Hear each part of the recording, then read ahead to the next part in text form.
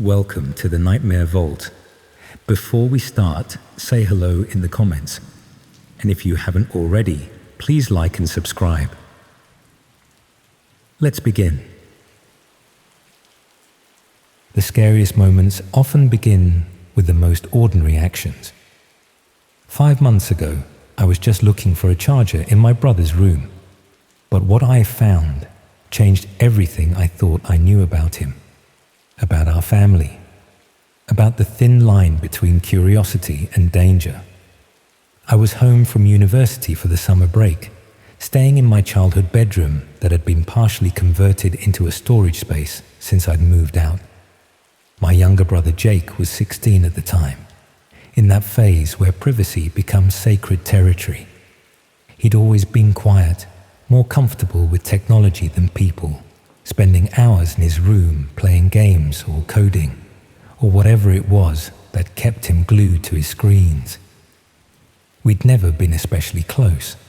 The 4-year age gap meant we'd always existed in different social worlds, but we got along well enough. That afternoon, I'd been watching Netflix on my laptop when the battery died, and my charger was nowhere to be found. My parents were both at work and Jake was at football practice, so I figured I'd borrow his. I knew he kept a spare one in his desk drawer because I'd seen him grab it once when we were leaving for a family trip. I didn't think he'd mind. It wasn't like I was snooping through his things, just grabbing a charger. His room was surprisingly tidy for a teenage boy. Bed made, clothes put away, desk organized with his laptop closed and his tablet propped up on a stand. The tablet was still on, screen dimmed but not locked. I opened his desk drawer and found the charger easily enough, but as I was about to leave, the tablet screen lit up with a notification. I didn't mean to look, honestly. It was just one of those automatic things where your eyes are drawn to sudden movement. The notification was from an app I didn't recognize. Something with a dark icon hidden in a folder labeled Games 2. I probably would have ignored it completely if not for the preview text. Package confirmed. Coordinates uploaded. Something about the wording struck me as odd. Not like a normal game notification about completed quests or energy refills. I hesitated for a moment, feeling that boundary between respecting his privacy and a growing sense of concern. Jake had been acting differently lately, more secretive, staying up until strange hours, occasionally receiving packages he'd quickly hide away.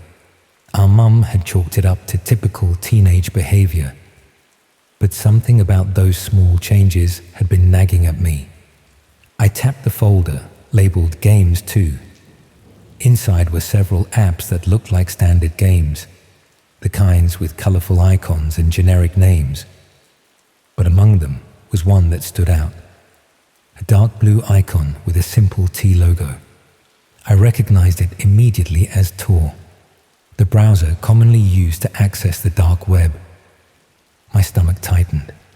I'd read enough articles and seen enough documentaries to know what the dark web was, that hidden part of the internet where illegal marketplaces thrived. What was my 16-year-old brother doing with a Tor browser? Maybe he was just curious, I told myself. Maybe it was for a school project on internet security or digital privacy. I should have put the tablet down right then. Should have taken the charger and left, maybe mentioned it casually to Jake later. But instead, I tapped the Tor icon. It opened immediately, no password, no fingerprint required. He'd left himself logged in. The browser opened to what looked like a marketplace, dark background, simple text links, product listings with Bitcoin prices. My heart rate quickened as I realized I was looking at a page selling illegal substances, various pills, powders, and plants, all categorized and rated by users like some twisted version of Amazon. I scrolled through the page, feeling increasingly ill. Was Jake buying drugs? He'd never shown any signs of substance abuse. No dilated pupils, no mood swings, no missing money. He was still getting top marks in school, still attending his coding club. It didn't make sense. Then I noticed he was logged into an account.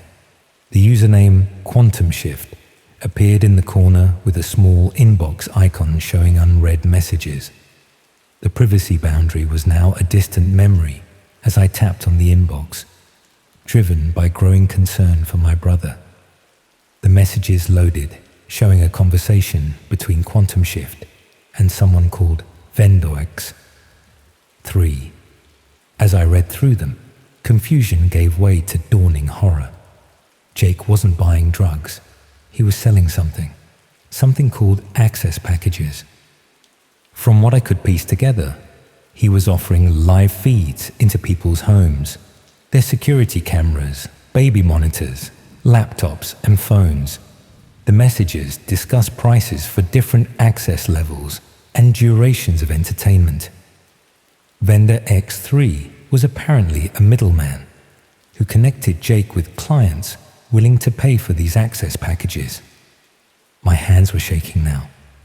This couldn't be right. My quiet, awkward brother, who still collected Pokemon cards, couldn't be hacking into people's devices and selling access to strangers. But the evidence was right there in front of me. Detailed instructions on how to access specific cameras, usernames and passwords for various accounts. Even screenshots showing living rooms, bedrooms and other private spaces. I scrolled further and found a folder labeled Inventory. Inside were dozens of files, each named with what looked like postcodes. I clicked on one at random and felt my blood turn to ice. It was a document containing everything about a family living just 3 streets away from us. Their names, ages, work schedules, the layout of their home, their Wi-Fi password, and links to access their various connected devices. There were notes about their routines when they were typically out of the house, and even details about a hidden spare key. At the bottom was a disturbing note. Premium package, £350 per month. Full access plus entry potential. I recognized the family's name. They had a daughter in year 7, the same school Jake attended. Their son played on the same football team. These weren't random targets. These were people we knew. My mind raced, trying to make sense of what I was seeing. How had Jake done this? He was good with computers, sure, but this level of hacking seemed beyond a teenager's capabilities. Had he found some exploit? Learned from someone online? More importantly, did he understand the full implications of what he was doing? I nearly dropped the tablet when I heard the front door open downstairs. Jake was home early. I quickly closed the browser, put the tablet back exactly as I'd found it, and grabbed the charger. I was halfway to the door when I heard his footsteps on the stairs. We nearly collided in the hallway. His face registered surprise, then suspicion. I held up the charger, mumbling something about borrowing it, trying to keep my voice steady despite the typhoon of thoughts swirling in my head.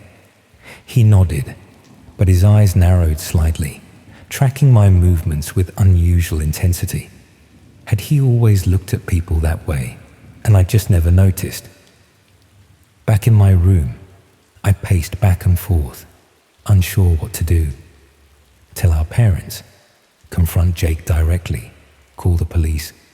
This wasn't some harmless teenage rebellion or victimless crime. He was violating people's privacy in the most fundamental way, potentially putting them at risk of theft, stalking, or worse. I decided to gather more information before doing anything drastic. Over the next few days, I paid closer attention to Jake's behavior. I noticed things I'd overlooked before. How he would sometimes stop typing when someone walked behind him. How he had multiple external hard drives hidden throughout his room. How he would take phone calls outside where no one could hear. One night, I pretended to be asleep when he crept downstairs at 2 a.m. I followed silently and watched from the stairwell as he opened our neighbor's garden gate, using gloves despite the warm summer night. He placed a small device, barely larger than a pound coin, under their garden bench, then returned home, looking around carefully before coming inside. The next morning, I searched online and discovered the device was likely a Wi-Fi repeater or signal interceptor. My technical knowledge was limited, but from what I could understand, he was creating a network of devices to help him access home systems remotely. I was in over my head, terrified of what my brother was involved in, but equally scared of what might happen to him if I reported him. Would he go to juvenile detention? Would this follow him forever? Was there a way to stop him without destroying his future? A week after my discovery, I came home to find Jake sitting in my room, my laptop open in front of him. His face was emotionless as he turned the screen toward me. On it was my search history: how to report cybercrime, what happens to underage hackers, Wi-Fi signal interceptors illegal. "You went through my tablet," he said, his voice unnervingly calm. Not a question, a statement. He stood up, closing the laptop. "You don't understand what you've seen." I tried to explain that I was worried about him, that he was committing serious crimes, but he just smiled, a cold expression I'd never seen on my little brother before. He told me he wasn't just some script kiddie playing around. He had connections now, people who valued his skills, who would be very unhappy if his operation was compromised. Then he showed me something on his phone, a live feed of our parents' bedroom, their bathroom, their car. He scrolled through more feeds: my university accommodation, my friend's flat, my girlfriend's house, places I'd been, bringing my devices, unknowingly carrying his malware wherever I went. "I've been practicing on our family first," he explained, as casually as if discussing a school project. "It's easier to test new methods on familiar networks." His expression hardened. "If you say anything to anyone, all of this data gets uploaded to my clients, every private moment, every conversation, everything." That was 5 months ago. I've since returned to university, trying to maintain the illusion that everything is normal. Jake acts like our conversation never happened when we speak on the phone or during video calls. But sometimes, when my laptop camera light flickers for no reason, or my phone restarts unexpectedly, I'm reminded that my brother is always watching. I've disconnected most of my devices, bought covers for every camera, and use public computers for anything important. But I know it's not enough. The dark web has given a 16-year-old boy power that no one should have, and I'm trapped by the consequences of his actions and my discovery. What terrifies me most isn't just that Jake is spying on people, it's that he's selling what he sees to strangers with unknown intentions. Every day, I wonder what those clients are doing with their access packages.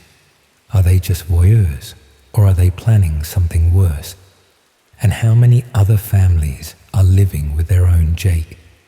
Someone they trust who has secretly turned their private lives into commodities on the dark web marketplace. I don't know how this ends. I don't know how to save my brother from what he's becoming, or how to protect the people he's targeting. I only know that the line between the dark web and our everyday lives is much thinner than we want to believe. And sometimes, the most dangerous predator isn't some anonymous hacker on the other side of the world. Sometimes, it's the quiet teenager down the hall, the one who knows your routines, your passwords, and exactly when you'll be most vulnerable.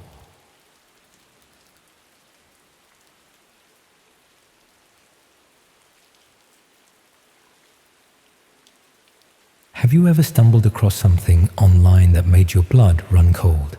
Something that made you realize there are parts of the internet where truly terrible things happen. 3 years ago, I found out what happens when you dig too deep into the dark web. I found out what happens when you accidentally catch the attention of people who kill for money. It was a freezing Tuesday night in November when my world turned upside down. Rain lashed against my windows as I sat hunched at my kitchen table, 3 fingers of whiskey keeping me company. I'd cancelled plans with a friend, claiming I felt ill, but the truth was, I'd become obsessed with exploring the dark web.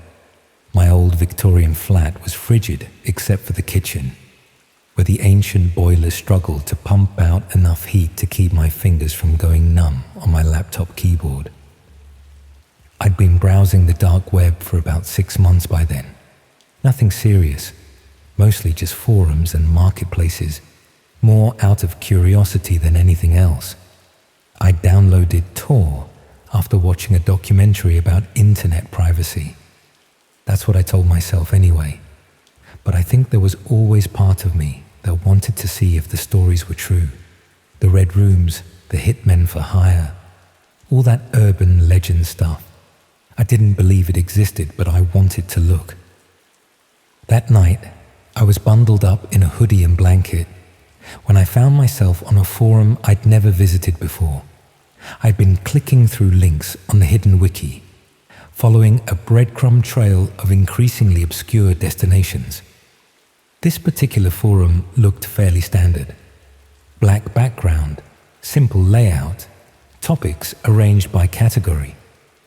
What caught my eye was a thread about someone who had hired a person to solve a problem. See, this could have meant anything. Could be a hacker, could be someone to buy drugs, could be someone to do your university coursework. But something about the simplicity of it made my stomach tighten. I clicked on it, more out of morbid curiosity than anything else. The thread had started about 3 weeks earlier. The person who started it had written a short introduction about hiring someone to solve a problem the previous month. It cost them 15 Bitcoin. They said the problem no longer existed, and they were happy to answer questions about the process. 15 Bitcoin. At the time, that was close to £80,000. Whatever problem this person had, it wasn't cheap to solve. The comment section was active, about 200 replies. I scrolled through, feeling the chill in my kitchen intensify with each response I read. Someone asked how they verified the person they hired wasn't law enforcement. The reply was about getting a referral from a trusted source, and that the service had been operating for over 6 years with verified results. Another person asked for proof that the job was completed.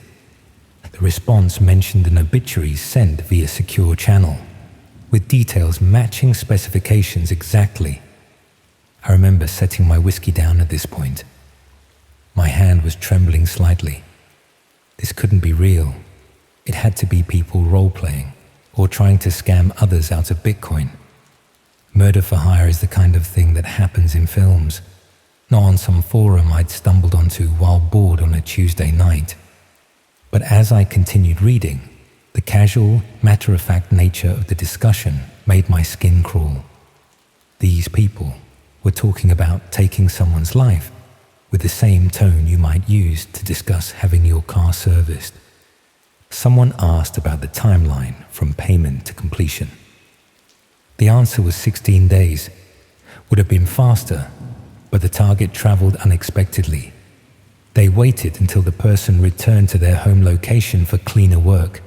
Cleaner work. Jesus Christ. I should have closed the laptop then. Should have deleted Tor, had a shower, and tried to forget what I was reading. But I didn't. Instead, I poured another drink and kept scrolling. Something about the casualness, the banality of evil on display, had me frozen in horrified fascination. Someone asked if there were options for how the problem was solved. The reply mentioned a menu of options with different price points. Accident, suicide, illness, or standard removal. Higher cost for the first 3, but worth it for avoiding investigation. I felt physically sick, but what disturbed me even more were the people asking practical, logistical questions. They weren't shocked or appalled. They were taking notes. At some point, I don't remember exactly when, I clicked on the profile of the person who started the thread to see if there was any information. There wasn't much. Account created 4 months ago, only a handful of posts, but there was a location listed. Greater Manchester. I lived in Manchester. It was probably fake. People don't put their real locations on the dark web. But seeing my city listed sent a chill through me that had nothing to do with my poorly insulated flat. I returned to the thread, scrolling further down. One comment caught my attention about someone having a similar issue with their business partner in the construction industry, located in northwest England. The response confirmed it was about a former business partner in property development, also in northwest England, and offered to move to a private channel for details. Northwest England, property development. I remembered reading something in the Manchester Evening News a few months back. A property developer had been found dead in his car in a quarry outside the city. Apparent suicide, but the family was disputing it. My heart was pounding now. I opened a new tab and searched for the news story. Found it almost immediately. This property developer, co-owner of a development company, was found dead in his Range Rover at a quarry in March. Carbon monoxide poisoning. The family insisted he had no history of depression and was in good spirits, having recently won a major contract. The date of death was exactly 1 month before this person's first post on the forum. I closed the tab, my hands shaking properly now. This couldn't be real. It had to be a coincidence. Or maybe they had based their fictional story on a real local event to make it seem more credible. I returned to the forum, intending to close it for good, when I noticed something. A new comment had appeared while I was searching for the news article. It was addressed to the person viewing from Manchester on a Virgin Media router, followed by my exact router ID. They asked if I was enjoying the thread. My stomach dropped. That was my router ID. I'd named it that when setting up my internet. How the hell did they know that? I slammed my laptop shut, unplugged my router, and sat in the darkness of my kitchen, the only light coming from the blue flames of the boiler. My mind was racing. It wasn't possible. You can't identify someone through Tor. That's the whole point. Unless the forum itself was some kind of honeypot.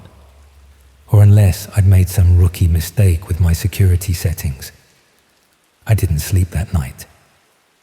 The next morning, I factory reset my laptop, changed all my passwords, and told myself I was being paranoid, that it was all an elaborate prank or scam, that this person couldn't possibly know who I was or where I lived.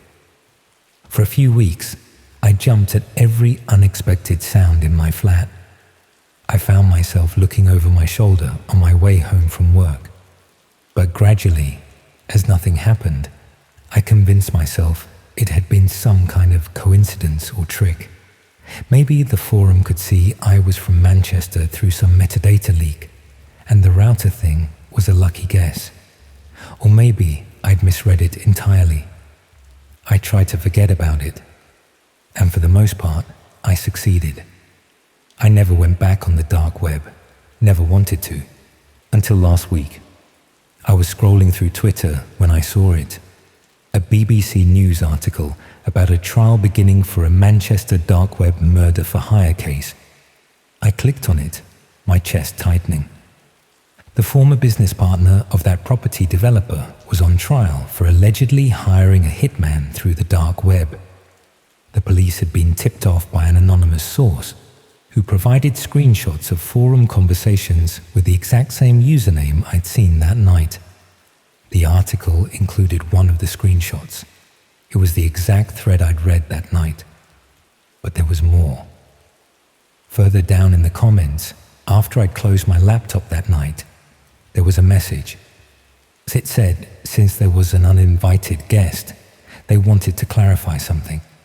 They weren't worried about law enforcement because by the time they would see this, all traces would be gone. But for their friend on Virgin Media, who was reading about the victim right then, they had a message. Curiosity is dangerous. They knew where I lived. They knew I lived alone. They said to consider this a professional courtesy. Forget what I'd seen. I hadn't seen that message, but whoever had tipped off the police had. The article went on to say that the business partner had been under surveillance for months before his arrest. Digital forensics had found Bitcoin transactions matching the timeline and amount mentioned in the forum. The hitman had never been identified, and here's the thing that keeps me awake at night. The anonymous tip that led to the arrest came 3 months ago. For over 2 years, this person had gotten away with it. Someone else had seen that thread, seen the threat toward me, and turned them in. But who and why now? 2 days after I read the article, I received a letter. No return address. Inside was a single sheet of paper saying that the service provider mentioned in their previous conversation had been compromised. A new provider had acquired their client list. My details were in the system as a person of interest. The message said this matter had been resolved, and no further action was required. I've moved flat since then, changed my phone number. I'm writing this from a different city. I don't know if I'm being paranoid or not. Don't know if there really was a hitman, if they really did know who I was, if someone else really did. What? Take them out to protect me? Or if the business partner just got sloppy and got caught on their own? All I know is that sometimes, when I'm sitting at my new kitchen table late at night, I could swear I hear someone testing the door handle. And every time I get an email from an address I don't recognize, my heart stops for a moment. Because the dark web isn't just some abstract concept or urban legend. It's real people doing real things. And sometimes those things involve ending lives for £80,000. And sometimes, just by clicking the wrong link, you become part of something you can never fully escape.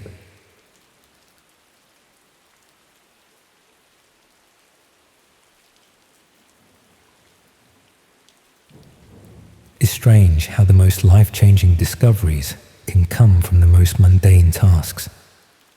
5 months ago, while cleaning up my digital clutter, I found something that has completely destroyed my sense of security and trust.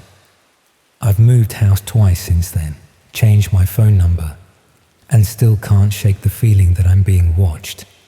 I'm writing this down partly as a warning, but mostly because keeping it to myself is driving me insane.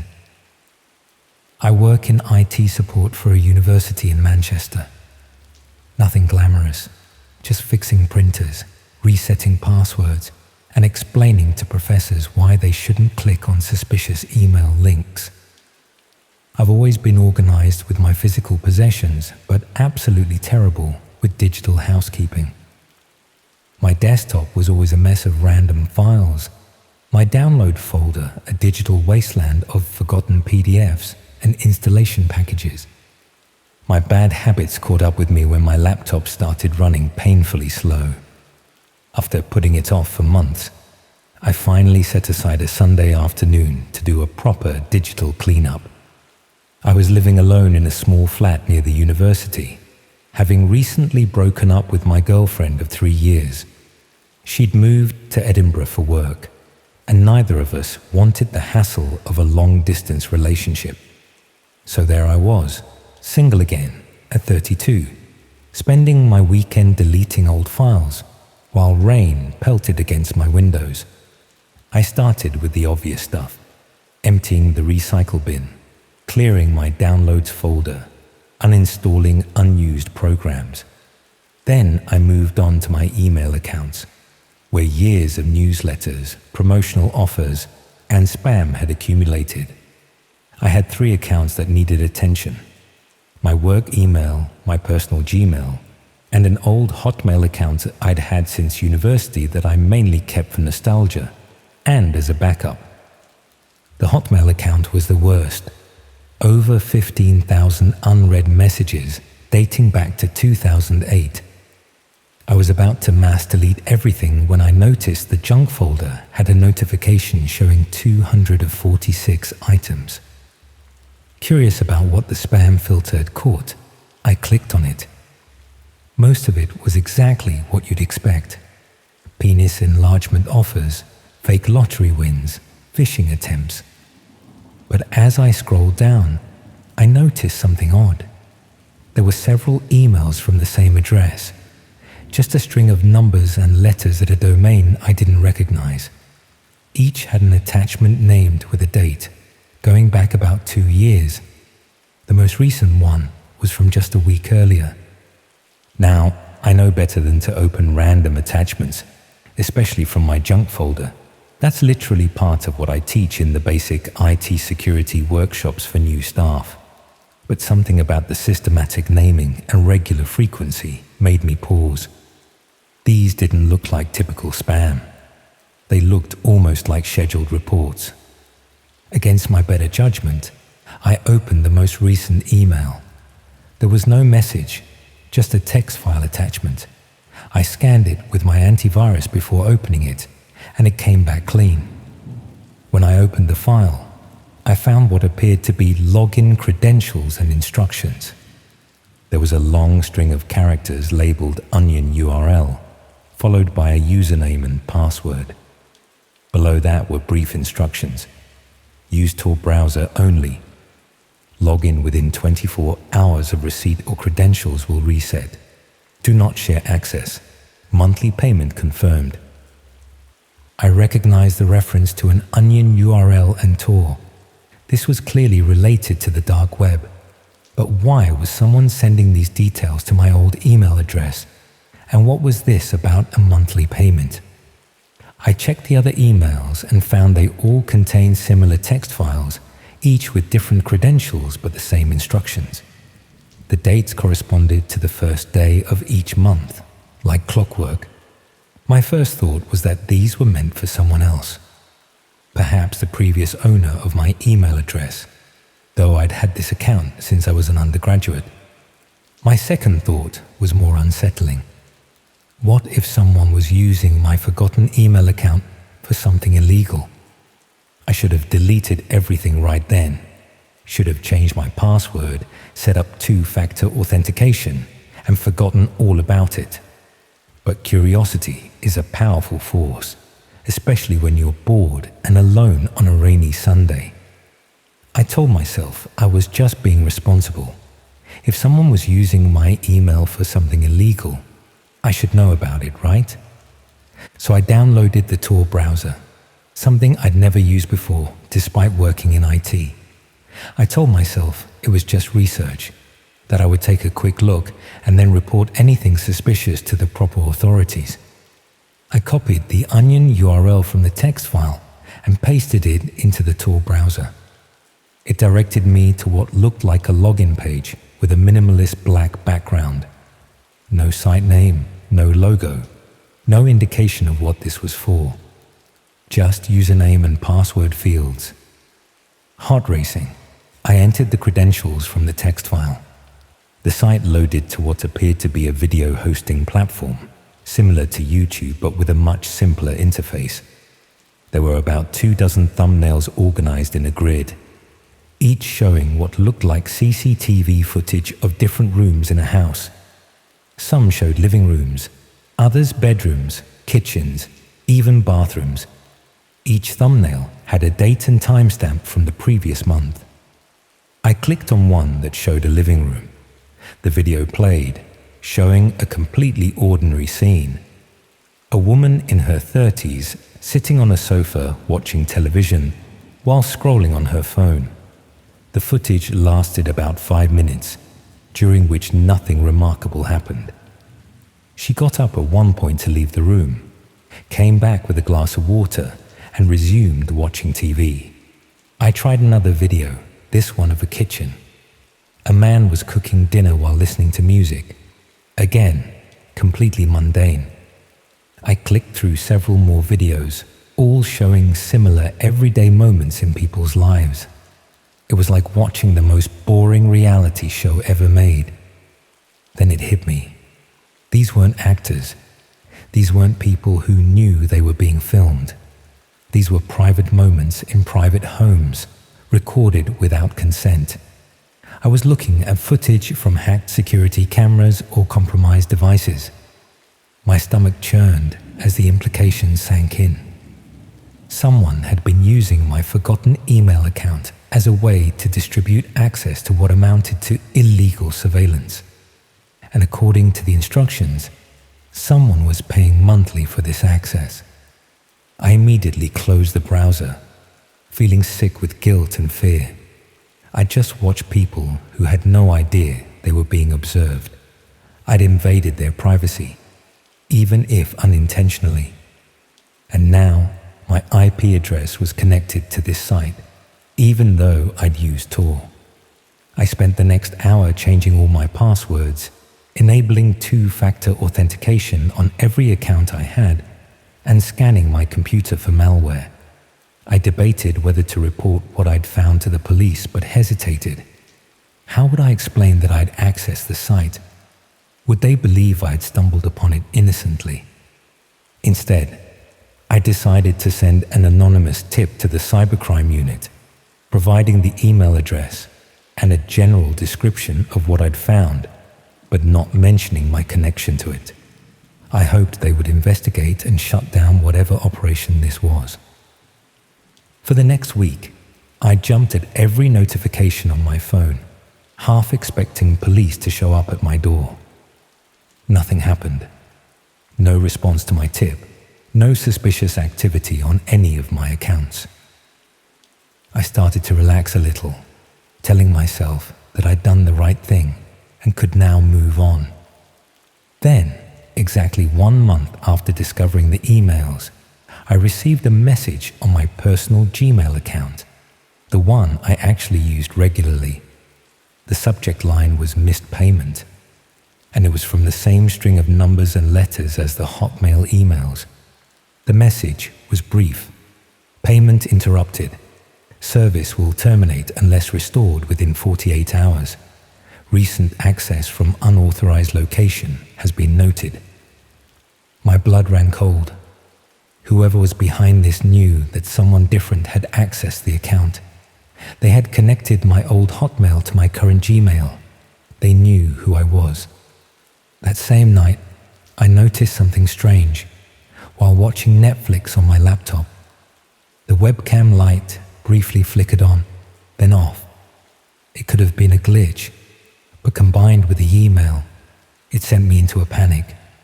I covered the camera with tape, but the damage to my peace of mind was done. Over the next few days, I became increasingly paranoid. I was convinced my devices had been compromised, that someone was watching me through my own technology. I started unplugging my router at night, covering all camera lenses, even disconnecting my smart TV. 2 weeks after the missed payment email, I came home from work to find my flat had been broken into. Nothing valuable was taken, not my laptop, not my TV, not even the cash I kept in my desk drawer. The only thing disturbed was my bedside table, where my diary had been moved. I reported the break-in to the police, but without anything stolen, they didn't seem particularly concerned. I didn't tell them about the emails or the website. It seemed too disconnected, too paranoid. That night, I couldn't sleep. Every creak in the building, every passing car outside sent my heart racing. Around 3 a.m., I got up to make tea and noticed my laptop was open on the kitchen table. Not where I'd left it, and certainly not how I'd left it. On the screen was a text document containing addresses and personal information about the people I'd seen in those videos. Below their information was my own. My full name, address, workplace, parents' address, and the routes I typically took to work.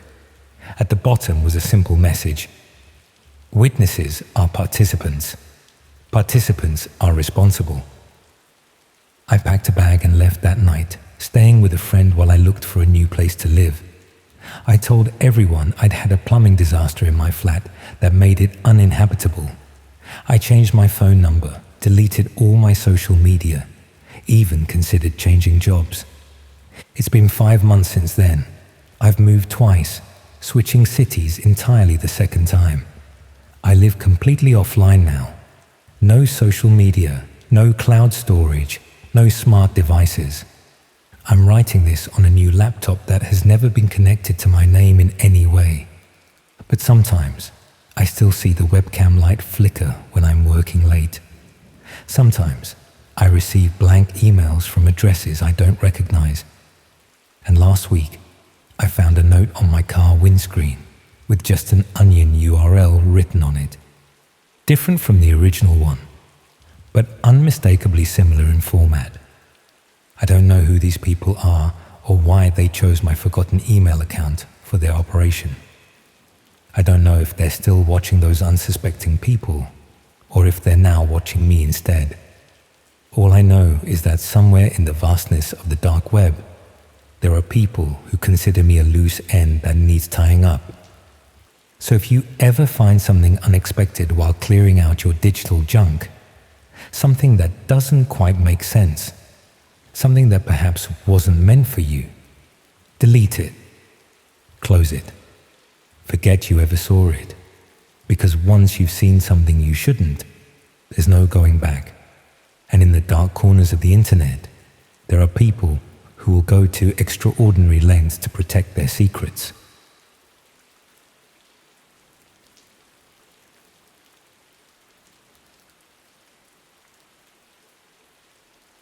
Okay, so this might just be me, but have you ever had a moment when your phone screen shows you something disturbing and you immediately check over your shoulder to make sure no one can see what you're looking at, even when you're completely alone? 4 months ago, I experienced something on the dark web that I've been unable to shake from my mind. So here goes. It started on an entirely ordinary Tuesday evening. I just finished a late dinner, microwave lasagna, nothing special, and was sitting on the toilet, mindlessly scrolling through my phone as one does. I'd been fascinated with the dark web for about a year by that point. Not because I wanted anything illegal, mind you. I've always been the curious type, ever since I was a kid taking apart my toys to see how they worked. Studied computer science at university, worked in IT for 8 years now. I suppose that's why I first downloaded Tor. Professional curiosity, I told myself. A bit of a lie, that. I'd browse the dark web occasionally when bored, usually after a few drinks, mostly just looking at marketplaces selling counterfeit goods or dodgy pharmaceuticals.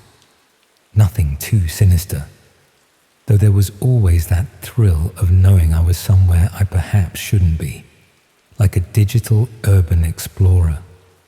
That night, I'd had a couple of whiskeys after a particularly stressful day at work. My boss had been on my case about some server issues that weren't even my department. The bathroom was the only place my flatmate wouldn't disturb me. So there I sat, trousers around my ankles, scrolling through forums I had no business visiting. I'd found my way onto a forum I hadn't seen before. Black background, red text, very 90s web design. The site claimed to be for practical solutions to complex problems. Vague enough to sound legitimate at first glance. I was scrolling through thread titles, mostly stuff about bypassing security systems or creating untraceable identities, when I saw a post titled DIY Silence Methods. My finger hovered over it for a moment. The title was just ambiguous enough that it could have been about soundproofing a room or creating white noise to help with sleep. But something in my gut told me it wasn't. Still, curiosity got the better of me. It always does, doesn't it? I tapped the thread. The page loaded slowly. Tor's never been known for its speed. And what appeared made me physically recoil. The thread contained meticulously detailed guides for creating homemade torture devices. Not historical information or theoretical concepts, but step-by-step instructions with diagrams showing how to build tools specifically designed to cause pain, without leaving visible marks. Tools designed to extract information, while keeping the victim conscious. Tools designed for silence. I remember my bathroom suddenly felt very cold. The radiator had been on full blast. My flatmate always complained about my excessive heating bills. But I felt goosebumps forming on my arms. What disturbed me most wasn't just the content itself, but the clinical, almost academic tone, as if the author was explaining how to assemble IKEA furniture, not instruments of suffering. And worse still, with the comments beneath each design, users suggesting improvements or sharing their field test results. I should have closed the app immediately, should have deleted Tor, reset my phone, and forgotten the whole thing. Instead, like a witness to a car crash, I couldn't look away. I scrolled further, reading through post after post. People were casually discussing the merits of different techniques, like they were reviewing kitchen appliances. This method is too messy for apartment use. This one tends to cause unconsciousness too quickly. I found adding this modification extends the process by several hours. My stomach churned. The microwave lasagna threatened to make a reappearance. Yet I kept scrolling, telling myself I was just documenting the depravity, as if I were some sort of digital anthropologist studying the darkest corners of humanity. What a load of rubbish. I was rubbernecking at human suffering. That's when I noticed the view counter at the bottom of the thread. Only 3 people were currently viewing this horrendous content. The forum administrator, someone with the rank field expert, and me. 3 people in a hidden corner of the internet that should require specific knowledge even to find. I suddenly felt very exposed, like I'd wandered into a private meeting I wasn't invited to. As I was about to close the app, a notification appeared at the top of my screen. A private message. The username matched the field expert, currently viewing the thread. My thumb hovered over the notification. Every instinct told me not to open it. But again, that damn curiosity. I tapped it. First time browsing our resources. I notice you've been on this page for 16 minutes, looking for something specific. I offer practical demonstrations for serious clients. My blood ran cold.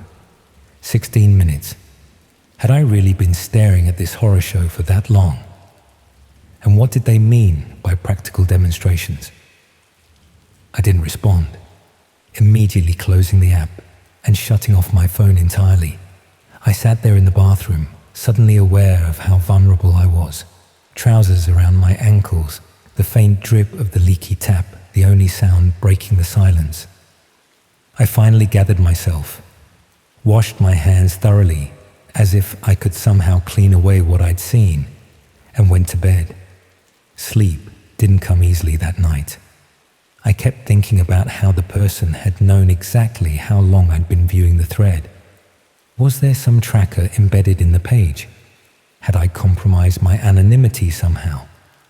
I told myself I was being paranoid. The dark web is supposed to be anonymous. That's the whole point. This was probably just a scammer trying to frighten naive browsers into paying for services that didn't exist. The next morning, I convinced myself it was nothing to worry about. Just another internet weirdo trying to seem more dangerous than they actually were. I went to work, had a relatively normal day, and had almost put the incident out of my mind by the time I got home. Almost. That evening, I received an email to my personal account, not my work email or any address I'd ever used at all. The subject line, regarding your interest in silence methods. The body contained only an attachment, a PDF. I scanned it with 3 different antivirus programs before opening it.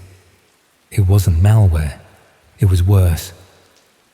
The PDF contained a customized silence method, tailored specifically for someone matching my exact physical description: height, weight, even the small scar on my left wrist from a childhood accident. The document detailed how my apartment layout, which it described with disturbing accuracy, would provide optimal acoustics for the procedure. It mentioned how my neighbor's hearing impairment would be advantageous. It specified which of my kitchen implements would be most effective. I felt the world tilt sideways. How could they possibly know these things about me? I'd been so careful with my identity online. I'd used Tor correctly. I'd never entered personal information. My hands shook as I deleted the email, then emptied my trash folder, as if that would somehow protect me. I spent that night at a friend's house, making up some story about a water leak in my flat. I didn't sleep. Couldn't even close my eyes without seeing those diagrams, now with my face superimposed on the victim. The next day, I contacted my internet provider, changed all my passwords, and factory reset my phone. I convinced myself that someone had hacked my device, that it was all just an elaborate scam to frighten me. I almost believed it too. 3 days later, I came home from work to find my apartment door unlocked. Nothing was missing. Nothing was visibly disturbed. But on my kitchen table sat a small metal object I'd never seen before. It matched exactly one of the components shown in the torture device diagrams, a custom thumb screw with peculiar modifications. Beside it was a handwritten note. For your consideration, field testing appointment scheduled for Friday. I didn't pack. I didn't call the police. What would I even say? That I'd been browsing torture methods on the dark web and now someone wanted to demonstrate them on me. I grabbed my passport, wallet, and the clothes on my back. I drove straight to my parents' house in Scotland, 6 hours away, checking my rearview mirror the entire journey. I stayed there for 2 weeks, told them I was on holiday. When I finally returned to London, I moved to a new flat in a different area. I changed my phone number, email addresses, even deleted all my social media. I never went back on the dark web, never wanted to. It's been 4 months now, no more strange emails, no more unlocked doors or mysterious objects. I should feel safe, but I don't. Because here's the thing that keeps me awake at night. Whoever found me didn't do it through some dark web tracking. They found me in the real world. They had physical access to my home, which means they weren't just some distant internet bogeyman. They were close, possibly someone I know, possibly someone I still interact with every day. Sometimes, when I'm sitting on the toilet, scrolling through perfectly innocent websites on my new phone, I'll remember those diagrams. I'll remember how casually people discuss methods of causing unimaginable pain. And I'll wonder if the person who sent me that PDF is watching me right now, silently testing my new security, waiting for the perfect moment to reschedule our field testing appointment. Because that's the thing about the dark web. It's not just some abstract digital realm separate from our everyday lives. The people there are real. They live among us. They could be anyone. The friendly IT guy at your office. The quiet neighbor who always nods hello. And sometimes, when you glimpse their other life, they notice you noticing them. And they don't like it one bit.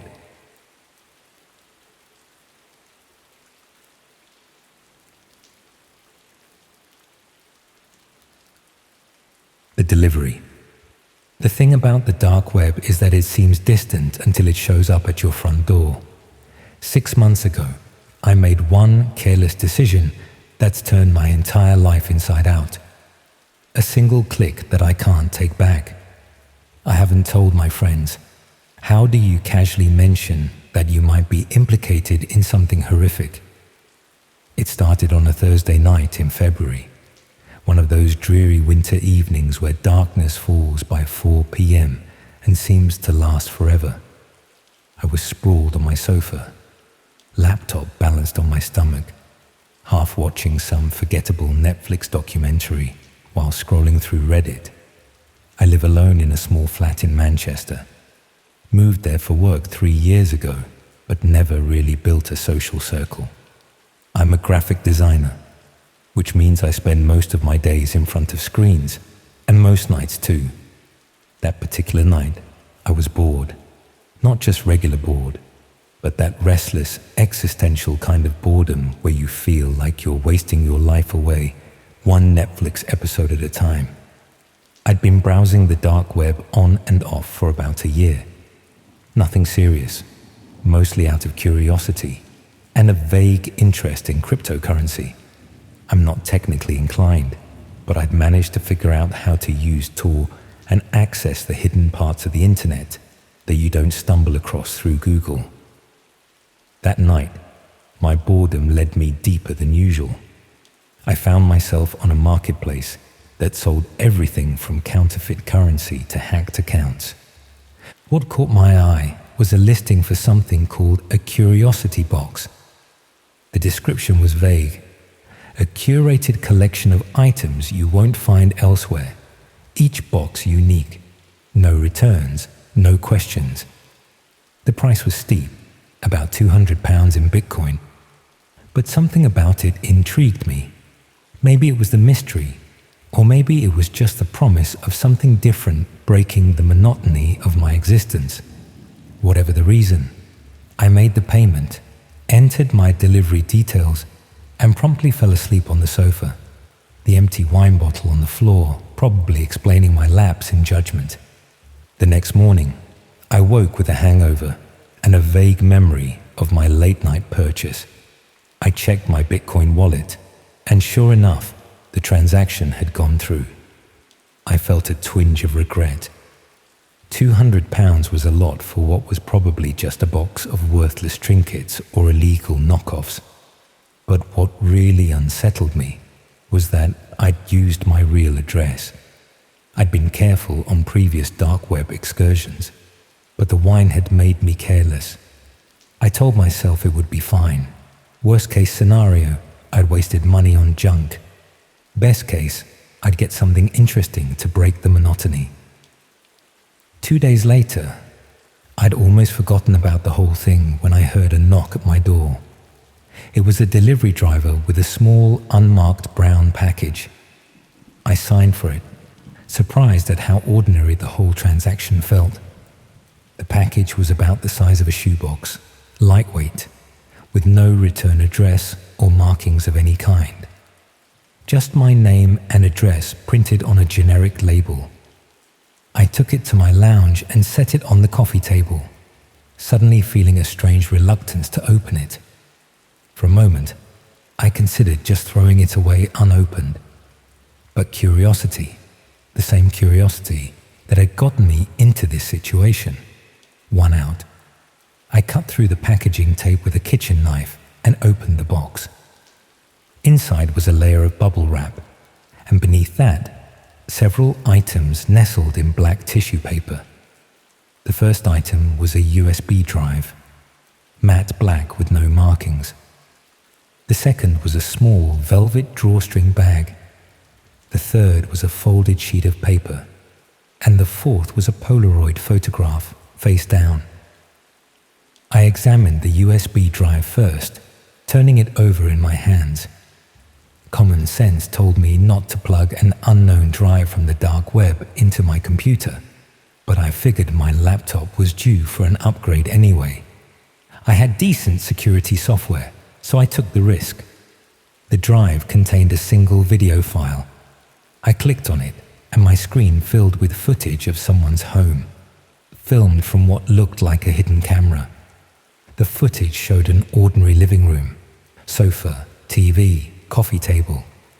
Then someone walked into frame. It took me a moment to process what I was seeing. The person on screen was me. This was footage of my flat, filmed without my knowledge. The timestamp in the corner showed it was from 3 weeks ago. I slammed the laptop shut, my heart pounding against my ribcage. Someone had been in my flat. Someone had hidden cameras in my home. I scanned the room frantically, looking for anything out of place, any tiny lens or device I might have missed. Then I remembered the other items in the box. With shaking hands, I opened the velvet bag. Inside was a key, an ordinary Yale key that looked disturbingly similar to my own front door key. I picked up the folded paper next. It contained a list of my daily routines, meticulously documented. When I left for work, which coffee shop I stopped at on Thursdays, my regular grocery shop on Fridays, even the fact that I called my mother every Sunday at 6 p.m. My mouth went dry. This wasn't just some random dark web scam. This was targeted surveillance. I'd been watched, studied, catalogued. But why? I'm nobody. A freelance graphic designer with an unremarkable life and a modest bank account. Why go to all this trouble? There was still the Polaroid. It lay face down in the box, and some irrational part of me thought that as long as I didn't look at it, this nightmare wouldn't be real. But I had to know. I picked it up and turned it over. The photo showed me, asleep on my sofa, clearly taken the very night I'd ordered the box. In the image, someone was standing over me, a figure in dark clothing, their face just out of frame. They were holding something that glinted in the low light, the blade of a knife hovering just inches from my throat. I dropped the photo as if it had burned me. They had been in my flat while I was asleep with a knife. I don't remember much of what happened next. I grabbed essential belongings and fled to a hotel. I called in sick to work. I spent hours searching my flat for cameras but found nothing. I changed the locks, installed a security system, even considered moving. But a horrible thought kept nagging at me. They'd been watching me for weeks before I ordered the box. This wasn't a consequence of my dark web purchase. The purchase itself had been part of their plan. For days, I jumped at every sound, checked over my shoulder constantly, slept with the lights on when I managed to sleep at all. I combed through my flat inch by inch, but found no cameras. Either they were incredibly well hidden, or they'd been removed. Neither possibility was comforting. A week after receiving the box, I came home to find a small package leaning against my door. No postage, no label, just a padded envelope. Inside was another USB drive. Despite every instinct screaming not to, I plugged it in. This time, the video showed a different flat, a different person sleeping. The same dark figure stood over them, knife in hand. But this time, the video didn't end with just the threat. I won't describe what happened next. I couldn't watch it all, but I saw enough to know it was real. At the end of the video, text appeared on screen. Your curiosity box has been delivered to another customer. That's when I understood. The curiosity box wasn't just a product. It was a system, a game, a chain. Someone had purchased access to my life, just as I had unknowingly purchased access to someone else's. And somewhere out there, another person was receiving a box containing footage of me, my routines, a key to my flat, and a photo of what could have happened while I slept. I went to the police, but what could I tell them? That I'd purchased something illegal on the dark web and was now being terrorized. That I potentially had evidence of a murder, but had acquired it through illegal means. I'd be implicated myself. It's been 6 months now. I've moved flats, changed my name, deleted all social media. I work exclusively from home and have groceries delivered. But I still feel watched, still check for cameras daily, still sleep with a baseball bat beside my bed. Because here's the thing about the dark web. It's not some separate reality that exists only in digital space. It's a gateway that allows the darkest parts of humanity to reach through your screen and into your physical world. When you engage with it, you're not just clicking links, you're opening doors.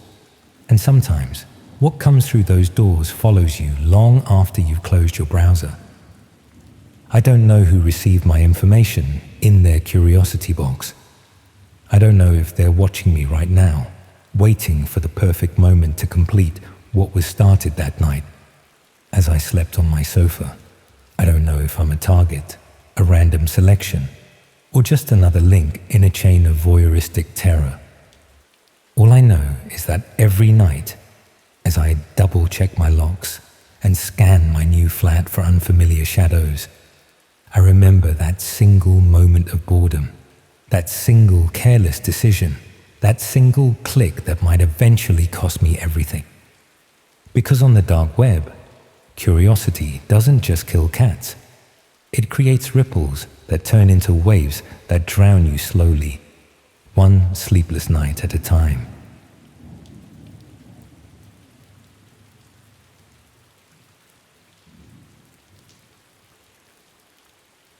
Found you.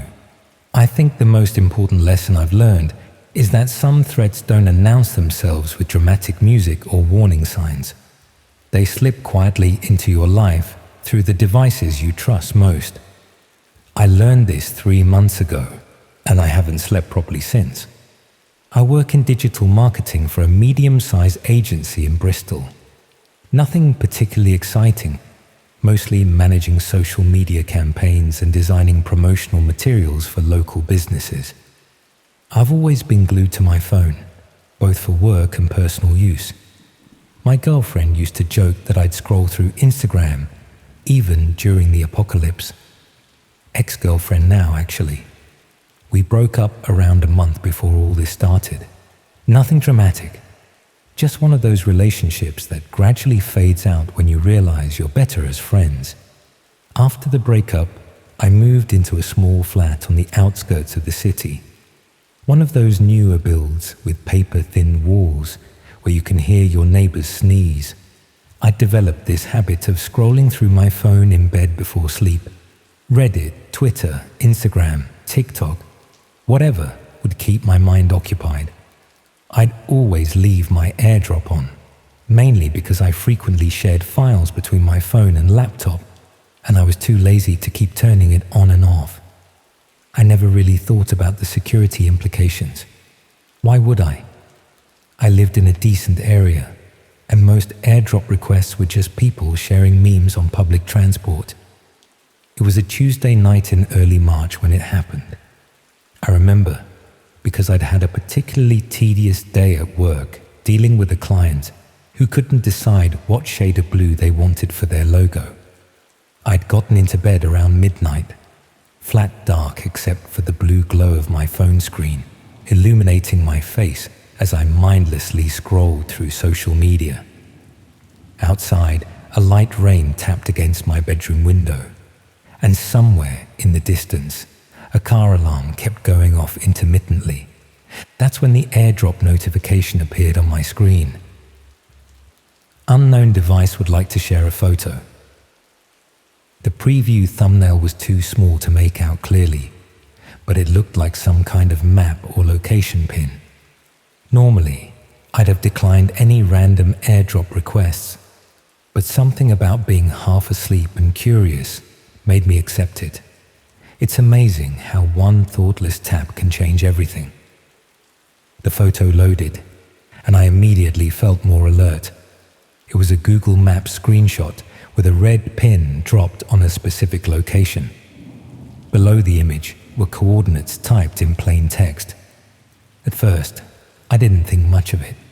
Probably someone trying to send their location to a friend and accidentally airdropping it to me instead. But something about it made me uncomfortable enough to actually check the coordinates. I copied the numbers and pasted them into Google Maps. The map centered and zoomed in on a location that made my blood run cold. It was my street. Not just my street, but specifically my block of flats. I sat up in bed suddenly wide awake. This had to be a coincidence, right? Maybe a neighbor was trying to send their address to someone and misclicked. I stared at my phone, half expecting another airdrop to come through with an apology or explanation. None came. I got out of bed and went to the window, pulling the curtain aside just enough to peer out at the street below. The rain had picked up, blurring the streetlights into hazy orange globes. Nothing seemed out of the ordinary. No suspicious figures standing under lampposts. No parked cars with people sitting inside them. Just the empty street, wet pavement reflecting the lights. I turned off AirDrop, put my phone on silent, and tried to sleep. I told myself it was nothing. A random coincidence, a technical glitch, or at worst, some neighbor playing a prank.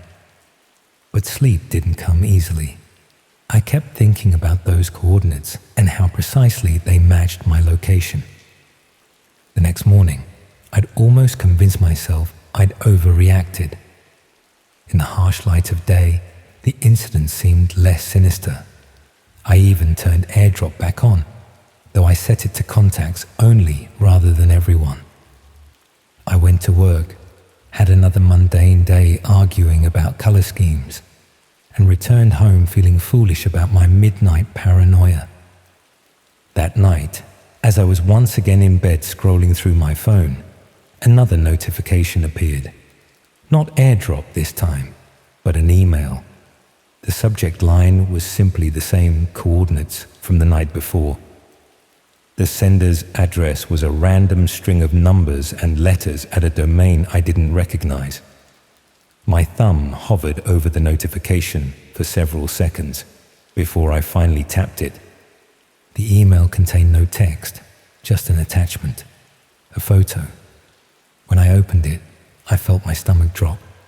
It was a picture of me from earlier that day, standing at my kitchen window, washing dishes. The photo had clearly been taken from somewhere outside my flat, looking in. I immediately closed the blinds and checked that my door was locked. My heart pounded in my chest as I moved from room to room, making sure all windows were secured. I considered calling the police but hesitated. What would I tell them? That someone sent me coordinates and a photo? They'd hardly consider that an emergency. Instead, I called a friend who works in IT security. I tried to sound calm as I explained what had happened, but there was an edge to my voice that I couldn't hide.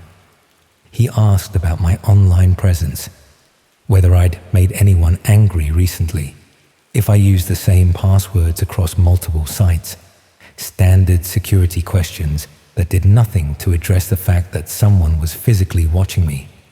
He suggested I reset all my passwords, enable two-factor authentication, and check for any unusual apps or permissions on my devices.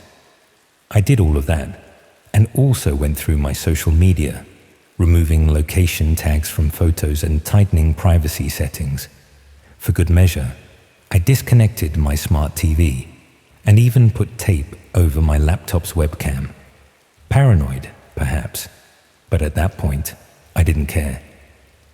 I barely slept that night, keeping one eye on the door and the other on my phone, which I'd set to airplane mode.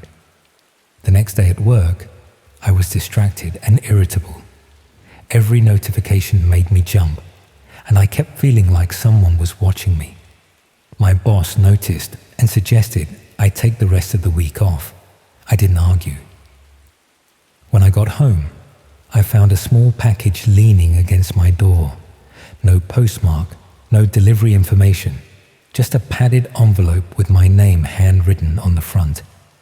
I stood in the hallway staring at it for what felt like minutes, afraid to touch it.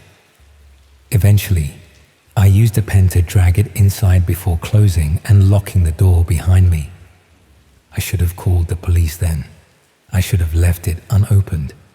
But curiosity, that same fatal curiosity that had made me accept the airdrop, got the better of me.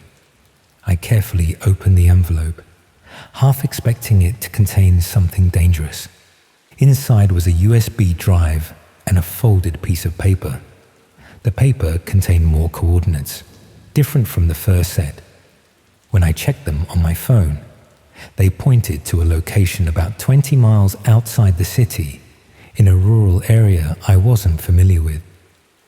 Against my better judgment, I plugged the USB drive into my laptop.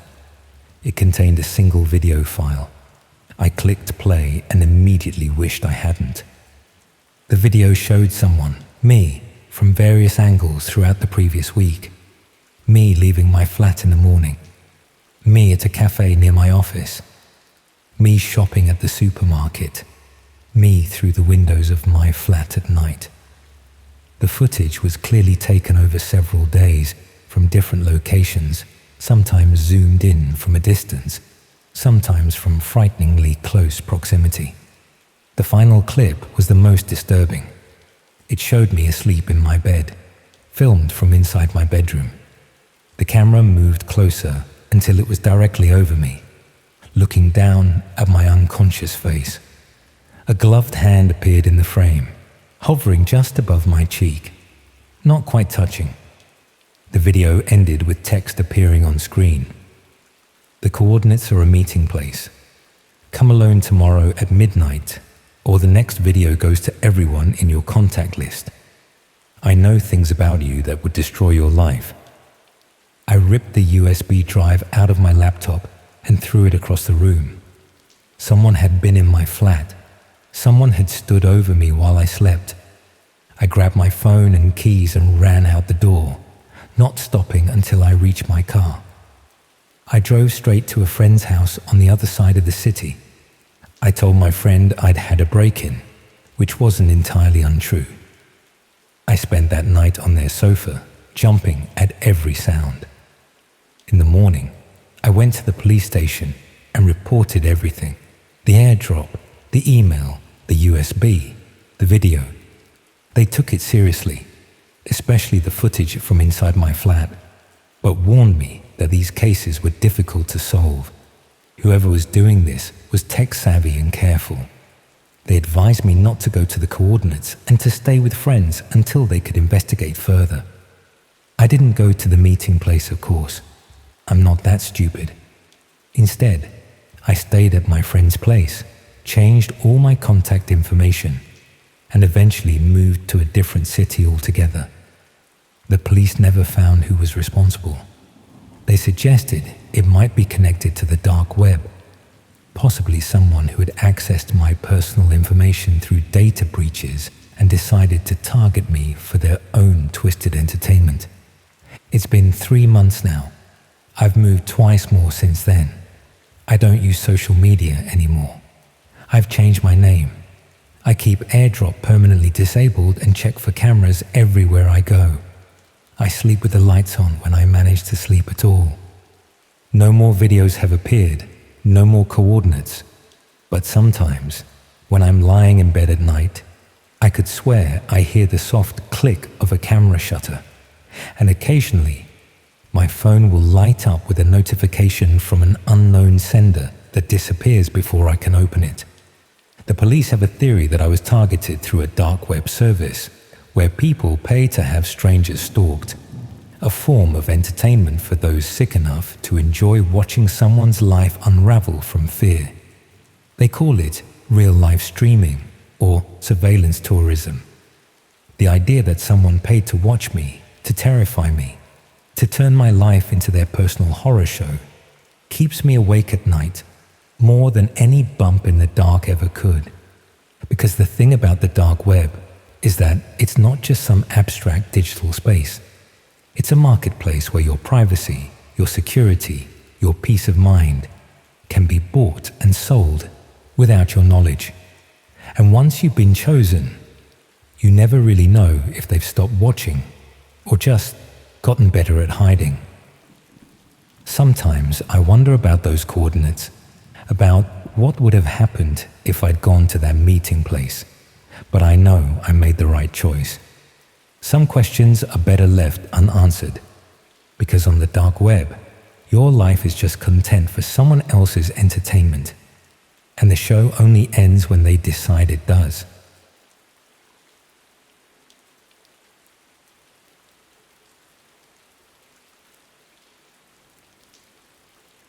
I've been debating whether to share this story for weeks, but I need to get it off my chest.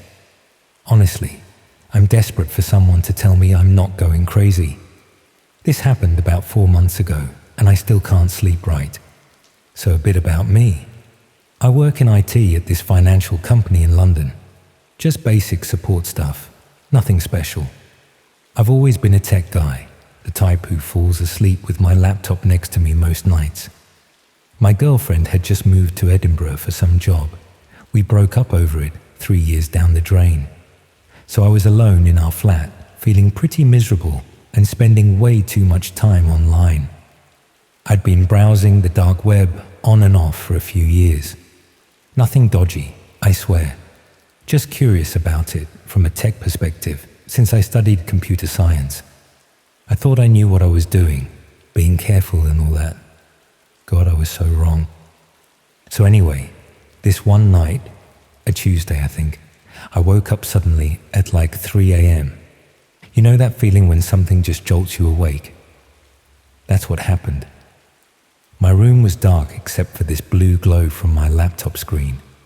First weird thing, the screen should have gone to sleep ages ago, but it was definitely on. I reached over to shut it, still half asleep and groggy, when I realized what I was looking at. It wasn't my desktop or some website. It was a video feed of someone in a black hoodie sitting in a dark room, just staring straight at the camera, not moving, just watching. I could only see the bottom half of their face because of the hood, but they had this tiny smile that instantly made me feel sick. I tried clicking around to close whatever this was, but nothing worked. Mouse wouldn't move.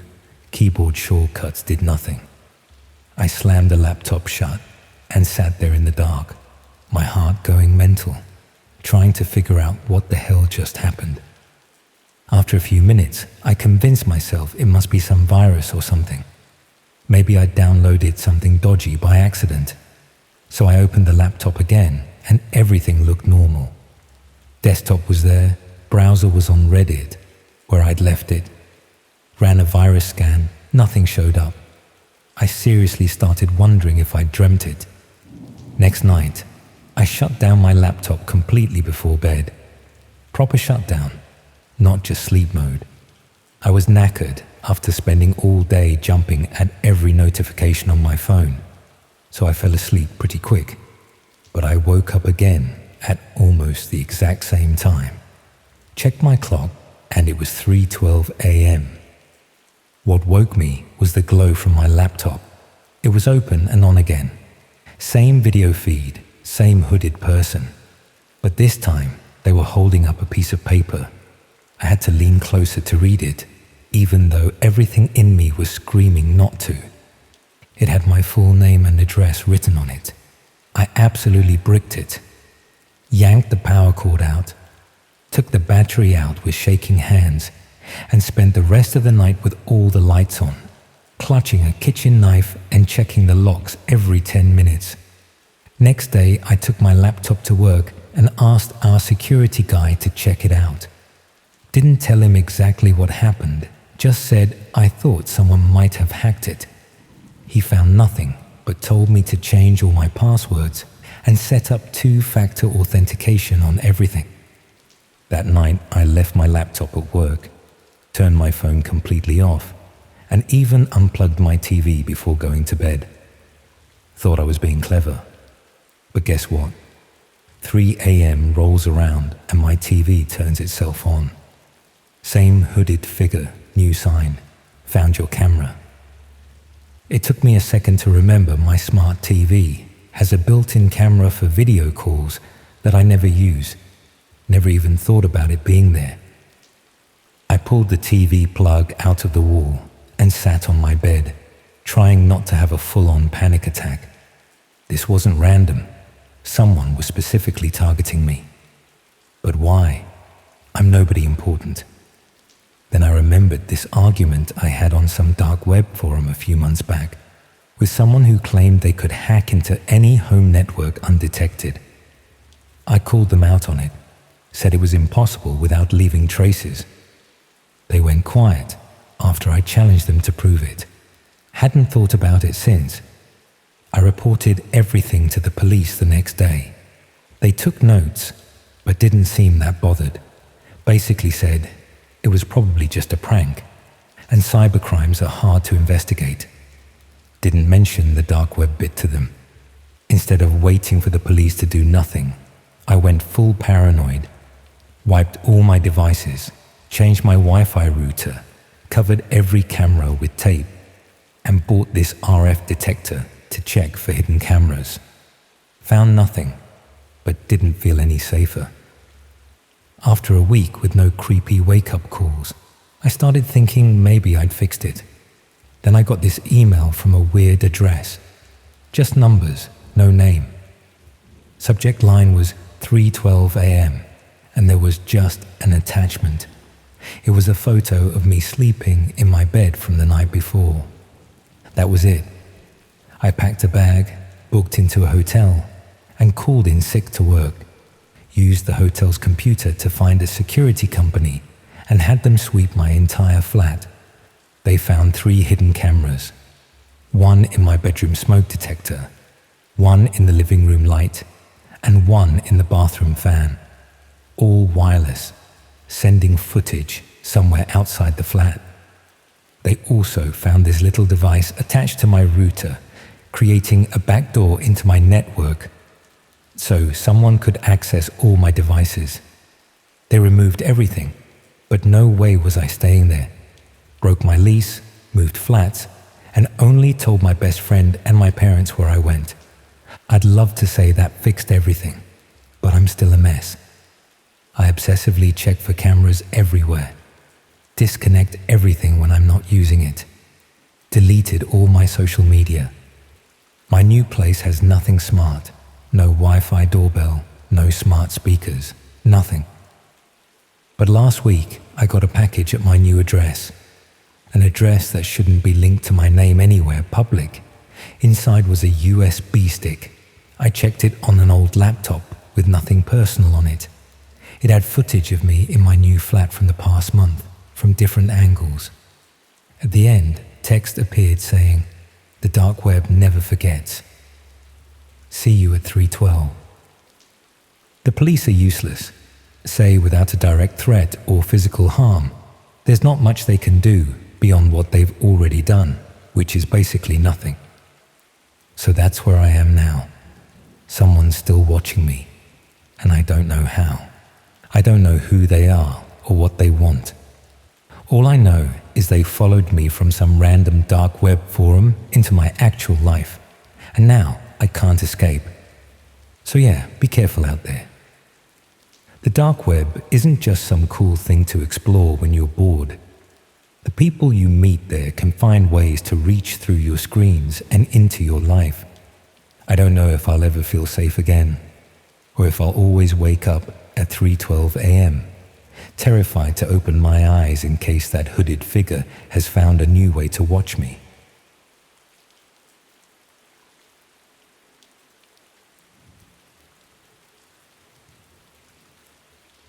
The worst decisions in life often start with the phrase, "How bad could it be?" 6 months ago, I found out exactly how bad it could be when I decided to pick up a package from a dark web marketplace. I still check my locks 3 times before bed, still flinch at unexpected knocks on the door, still scan crowds for faces I hope never to see. Writing this down feels dangerous, but keeping it bottled up is slowly driving me insane. I'm just an ordinary bloke from Manchester, work in graphic design, live in a small flat with my cat. Nothing special about me, I've always been fascinated by technology though. Built my first computer at 12, taught myself coding at 15, that sort of thing. This fascination eventually led me to the dark web about 3 years ago. At first, it was just curiosity, wanting to see if it was really as mysterious as people made it out to be. For the first couple of years, I just browsed anonymously, looking at marketplaces selling counterfeit goods, banned books, that kind of thing. Never bought anything, never interacted with anyone. Just a digital tourist, watching from a safe distance. But curiosity is a dangerous thing, isn't it? It pulls you in deeper and deeper until you're in over your head. It started after a bad breakup last year. I was feeling pretty low, spending most nights alone with a bottle of whiskey, browsing parts of the internet I probably shouldn't have been. There was this forum I frequented where people discussed hard-to-find items, vintage electronics, discontinued products, rare collectibles, the kind of stuff you can't just get on Amazon. One night, I saw a post about a retro gaming console that had never been officially released, a prototype that supposedly had games on it that were never made public. As a massive gaming nerd, this immediately caught my interest. The poster claimed to have acquired it from a former game developer and was willing to sell it for cryptocurrency. The price was steep, but not outrageous. About £800 in Bitcoin. After a week of back and forth messages and too many late nights staring at my screen, I decided to go for it. I'd never made a purchase on the dark web before, but I convinced myself this wasn't like buying drugs or weapons. It was just a rare gaming item. The seller had good reviews from other forum members, and they agreed to a dead drop exchange rather than posting it, which felt safer somehow. For those who don't know, a dead drop is when the seller leaves the item in a predetermined location, and you pick it up after they've gone. No face-to-face meeting, no names exchanged, completely anonymous. The seller gave me coordinates to a location on the outskirts of Manchester, an abandoned industrial estate that had been scheduled for demolition for years but was still standing. I know how this sounds, red flags everywhere, but I convinced myself this was just how these transactions worked. The place would be deserted. I'd grab the package and be back home playing unreleased games from the 90s within an hour. The pickup was scheduled for 10 p.m. on a Friday in November. It was already dark by 4:30, and a light drizzle had been falling all day, making the streets gleam under the streetlights.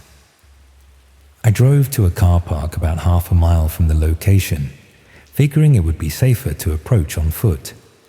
The rational part of my brain was finally raising some objections, suggesting that maybe meeting a stranger from the dark web at an abandoned factory wasn't the best idea I'd ever had.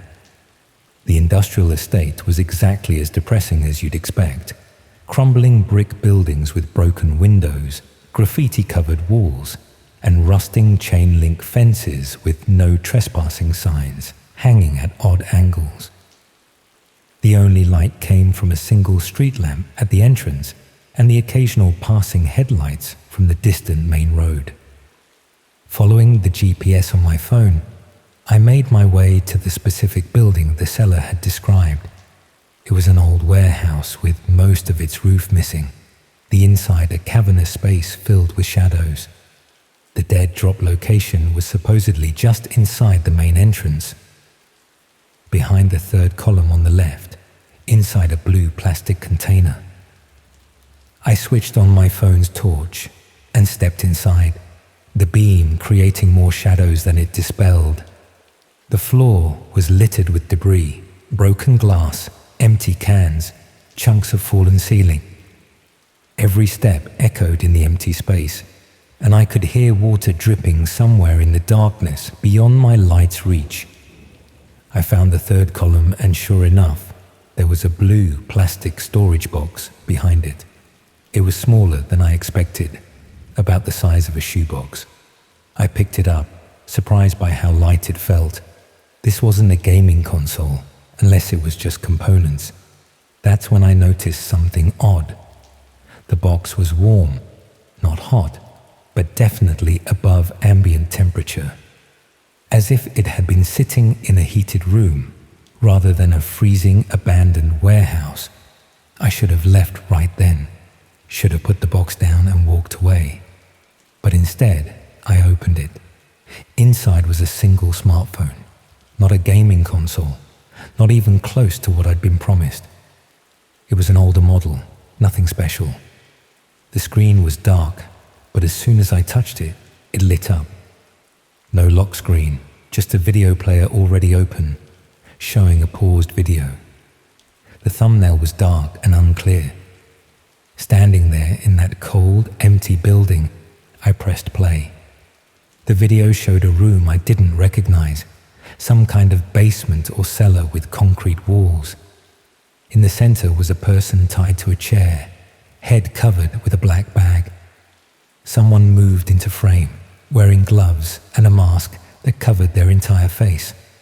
They held up a piece of paper with today's date written on it, then a second paper with my username from the forum. My blood turned to ice. I nearly dropped the phone as I realized what I was looking at. This wasn't a scam in the traditional sense. I wasn't being sold a fake item. This was something much worse. The video continued, showing the masked person removing the bag from the captive's head. I won't describe what happened next. I couldn't watch it all. I shut the video off after less than a minute, my hands shaking so badly I almost dropped the phone. That's when I heard it. Footsteps on the gravel outside the warehouse. Multiple sets, getting closer. In a moment of panic-induced clarity, I switched off my torch, dropped the phone back in the box, and moved as quickly and quietly as possible toward the back of the warehouse. There was a door there. I'd noticed it on my way in. I had no idea where it led, but it had to be better than staying. I made it through the door, just as beams of torchlight swept into the warehouse from the main entrance. The back door led to a narrow alley between buildings. I ran, not caring about the noise now, just needing to put as much distance between myself and whoever had followed me there. I made it back to my car without seeing anyone, drove home with my heart trying to beat its way out of my chest, and spent the night with my furniture pushed against the door, convinced that whoever had set this up would be coming for me next. The next day, after no sleep and too much coffee, I tried to make sense of what had happened. Best case scenario, the video was fake, some sick prank to scare dark web tourists like me. Worst case, I couldn't even bring myself to consider the worst case, that I had somehow, unwittingly, paid for someone to be hurt, that my Bitcoin transaction had funded something unspeakable. I spent the next week in a state of paranoia, jumping at every sound, convinced I was being followed. I changed all my passwords, wiped my computer, threw away the hard drive. I even considered going to the police, but what would I say? That I'd tried to buy illegal merchandise on the dark web and may have accidentally funded a violent crime. That I'd handled a phone that potentially contained evidence of such a crime and then left it behind. After a month of constant anxiety, I moved to a different city. I told everyone it was for a new job, but really, I just couldn't stand being in Manchester anymore. Couldn't walk past that industrial estate on my way to work. Couldn't shake the feeling that I was being watched. It's been 6 months now. I haven't been back on the dark web, haven't even used Tor. I checked the local Manchester news obsessively for reports of bodies found in abandoned buildings, but nothing has ever come up that matches what I saw. Sometimes I managed to convince myself it was all an elaborate hoax, that the video was staged, the follow-up footsteps just a coincidence. But then I remember how real it looked, how the person's eyes widened in genuine fear when the bag was removed, how the phone was warm, as if it had recently been in someone's pocket, how specific the message was, with my username clearly displayed. I don't know if I was set up from the beginning or if I just got caught in something bigger and more terrible than I could have imagined. All I know is that the dark web isn't just some harmless playground for the technologically curious. It's a place where real people do real harm, and sometimes your curiosity can make you complicit in ways you never intended. I still have nightmares about that video. Still wonder who the person in the chair was and if there was anything I could have done to help them. Still wonder if somewhere out there, someone has my name on a list because I saw something I wasn't supposed to see. So that's my story. A warning, I suppose, about the dangers of thinking you can dip your toes into the darker parts of the internet without consequences. Some things can't be unseen, and some curiosities come with costs far higher than you're willing to pay.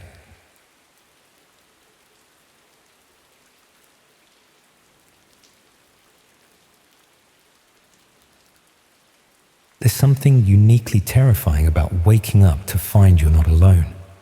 Not in the traditional sense of someone physically being in your room, but in that modern digital way where your devices have betrayed you. That moment when you realize the technology you trusted has become a window for someone else to peer through. It happened to me 3 months ago, and I haven't had a proper night's sleep since. I should probably give you a bit of background. I work as a network administrator for a small tech company in Bristol. Nothing glamorous, just your typical IT job. Troubleshooting connections, maintaining servers, the usual stuff. I've always been interested in cybersecurity as a hobby, which is probably what got me into this mess in the first place. Curiosity and technical knowledge can be a dangerous combination.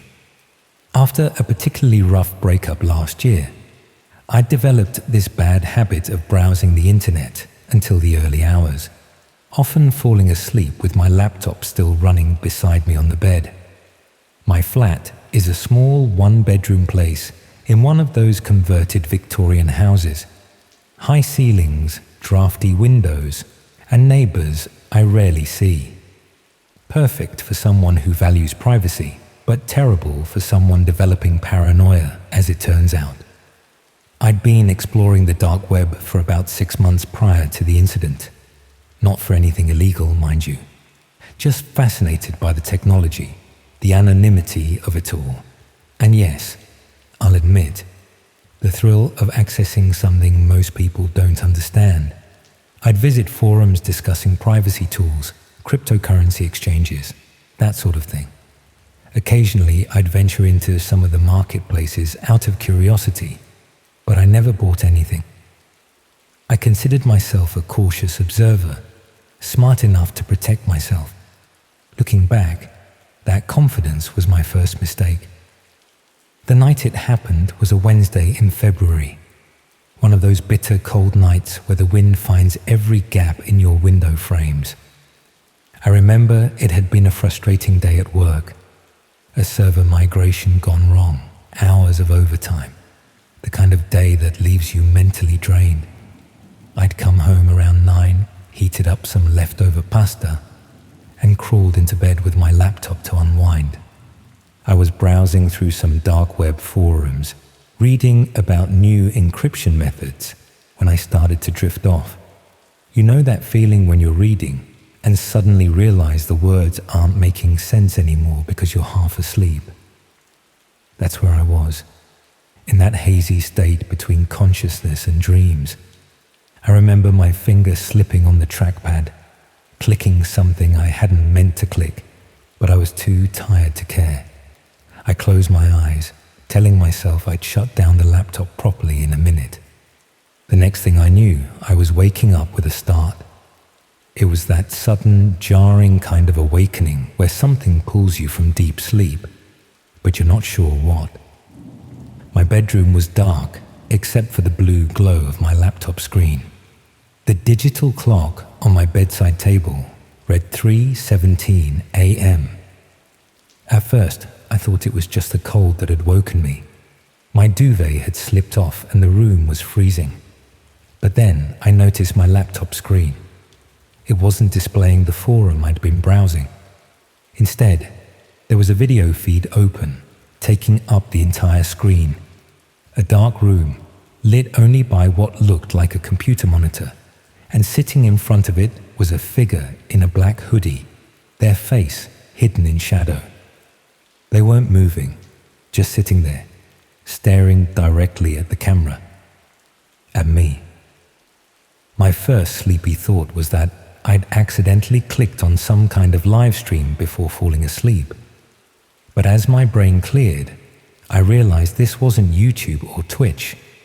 There was no interface, no view account, no chat window, just this feed taking up my entire screen with no browser window around it. I reached for the trackpad, thinking I'd close whatever this was, but the cursor didn't appear. I tried keyboard shortcuts, nothing. The feed just continued, the hooded figure sitting motionless. Then, slowly, they raised a hand and gave a small wave. My blood turned to ice. This wasn't some random stream I'd clicked on. This person was watching me, responding to me. I slammed the laptop shut and sat up in bed, fully awake now, heart pounding in my chest. I told myself it was just some weird glitch or maybe malware I'd picked up browsing those forums. Perhaps someone had gained remote access to my webcam. Creepy, yes, but explicable. Nothing to panic about. I could run some security scans in the morning, reinstall my OS if necessary. I even convinced myself that I might have dreamt it, that weird space between sleeping and waking where reality gets distorted. After about 20 minutes of sitting in the dark, listening to my own breathing, I managed to calm down enough to consider going back to sleep. I moved my closed laptop from the bed to my desk, unplugged it for good measure, and crawled back under the covers. Just as I was drifting off again, my phone screen lit up on the bedside table. A notification, a new email. I should have ignored it until morning, but some combination of lingering unease and IT worker instinct made me check. The email had no subject. The sender address was just a string of random numbers and letters. The body contained only a link. Against every ounce of common sense, my thumb tapped it. My phone browser opened to a video feed, the same feed that had been on my laptop. But now the angle was different. The hooded figure was still there, but the camera showed more of the room. Behind them was a wall covered in monitors, each displaying different rooms of what looked like a house. With a sickening lurch, I recognized one of them. My bedroom.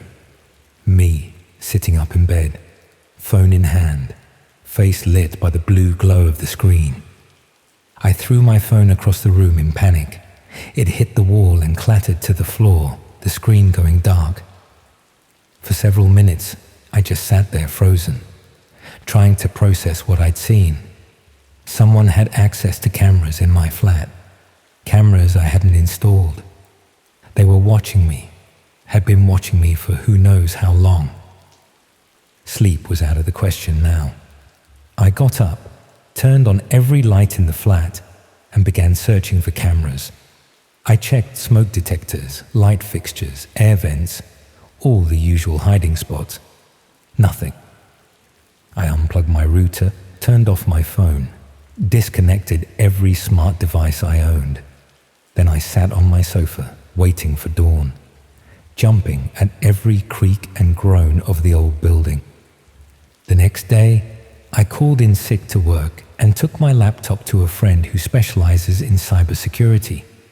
I explained that I thought someone might have hacked into my system. I didn't tell him about the video feed or my suspicions about hidden cameras. It sounded too paranoid, too crazy. He ran some diagnostics and found traces of a remote access Trojan, a type of malware that allows someone to control your computer from a distance. According to him, It had been installed about 3 months earlier, around the time I first started browsing the dark web.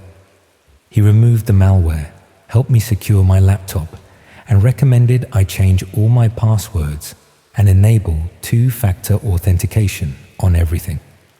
I did all that and more. Factory reset my phone, bought a new router, even put tape over all my device cameras. For a few days, I felt safer. Then I received a text from an unknown number. New cameras hidden better. Keep waving. I immediately moved out of my flat, staying with a friend while I found a new place. I changed my phone number, created new email accounts, even considered changing jobs. I was thorough, careful, paranoid. And for a while, I thought I'd escaped. Then last week, as I was setting up my computer in my new place, I found a file on my desktop that I hadn't put there.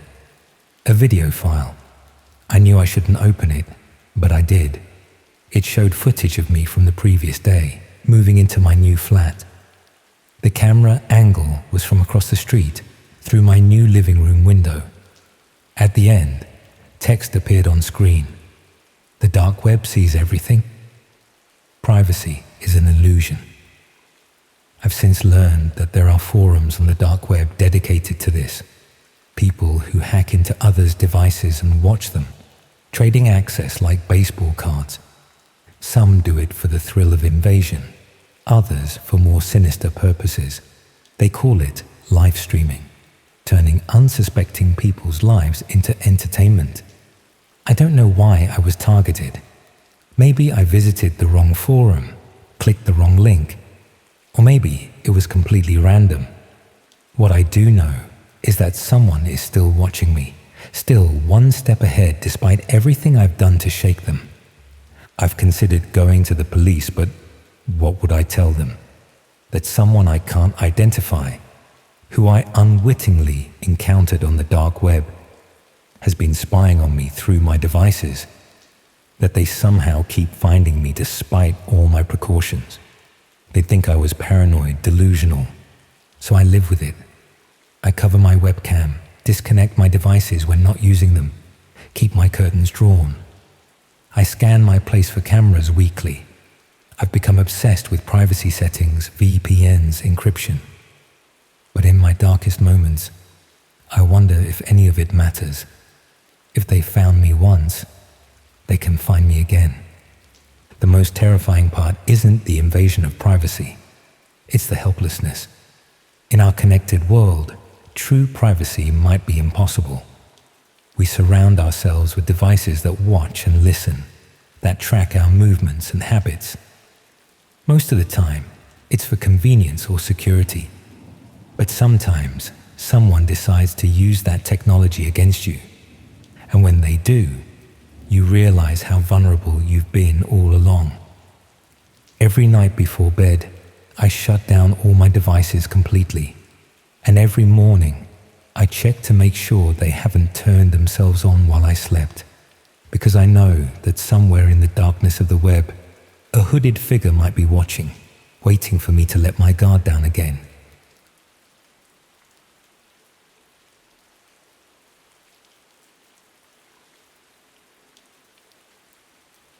They say the images you create with AI say more about you than you realize.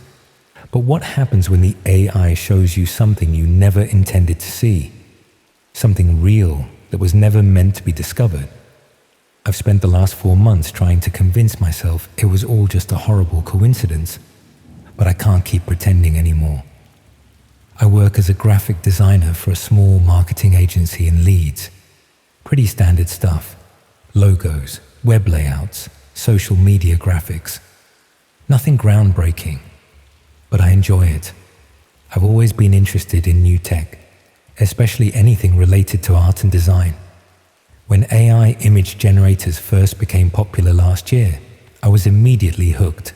Spent hours experimenting with different prompts, seeing what the algorithms could create. It was fascinating how they could combine concepts in ways I'd never think of. Like most people, I started with the mainstream AI art sites.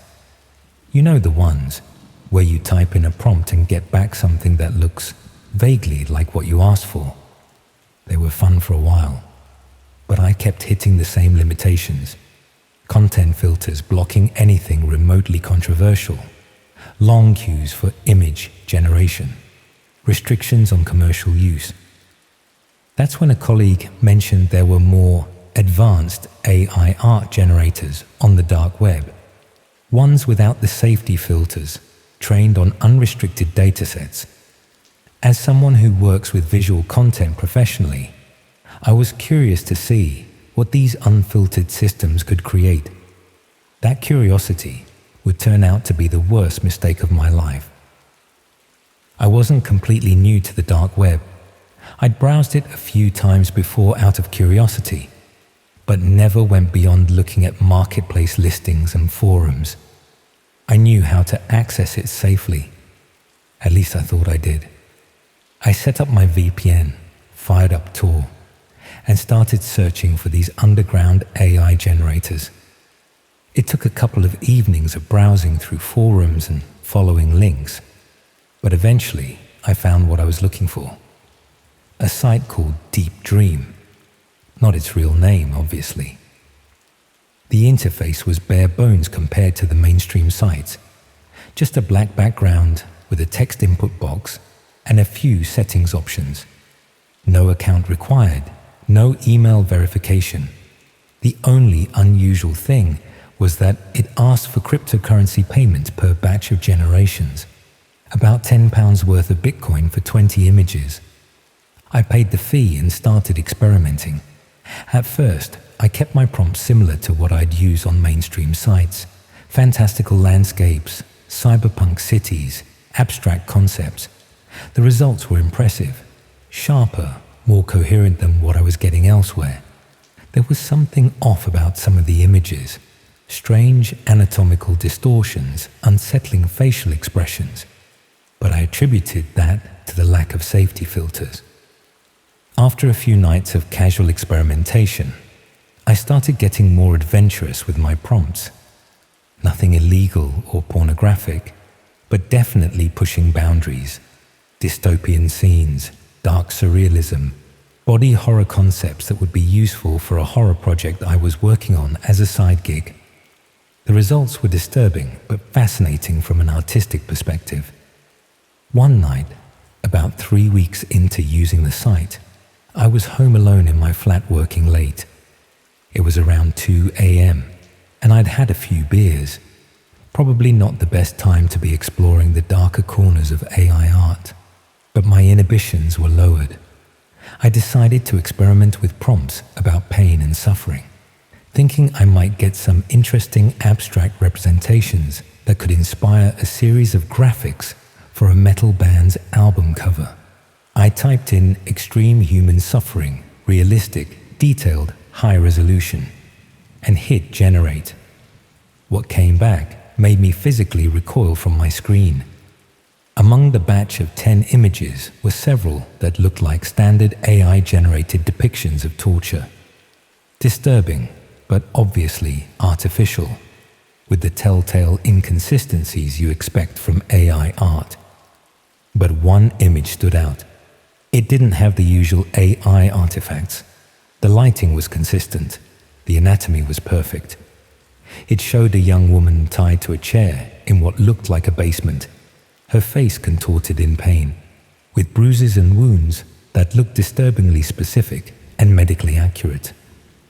My first thought was that this must be a real photograph that had somehow been included in the training data. But that didn't make sense. It doesn't just regurgitate exact images from its training set.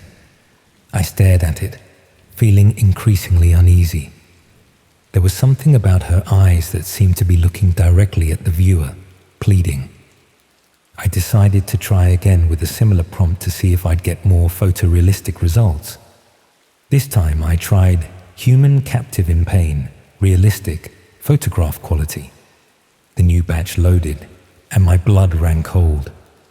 There was another image of what appeared to be the same woman, but from a different angle with different injuries. The setting was identical. Same basement, same chair, same rope bindings. My hands were shaking as I tried one more prompt. Basement torture victim close-up, realistic.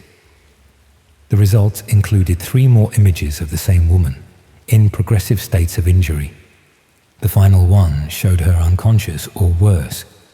This couldn't be coincidence or some weird AI amalgamation.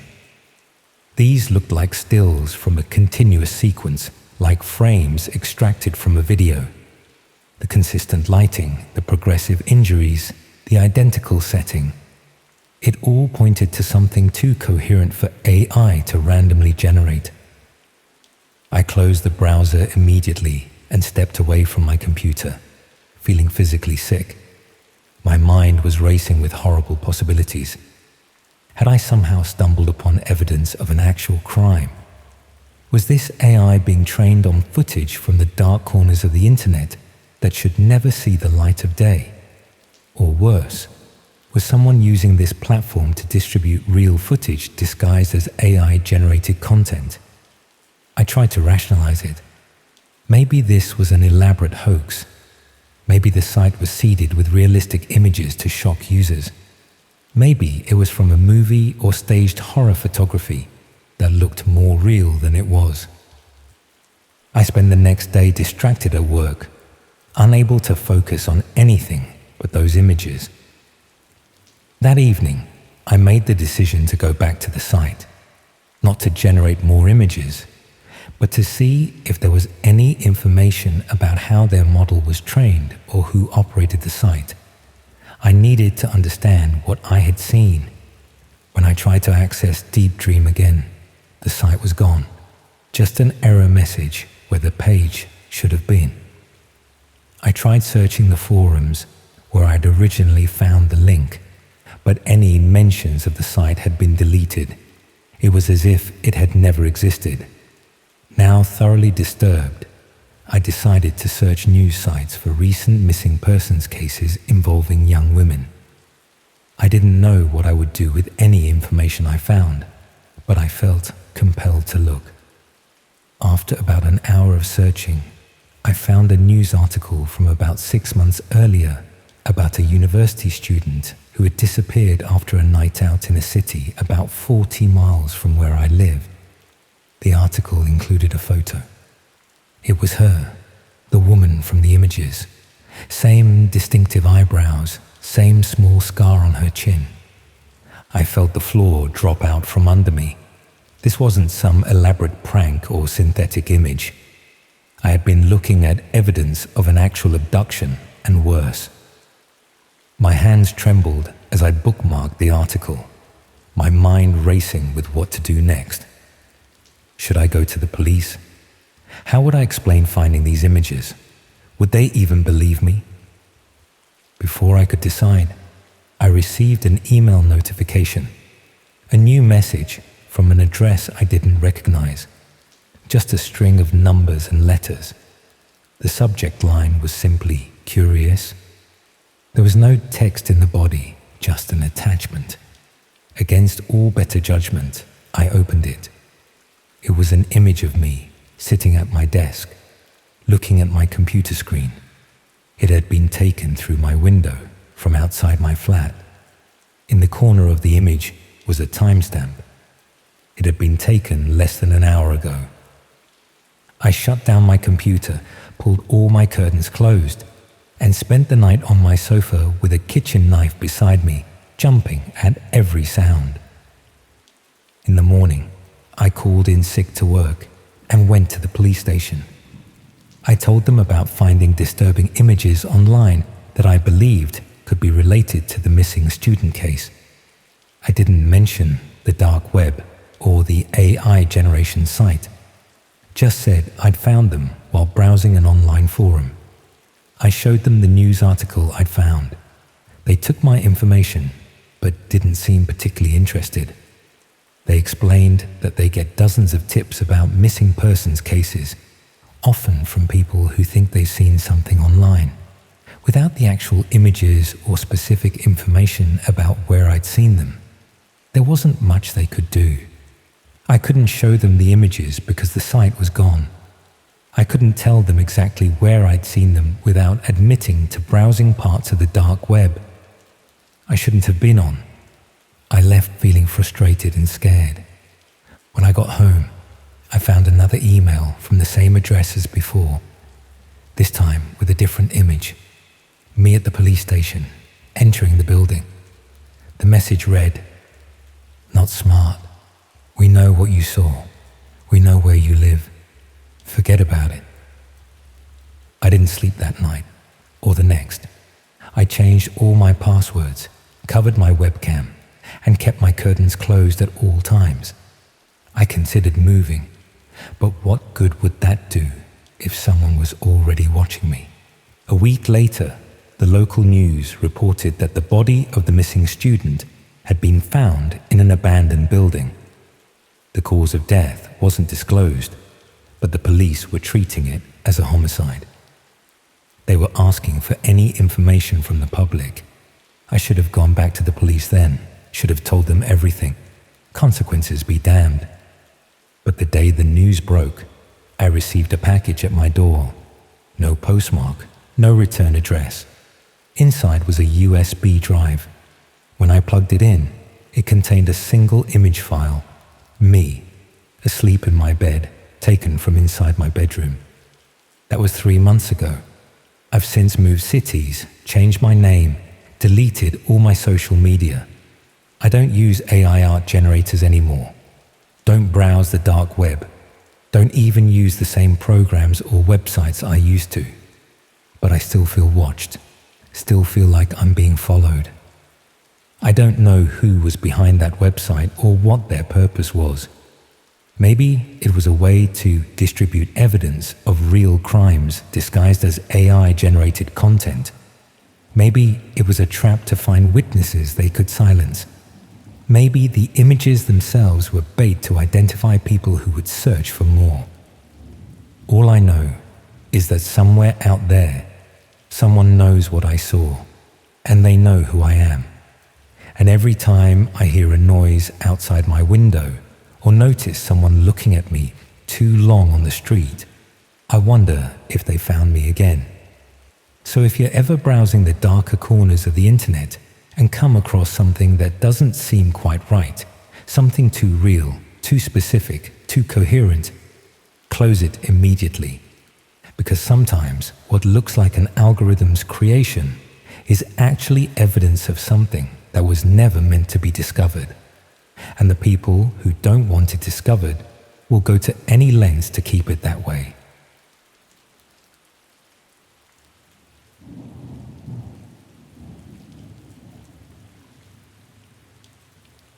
The most dangerous button I've ever clicked wasn't labeled something like launch missile or even delete account. It was innocuously titled recommended darknet experience. It turns out when a VPN service offers to show you what you're protecting yourself from, sometimes they're actually showing you who's coming for you next. 3 months have passed since I clicked that button, and I haven't slept through the night since. I work as a data analyst for a healthcare company in Birmingham. Nothing particularly exciting, just crunching numbers and generating reports about hospital efficiency and patient outcomes. I'm not technically a cybersecurity expert, but I know enough about computers to be the person my parents and friends call when their Wi-Fi stops working. My interest in online privacy started about a year ago after our company experienced a data breach. Nothing catastrophic, just some leaked email addresses and phone numbers. But it was enough to make me realize how vulnerable our digital lives really are. So I started researching ways to better protect myself online. I installed ad blockers, switched to more secure browsers, stopped using Google for searches, that sort of thing. I became increasingly uncomfortable with how much information I was giving away just through normal browsing. I'd read articles about VPNs, virtual private networks, and how they could help maintain anonymity online. So I decided to try one out. After comparing different services, I settled on one called Secure Shield VPN. It had good reviews, a reasonable price point, and offered a 30-day free trial with all premium features included. I downloaded the app, created an account with a new email address I'd set up specifically for privacy tools, and started exploring the features. The app was sleek and user-friendly, with the usual array of server locations to choose from and different protocols for connection. What caught my attention, though, was a section called Premium Experiences that was only available to trial users and paying subscribers. The description explained these were curated online experiences that showcased the importance of privacy and security tools. One in particular stood out. Recommended Darknet Experience. See what you're protecting yourself from. I was intrigued. I'd heard of the dark web, of course, but had never actually accessed it. I knew it required special browsers like Tor and wasn't something you could just Google your way into. The idea that this VPN would offer some kind of guided tour seemed educational, if a bit gimmicky. I figured it was probably just some pre-selected sites that showed off illegal marketplaces from a safe distance. The digital equivalent of a safari. It was a Friday evening when I decided to check it out. My girlfriend was away visiting her parents for the weekend, so I had the flat to myself. I remember it was raining heavily, drops drumming against the windows as I sat at my desk with a glass of whiskey beside my laptop. I clicked on the recommended Darknet Experience option in the app, which prompted a notification. This will configure your system for secure Tor access and guide you through selected Darknet locations. Continue. I clicked yes, expecting some kind of tutorial to appear. Instead, the app seemed to make some changes to my system settings, and then a custom browser window opened automatically. It looked similar to Tor, but had the Secure Shield logo in the corner. A welcome message explained that I was now browsing through a secure, anonymous connection and could explore the curated site safely. The interface showed a sidebar with different categories: marketplaces, forums, services, information, and one simply labeled Other. Each had several sub-entries with innocuous names like Alpha Market or Liberty Forum. It felt surprisingly legitimate, like browsing an app store rather than the infamous dark web. I started with the marketplaces section, curious about what was actually for sale in these notorious black markets. The first site looked like a bare-bones version of Amazon or eBay, with listings for drugs, counterfeit goods, and hacked account credentials. Nothing I hadn't expected to see. The next few sites were similar, though some specialized in specific categories like prescription medications or fake IDs. After about an hour of casual browsing, I switched to the forums section. These were more interesting. Discussions about privacy, politics, technology, and yes, illegal activities. I was careful not to create any accounts or interact, just observing from a distance. Then I noticed something odd. In the other category, there was a listing called Premium Access, with a small crown icon beside it. The description simply read, "Exclusive content for valued members." I assumed this was just some additional marketing for the VPN service, perhaps showcasing the kind of content you might accidentally stumble upon without proper protection. When I clicked on it, a loading screen appeared with text explaining that this area was being specially configured for my session. This struck me as strange. Why would one particular section need special configuration? But before I could reconsider, the page loaded. It opened to what looked like a streaming site, similar to YouTube but with a minimalist black interface. There were about a dozen video thumbnails arranged in a grid. Each had a vague title like Session 23 or Interview 7 and what appeared to be a date from the previous month. No descriptions, no view counts, no comments. I clicked on one titled Orientation 4, assuming it might be some kind of instructional video about the dark web or privacy tools. The video buffered for a moment, then began to play. It showed a room that looked like a basement or storage area. Concrete walls, no windows, harsh fluorescent lighting. In the center was a person sitting in a chair, facing the camera. They were wearing ordinary clothes, but had a black hood covering their head. Behind them stood another figure in dark clothing, face obscured by shadows. My first thought was that this was some kind of mock interrogation scenario, perhaps a dramatization meant to illustrate the dangers of compromised privacy.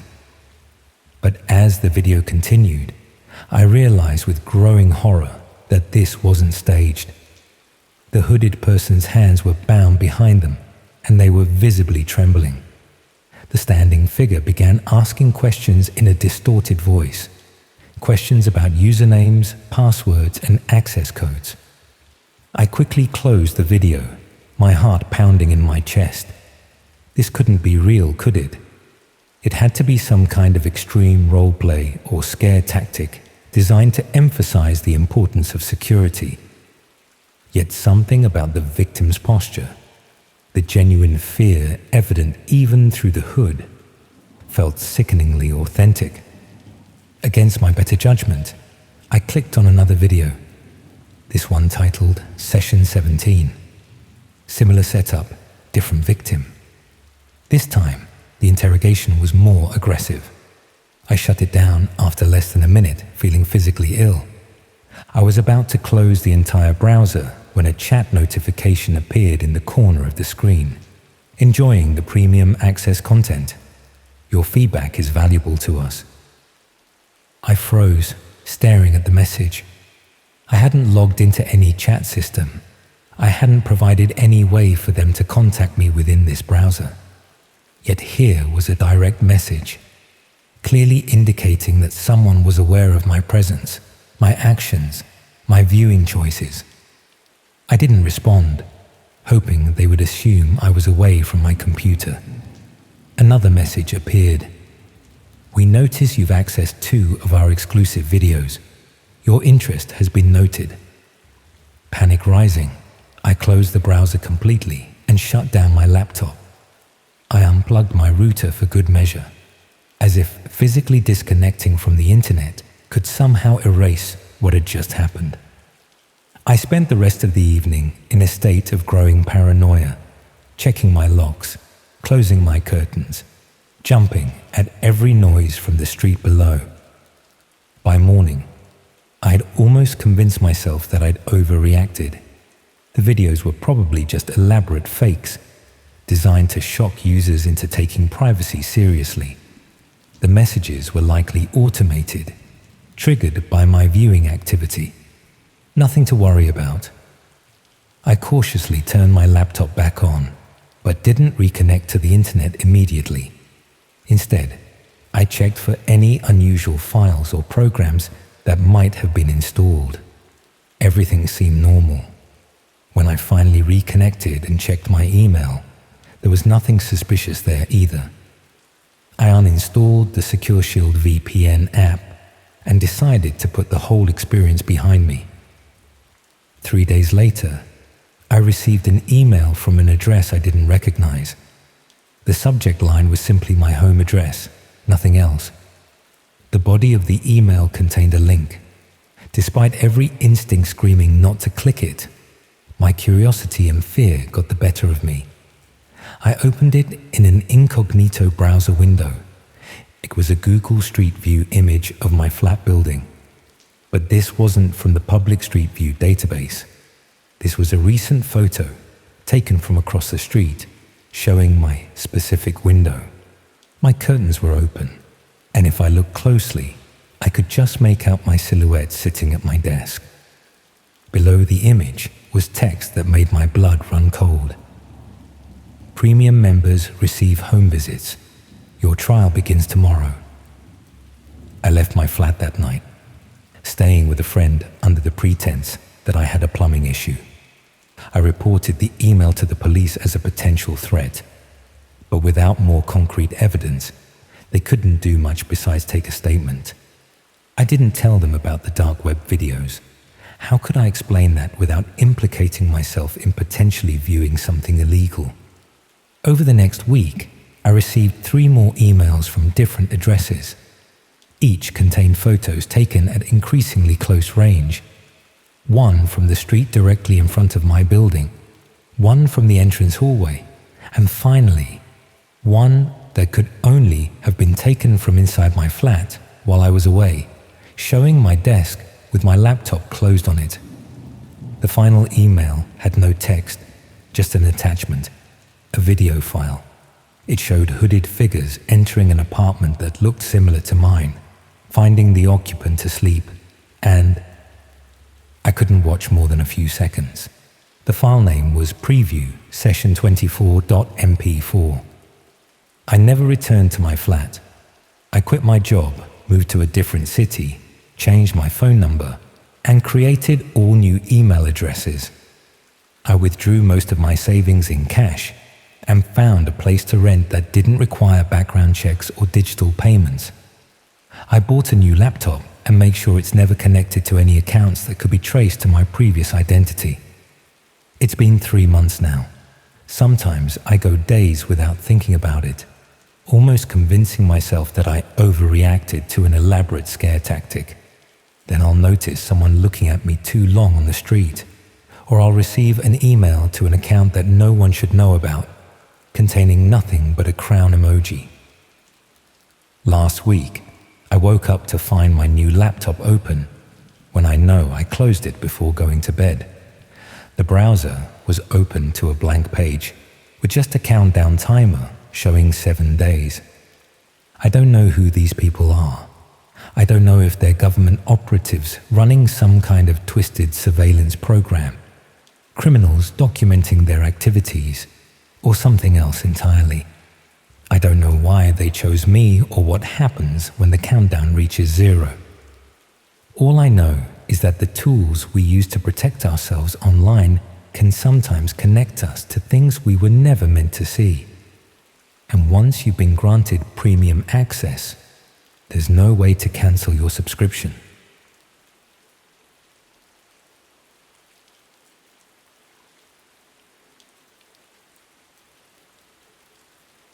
It's been 3 months since that night on my couch, and I still haven't used my laptop properly since. I've bought a new one actually. I just couldn't bring myself to even turn the old one on again.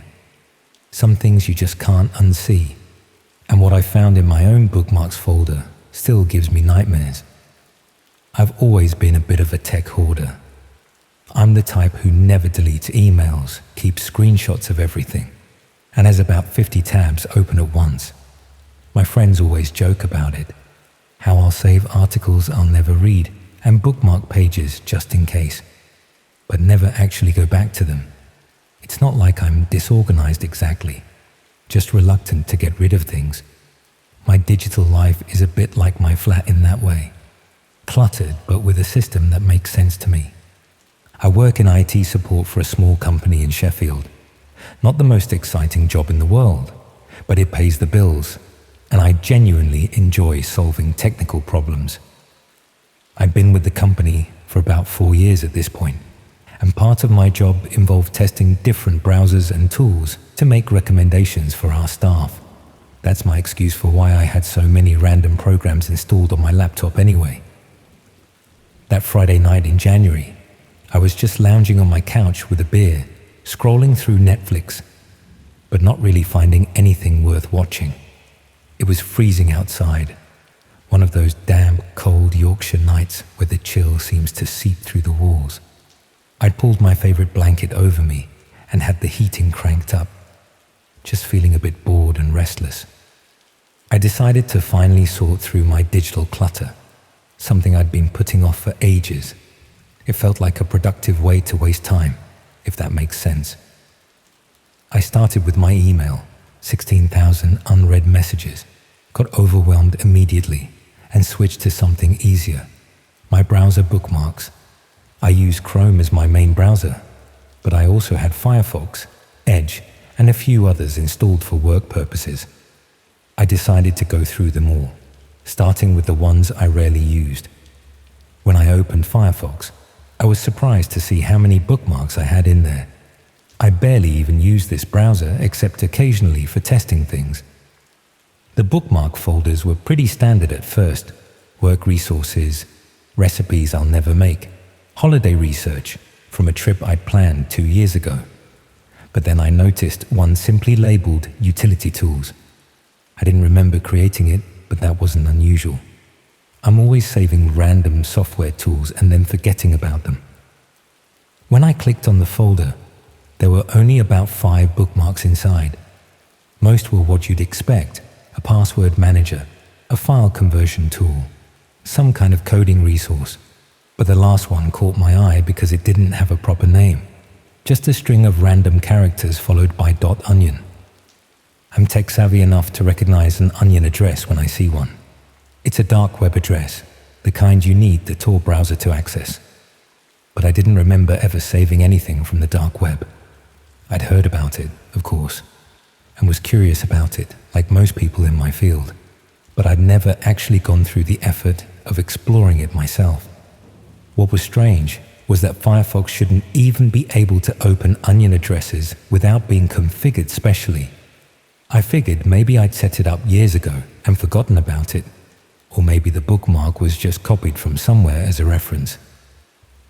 Out of curiosity, I clicked it, fully expecting to get an error message. Instead, a loading screen appeared. My heart did this weird little jump in my chest. Firefox shouldn't be able to do this. It shouldn't be connecting to an onion address. I'd never installed Tor or configured any special proxies on this browser. At least, I didn't think I had. Before I could process what was happening, the page loaded.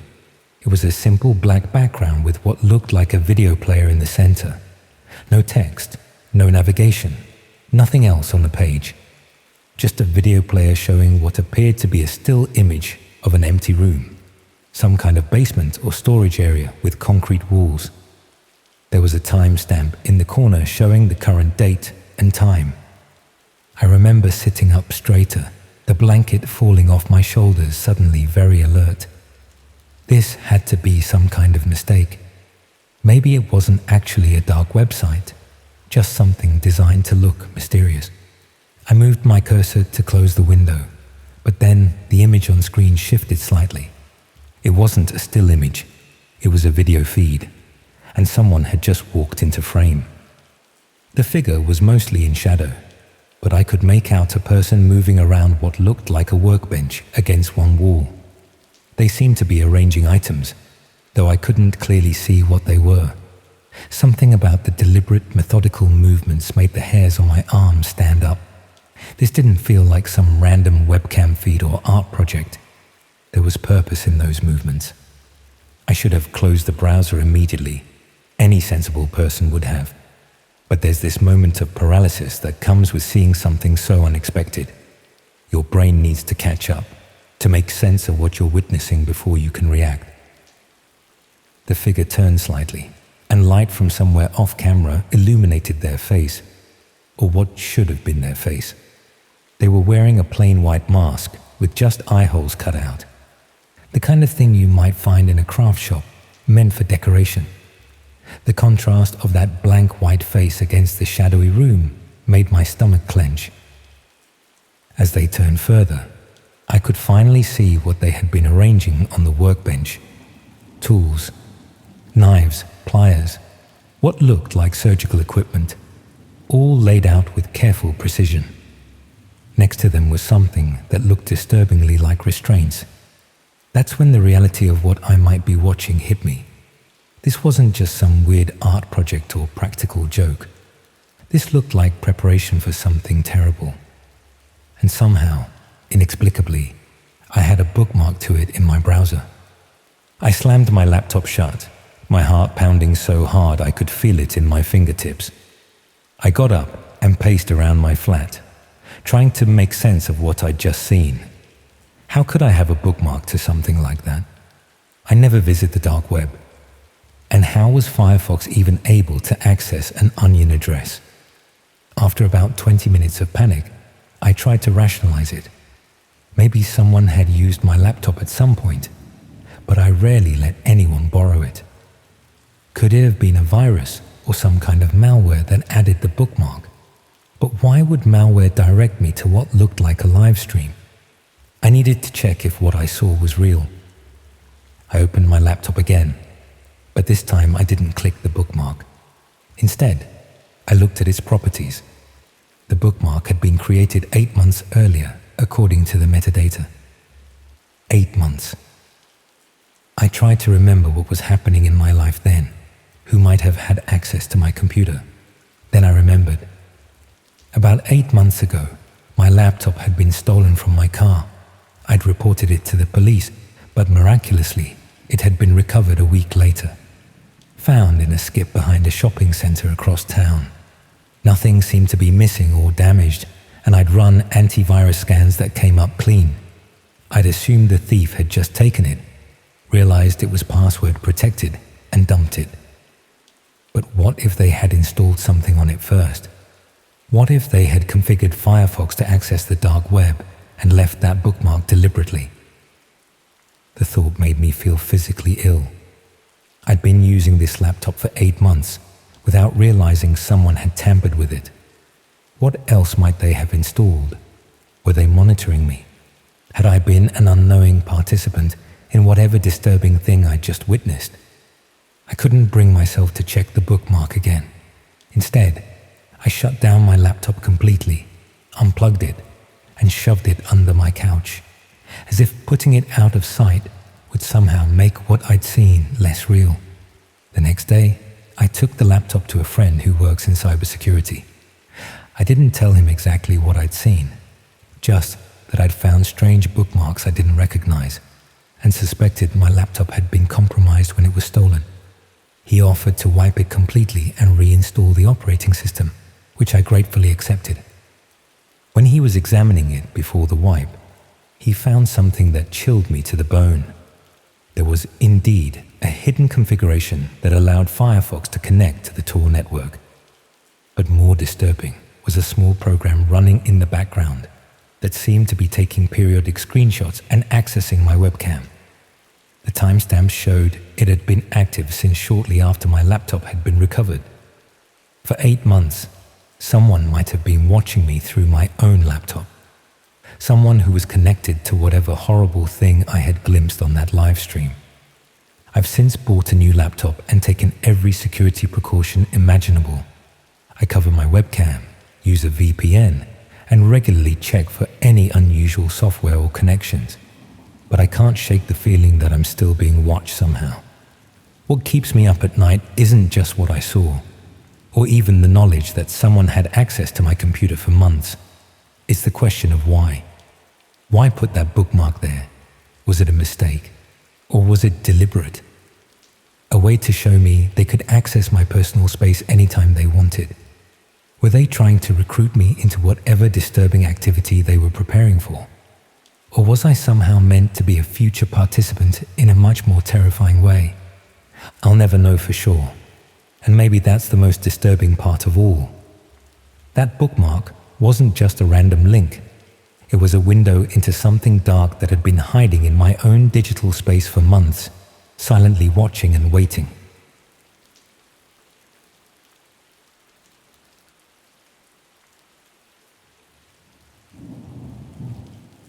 So I've been putting this off for a while now, but I think I need to tell someone what happened last summer. My so-called therapist says I should write it all down, but I keep cancelling appointments. Talking to a professional feels too official, you know. Like once it's in my records, it's out there forever. But I can't keep it bottled up anymore, so I figured I'd just type it out. This all happened about 8 months ago when I was backpacking through Eastern Europe. I just finished uni and wanted to travel a bit before settling into the whole career thing. I'm not exactly loaded, so I was doing the whole hostel hopping budget travel experience. It was amazing mostly, meeting new people, seeing incredible places, all that. But what happened in Budapest? That That's the part I'm still trying to process. I'd been in the city for 3 days staying at this hostel near the Jewish quarter. Nice enough place, but their Wi-Fi was absolute rubbish.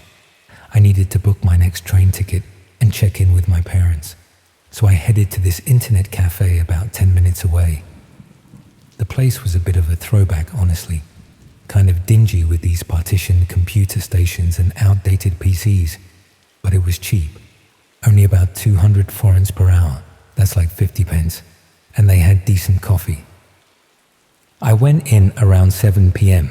after spending the day at the thermal baths.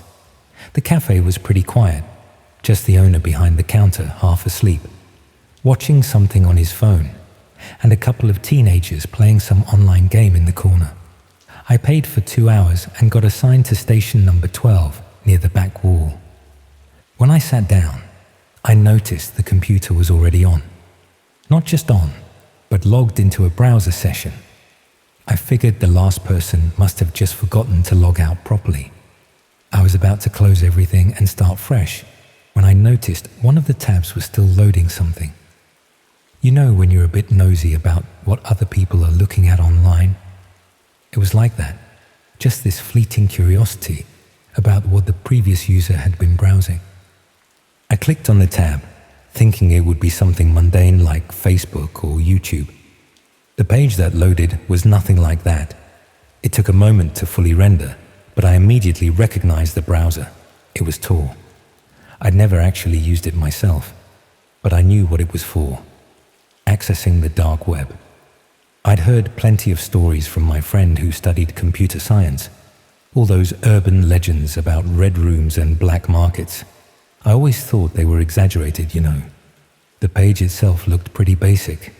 Black background with minimal text. There was a video player in the center that was buffering, and a chat window on the right with messages scrolling by too quickly to read. The video's thumbnail was blurry, but it looked like some kind of room with dim lighting. I should have closed it immediately. That would have been the normal, sensible reaction.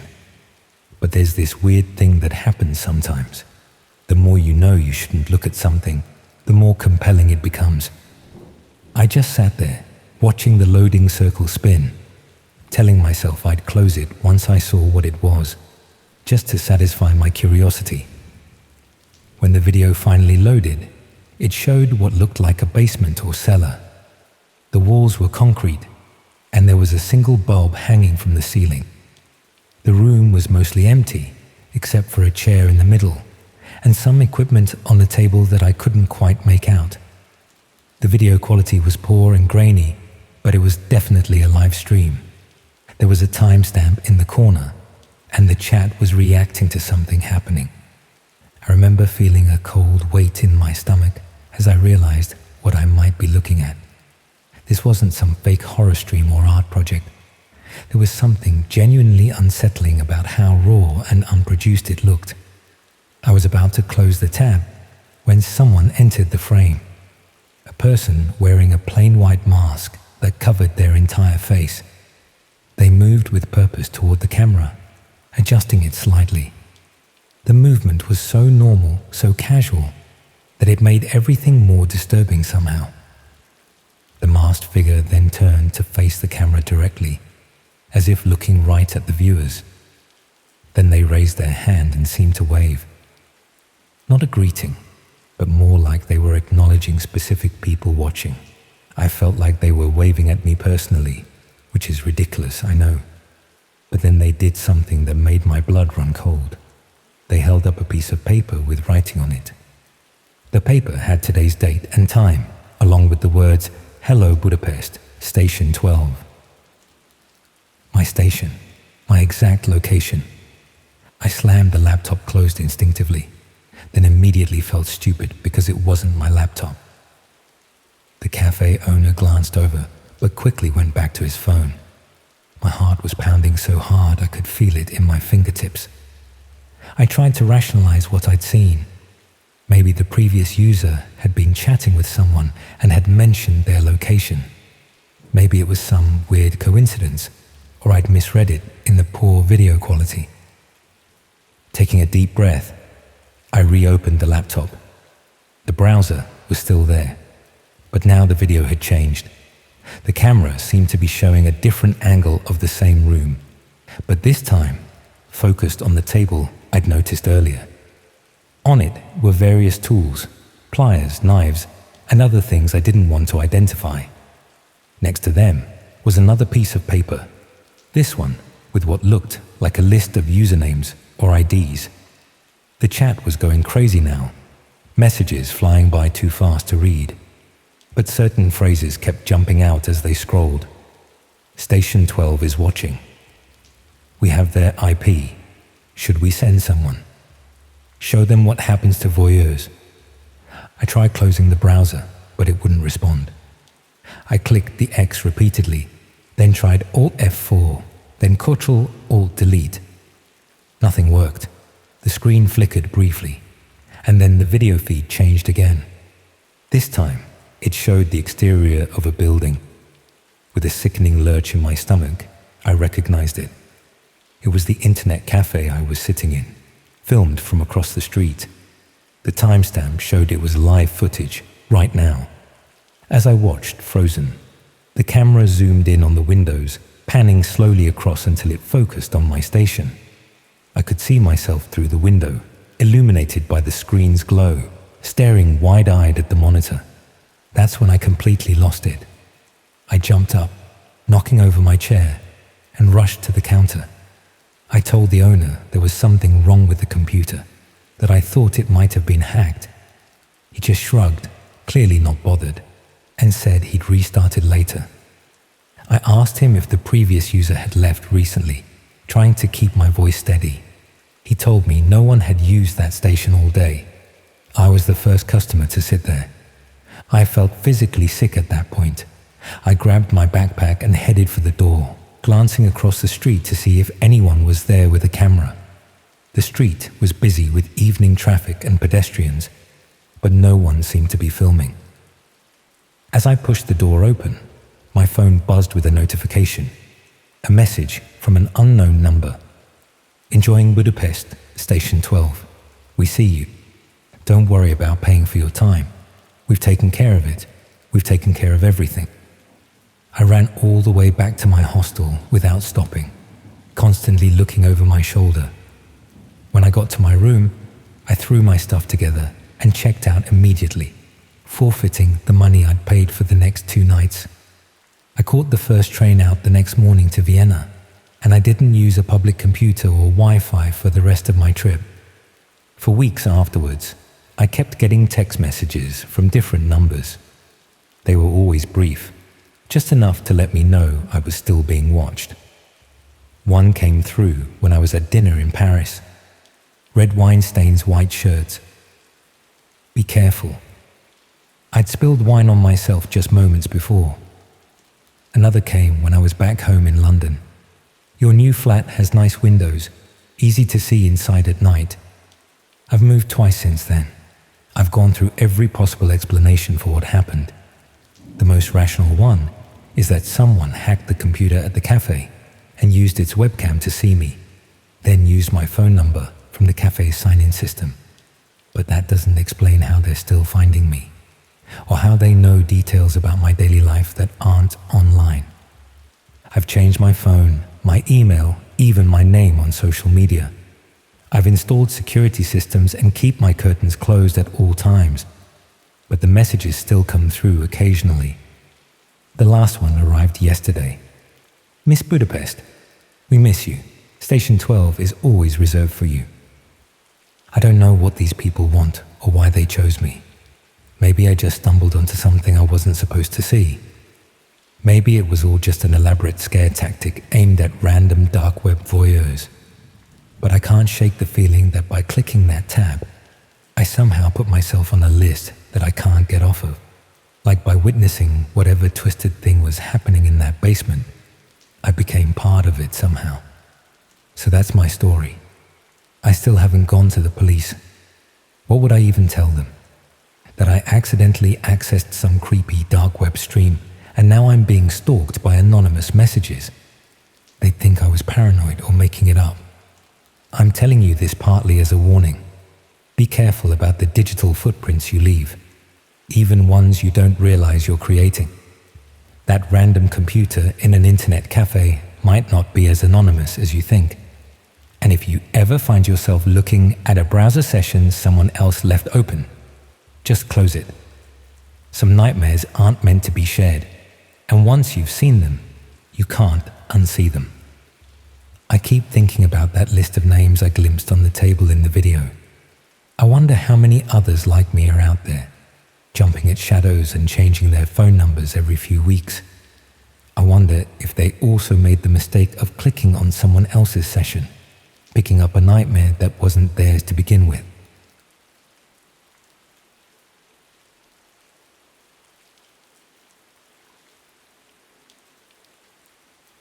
I got this second-hand Fire Stick from Facebook Marketplace about 4 months ago, and I'm still having nightmares about what I found on it. I haven't told anyone the full story until now. My friend suggested therapy, but I can't imagine explaining this to a professional without them either reporting me to the police or thinking I'm completely unhinged. I just need to get this off my chest somehow, and writing it down anonymously seems like the safest option. I've always been into finding ways to watch content without paying for 1 million different streaming subscriptions. I'm not particularly tech savvy, but I can follow instructions from YouTube tutorials well enough. Last October, I was between jobs and trying to save money wherever I could.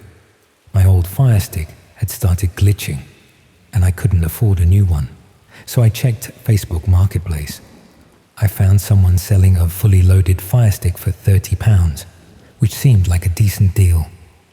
The seller was this ordinary-looking bloke who lived in a flat about 20 minutes from me in Birmingham. He seemed normal enough, just a regular guy in his 30s trying to make some extra cash. He explained that he'd upgraded to a newer model and didn't need this one anymore. He mentioned it was jailbroken and had all the good stuff on it already. I figured he meant the usual pirated streaming apps, which was exactly what I was after. I brought it home that evening and plugged it into my TV. The interface looked different from standard Fire Sticks, with a custom background and loads of apps I didn't recognize. There were the usual suspects like Kodi and various movie streaming apps, but also a bunch of oddly named folders. One was simply labeled Premium, and another called Hidden Shows. I assumed these were just more pirated content, maybe organized by genre or something. That night, I settled in with a beer and some leftover pizza, ready for a lazy evening of browsing through all the new content I had access to. I spent about an hour exploring the different apps, finding the usual pirated films and TV shows. It was exactly what I'd expected, nothing particularly unusual. Around midnight, with nothing better to do, I decided to check out the Hidden Shows folder, expecting to find porn, or maybe some obscure foreign films.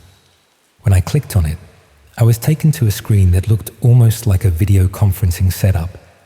There were thumbnails of what appeared to be different camera feeds, each with a title like Room 1, Room 2, and so on. Some had additional labels like Active or Scheduled. I remember thinking it looked like some kind of reality TV setup, maybe some underground streaming service showing unedited footage from shows around the world. There was even a viewer count next to each thumbnail, showing how many people were currently watching. I scrolled through the options, curiosity getting the better of me. Most of the rooms showed empty spaces, what looked like bedrooms, living areas, or nondescript rooms with various furnishings. Some had people in them, just doing everyday things like using computers or watching TV. It reminded me of those webcam sites from the early 2000s where people would just broadcast their daily lives. Weird, but not exactly alarming. Then I noticed one labeled Red Room Live Now, with a significantly higher viewer count than the others.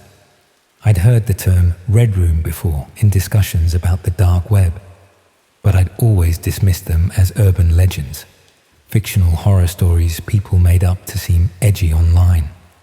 I figured this was probably just named that for shock value, perhaps showing a room with red lighting or decoration to seem mysterious.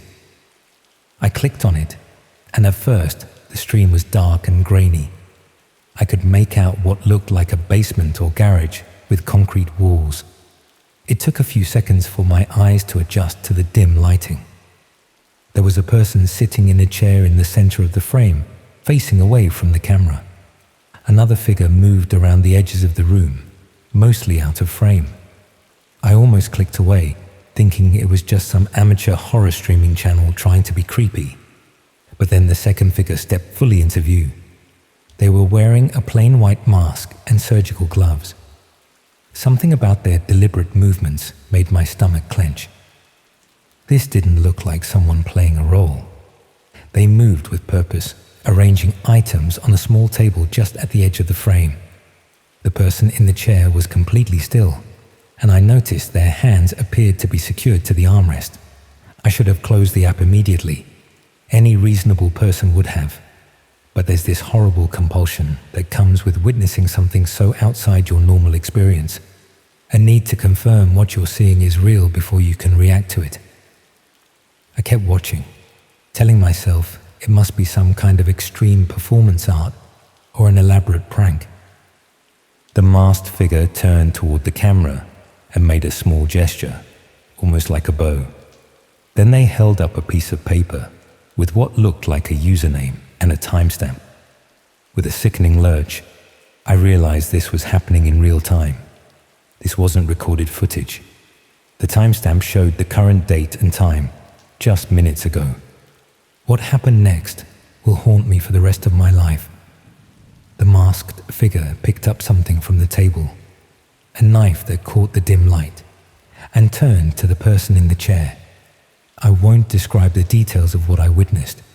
I can't bring myself to put it into words, and I don't want to traumatize anyone else with those images. But it wasn't fake. The sounds, the movements, the reactions, there was no mistaking this for fiction or acting. I finally managed to close the app, my hands shaking so badly I dropped the remote twice. I unplugged the Fire Stick and sat in the dark, trying to process what I'd just seen. Part of me wanted to believe it was an elaborate hoax, some shocking viral marketing stunt. But deep down, I knew better. What I had witnessed was real violence, real suffering, broadcast for entertainment. I spent the rest of the night in a daze, alternating between nausea and panic. By morning, I convinced myself I needed to go to the police. I plugged the Fire Stick back in, intending to document what I had found so I would have evidence. But when it booted up, the interface had changed. The custom background was gone, replaced by the standard Amazon home screen. The folders and strange apps had vanished. It looked like a completely normal Fire Stick, freshly reset to factory settings. I searched through every menu and setting, looking for any trace of what I'd seen the night before, but there was nothing. Had I imagined it all? Had I fallen asleep and dreamed the whole horrible experience? I knew I hadn't, but the complete disappearance of any evidence made me question my own sanity. I decided to contact the seller. I found our Facebook conversation and messaged him, asking casually about some of the apps that had been on the Fire Stick, specifically mentioning the hidden shows folder. Hours passed with no response. By evening, I discovered he'd blocked me. His marketplace listings had been taken down, and when I searched for his profile, it no longer existed. Over the next few days, I tried to research what I'd seen. I learned about actual red rooms on the dark web, illegal live streams where viewers paid to watch, or even direct acts of violence against captive victims.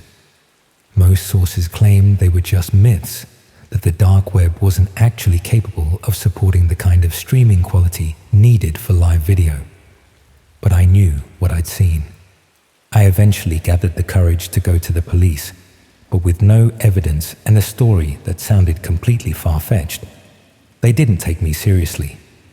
They took a statement and said they'd look into it, but I could tell from their expressions that they thought I was either making it up or had been watching some extreme horror film and confused it with reality. For weeks afterward, I I was terrified to use any internet-connected device. I threw the Fire Stick in a skip far from my flat and bought a new TV, paranoid that somehow the previous one had been compromised. I changed all my passwords and even moved to a different flat, telling myself it was because I'd found a better place. But really, it was because I couldn't shake the feeling of being watched. What disturbs me most is not just what I saw, but the realization that there were dozens, maybe hundreds, of viewers watching the same stream. Regular people with internet connections and devices, sitting in their homes, willingly watching someone suffer. How many of them thought it was fake? How many knew it was real and watched anyway? And how had I, with nothing but a second-hand Fire Stick, stumbled across something that was supposedly impossible to find without special browsers and technical knowledge? I still wonder about that masked figure. Did they know I was watching?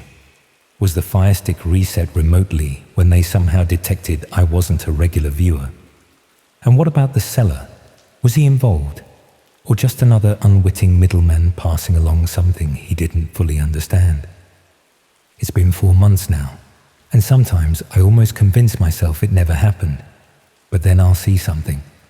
A white mask in a shop window, a certain quality of light in a dark room, and it all comes flooding back.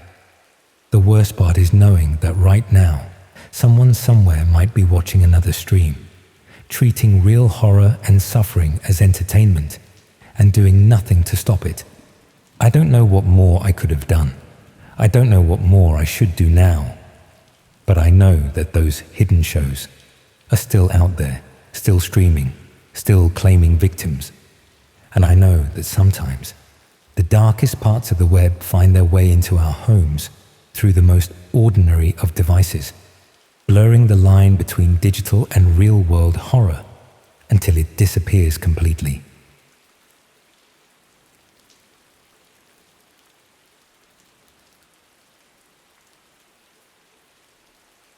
It's been 3 months since I disembarked from the Orpheus, and sometimes I convince myself it was all just some fever dream brought on by too much sun and champagne.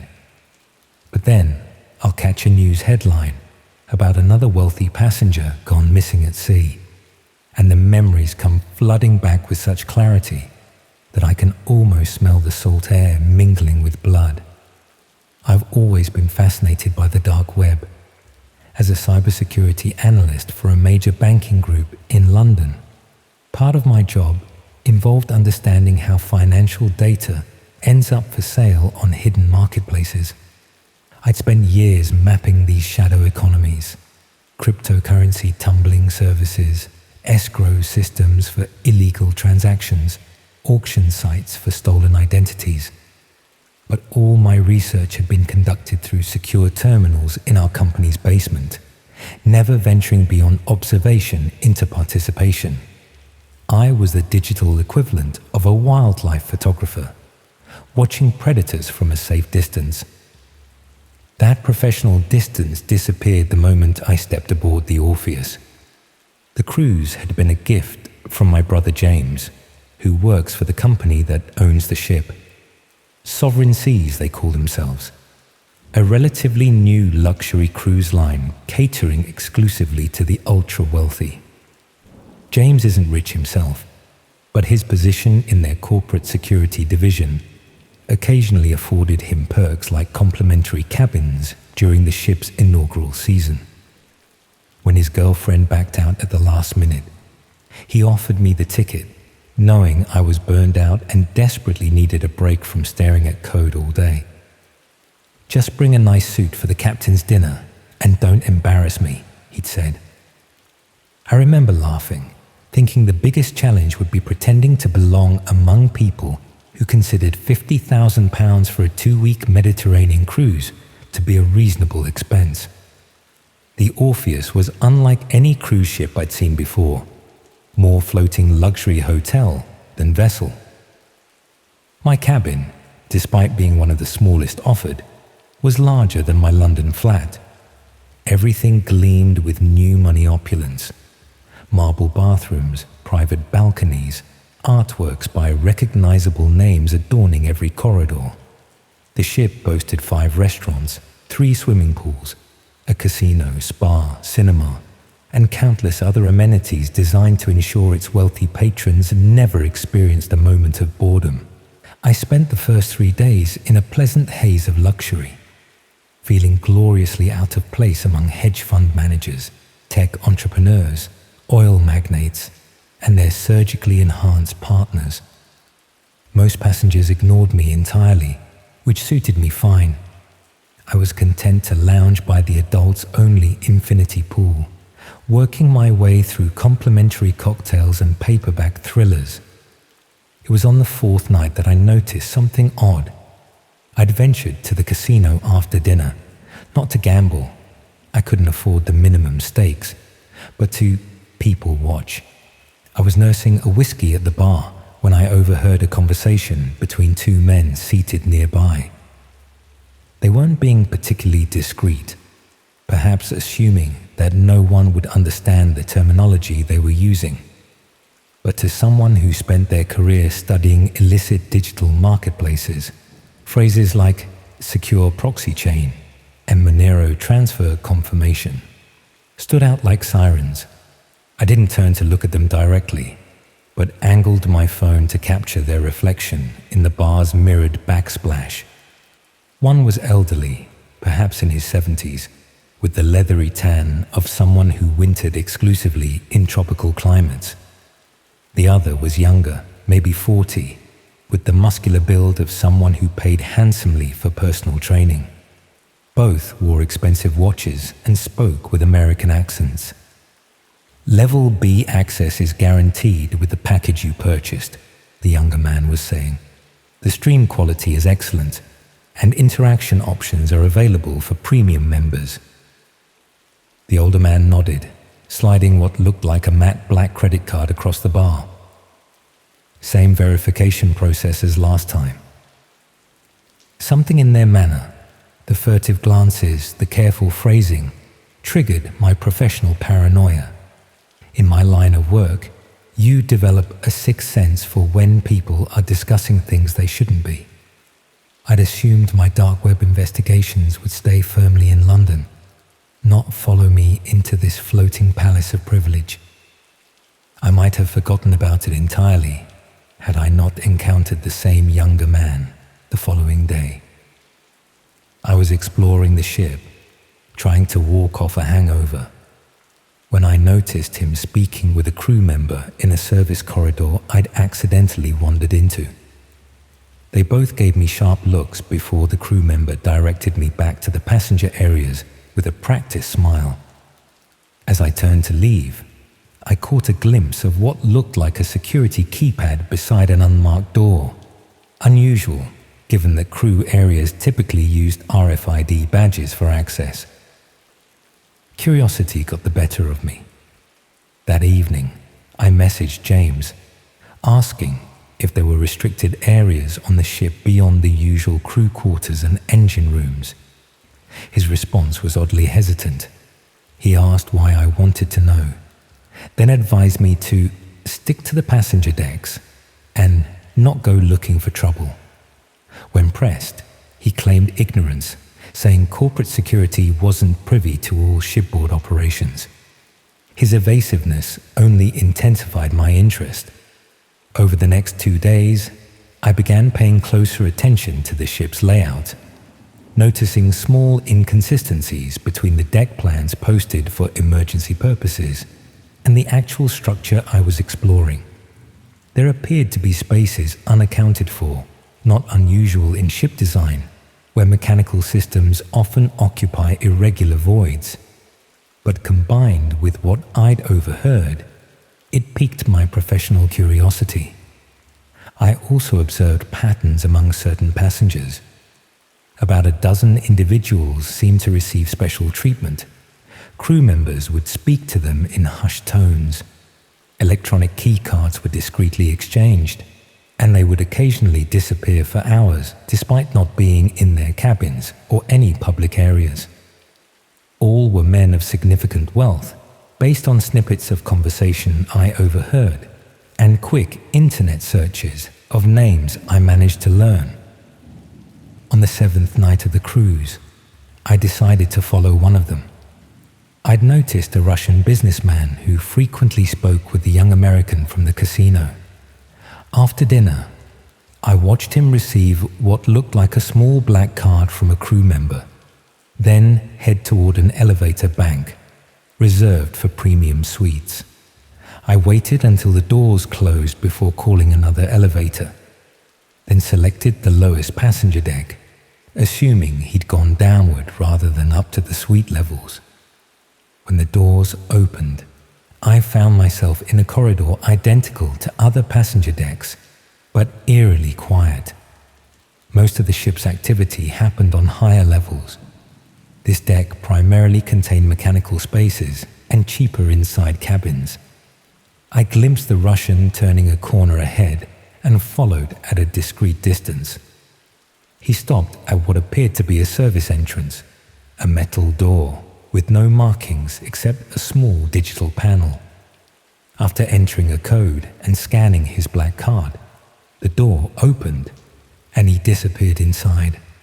I waited several minutes, debating whether to approach the door myself, when another passenger, a Saudi man I recognized from the casino, arrived and performed the same entry ritual. I'm not sure what compelled me to continue. Professional curiosity, the thrill of investigation after days of mindless luxury. Whatever the reason, I positioned myself where I could observe the door while pretending to be engrossed in my phone. Over the next hour, 3 more men entered, using the same procedure. I was about to give up and return to my cabin when a crew member emerged from the door. He propped it open with his foot while speaking into a radio, distracted by whatever instructions he was receiving. It was perhaps the only opportunity I would get. With a casualness I didn't feel, I walked briskly toward the door as though I belonged there. The crew member, still distracted by his call, barely glanced at me as I slipped past him into a narrow corridor that sloped gently downward. The door closed behind me with a soft pneumatic hiss. The difference was immediate.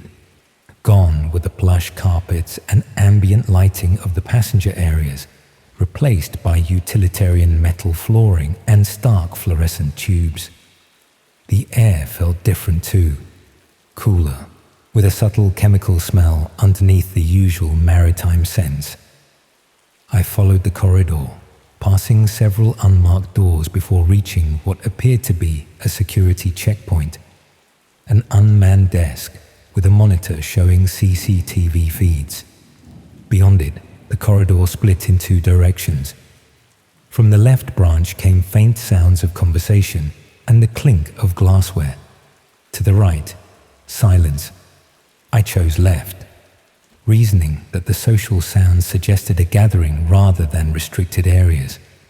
The corridor opened into what I can only describe as a private lounge, dimly lit, with leather furnishings and a well-stocked bar. It resembled an exclusive gentleman's club.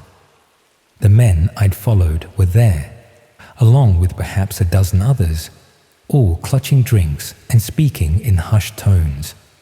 A crew member in a dark suit, rather than the usual uniform, was distributing what looked like tablet devices. I froze, suddenly aware of my mistake. This was clearly a private event, and I had no plausible reason to be there. Before I could retreat, the young American from the casino spotted me, his expression shifting from surprise to cool assessment. "Verification," he stated simply, approaching with an outstretched hand. When I failed to produce the black card, his demeanor hardened. "Security breach," he said quietly into a risk communicator. What followed happened too quickly for me to process completely. 2 men in suits materialized beside me. One gripped my arm firmly while the other conducted a pat-down, removing my phone and cabin key. The American studied my face with cold calculation. "How did you get down here?" he asked. When I stammered something about following someone out of curiosity, his expression suggested he didn't believe me. "Bring him to observation," he instructed the security men. "Full profile check." I was escorted through the lounge, the other guests studiously avoiding eye contact, and through another door at the far end. Beyond lay a small room containing several workstations with multiple monitors. A woman in business attire glanced up as we entered, then began typing rapidly after receiving instructions I couldn't hear over the pounding of blood in my ears. "James Mercer's brother," she announced after a moment. "Cybersecurity background, potential information risk." The American's expression shifted subtly. "Containment protocol?" She made a phone call, speaking too quietly for me to hear, then nodded. "Approved for limited exposure. Partial NDA package." I was guided to a chair, still firmly in the security man's grip. The American leaned against a desk, studying me with clinical interest.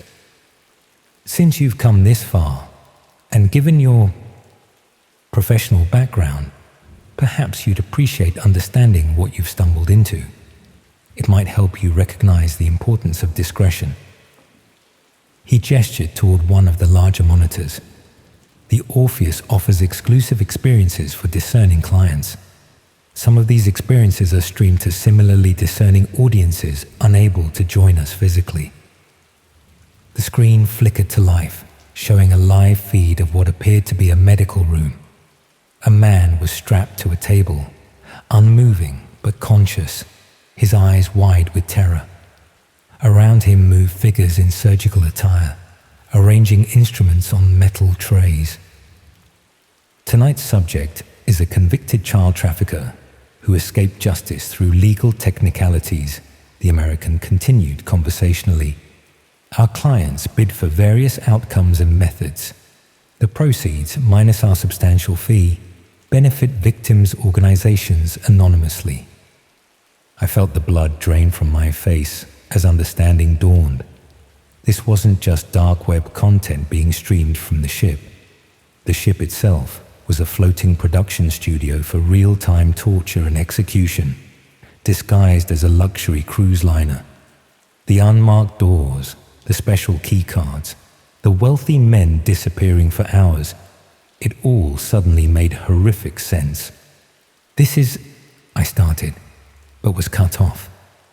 "Justice of a sort," the American said smoothly. "Every subject has been thoroughly vetted. Murderers, traffickers, rapists who escaped conventional justice through wealth or connections. We provide closure for victims and entertainment for those with particular appetites." On the screen, one of the surgical figures approached the restrained man with what looked like a bone saw. A scrolling feed of text at the bottom showed usernames and Bitcoin amounts. Live bids determining what would happen next. I must have shown my horror because the American smiled thinly. "Not to your taste. Some prefer our hunting experiences on private islands, or perhaps the fighting pits would interest you more.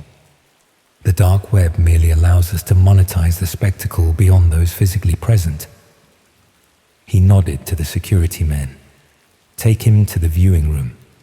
Let him observe tonight's event in its entirety. He should understand exactly what's at stake before signing his non-disclosure agreements." What followed was the most horrific 3 hours of my life. I was seated in a small theater with about 20 others, all men, all watching intently as a human being was systematically dismantled, according to the whims of invisible bidders. Some viewers occasionally used tablets to place their own bids, seemingly excited when their chosen method was selected. I sat rigid with terror, unable to look away, aware that my reaction was being carefully monitored. Afterward, still numb with shock, I was presented with a stack of documents threatening financial ruin, criminal charges for illegal access, and severe personal consequences should I ever speak of what I'd seen. I signed without reading them fully, desperate to escape that floating hell. For the remaining week of the cruise, I rarely left my cabin, claiming seasickness. Crew members would smile knowingly when they passed me. The American appeared outside my door the night before docking, offering a special discount should I wish to return as a participating client rather than an observer. I've told no one about this until now. The Orpheus continues its luxury cruises, ferrying the ultra-wealthy around the Mediterranean, Caribbean, and South Pacific.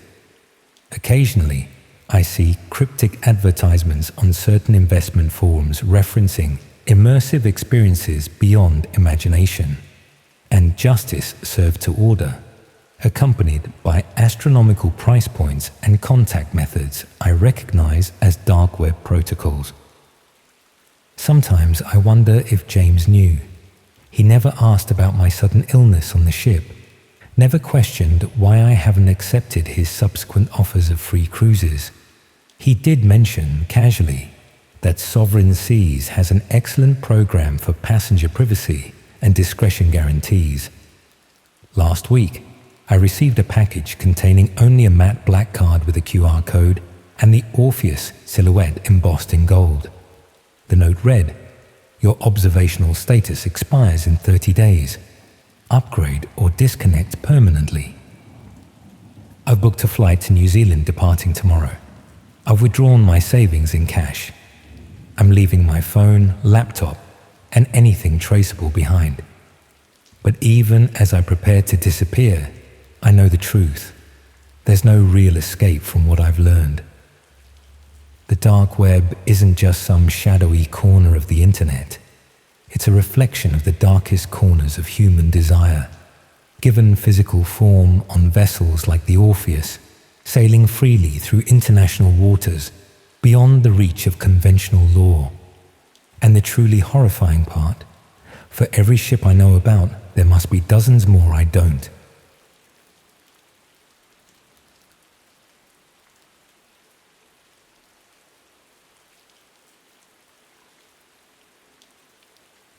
I used to obsessively check my reflection in shop windows, constantly rehearsing expressions in my mind, imagining my face on billboards and magazine covers. That desperate hunger for validation, for someone to finally see the potential I believed burned inside me. It's embarrassing to admit how all-consuming it was, but that's what makes places like elite casting so dangerous. They know exactly what you're willing to risk when you've convinced yourself that fame is just one lucky breakaway. I found the casting call on an industry forum I'd been following for months, one of those semi-professional websites where legitimate opportunities occasionally surface among the scams. The post stood out because it wasn't promising the usual vague exposure or unpaid work. Instead, it offered a substantial daily rate for a luxury fashion campaign, specifically seeking distinctive faces, not conventional beauty. My heart raced as I read those words. I'd been told countless times by well-meaning friends that my look was too unique for commercial modeling, a polite way of saying I wasn't conventionally attractive enough. But here was someone explicitly wanting what I had. The application process seemed thorough, which only reinforced my belief in its legitimacy. I submitted my measurements, recent photographs, and a brief bio highlighting my limited experience, a student fashion show at university, a friend's photography project, nothing that would impress a real agency. 3 days later, an email arrived confirming I'd been shortlisted and inviting me to an in-person casting at their Leeds office. The message included professional-looking documentation, an NDA emphasizing the confidential nature of the upcoming campaign, details about the renowned but unnamed designer, and what to wear to the casting. I spent hours selecting the perfect minimalist outfit, practicing walking with the straight-backed confidence I'd observed in models on runway videos. The address led me to a converted textile mill in the industrial quarter of the city, one of those red brick Victorian buildings that developers had transformed into sleek, modern office spaces while preserving the original facade. Elite casting occupied the entire top floor, accessible via a service lift that required a code texted to me that morning. Everything about the space radiated exclusivity and professionalism. Polished concrete floors, exposed brick walls adorned with black and white campaign photographs. Minimalist furniture that looked expensive in its deliberate simplicity. Large windows flooded the reception area with natural light, highlighting the dust particles drifting lazily through the air, creating an almost ethereal atmosphere that felt separate from the gritty streets below. A receptionist with immaculate makeup took my details, asked me to sign another NDA, and directed me to a waiting area where 3 other potential models sat scrolling through their phones. They all had that same distinctive quality mentioned in the casting call. Interesting faces rather than conventional beauty. I felt simultaneously reassured and competitive, studying their features while pretending to check my own phone. None of us spoke, each wrapped in our private anticipation. The silence broken only by the occasional sound of a door opening down the corridor as candidates emerged from their castings. After 40 minutes that stretched like hours, an assistant called my name. I followed her through a series of corridors to a large studio space where 3 people sat behind a table laden with laptops and documents. They introduced themselves as the casting director, the campaign photographer, and a representative from the design house. Their professional demeanor, their casual references to major fashion weeks and well-known industry figures. Every detail reinforced the legitimacy of the operation. I stood on a marked spot under perfectly positioned lights while they asked standard questions about my experience and availability, making notes on tablets as I responded. The casting director explained that this campaign was taking an innovative approach, focusing on unfiltered, authentic content that would be released across multiple platforms. The concept sounded vague, yet impressive, full of buzzwords about breaking boundaries and challenging conventional beauty standards. He then asked if I would be comfortable doing a brief screen test to assess how I moved on camera. This, he explained, was more important than traditional modeling experience, as the campaign would involve video content for social media, as well as still photography. The photographer led me to an adjoining room, smaller, more intimate, with a simple white backdrop and professional lighting equipment. A high-definition camera was mounted on a tripod, pointing at a plain wooden chair in the center of the space. The setup seemed standard enough, though I remember noticing there were no windows in this room, unlike the rest of the office. The photographer explained that she needed to adjust some equipment and would be back momentarily, leaving me alone to get comfortable in the space. As I waited, I noticed a small red light blinking on the camera. It was already recording. Strange, but perhaps this was part of the process, capturing natural moments rather than posed ones. I also became aware of how quiet the room was, a complete absence of the ambient noise that had filled the rest of the office. The walls appeared thicker here, possibly soundproofed for recording purposes. These details registered as professional considerations rather than warning signs, evidence of a high-end operation rather than something sinister. The photographer returned with what she described as a simple outfit for the screen test. A plain black tank top and shorts that seemed more suitable for a fitness shoot than high fashion. When I hesitantly mentioned this discrepancy, she explained that they needed to see how different body types moved naturally before designing the final campaign looks. It sounded reasonable enough at the time, though now the memory makes me nauseous. I changed behind a small partition, increasingly aware of the camera's unblinking eye, wondering if it had been turned off during this process, but too intimidated by the professional environment to ask. The screen test began innocuously. Simple poses, turning to show different angles, basic movement sequences. But gradually, the photographer's instructions shifted.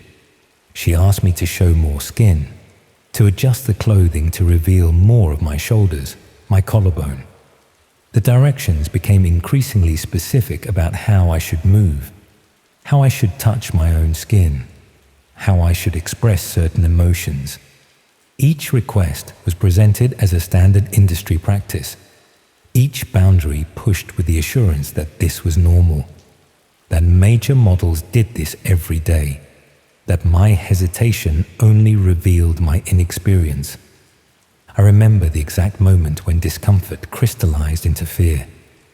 The photographer had stepped out again, supposedly to consult with the casting director about the next sequence.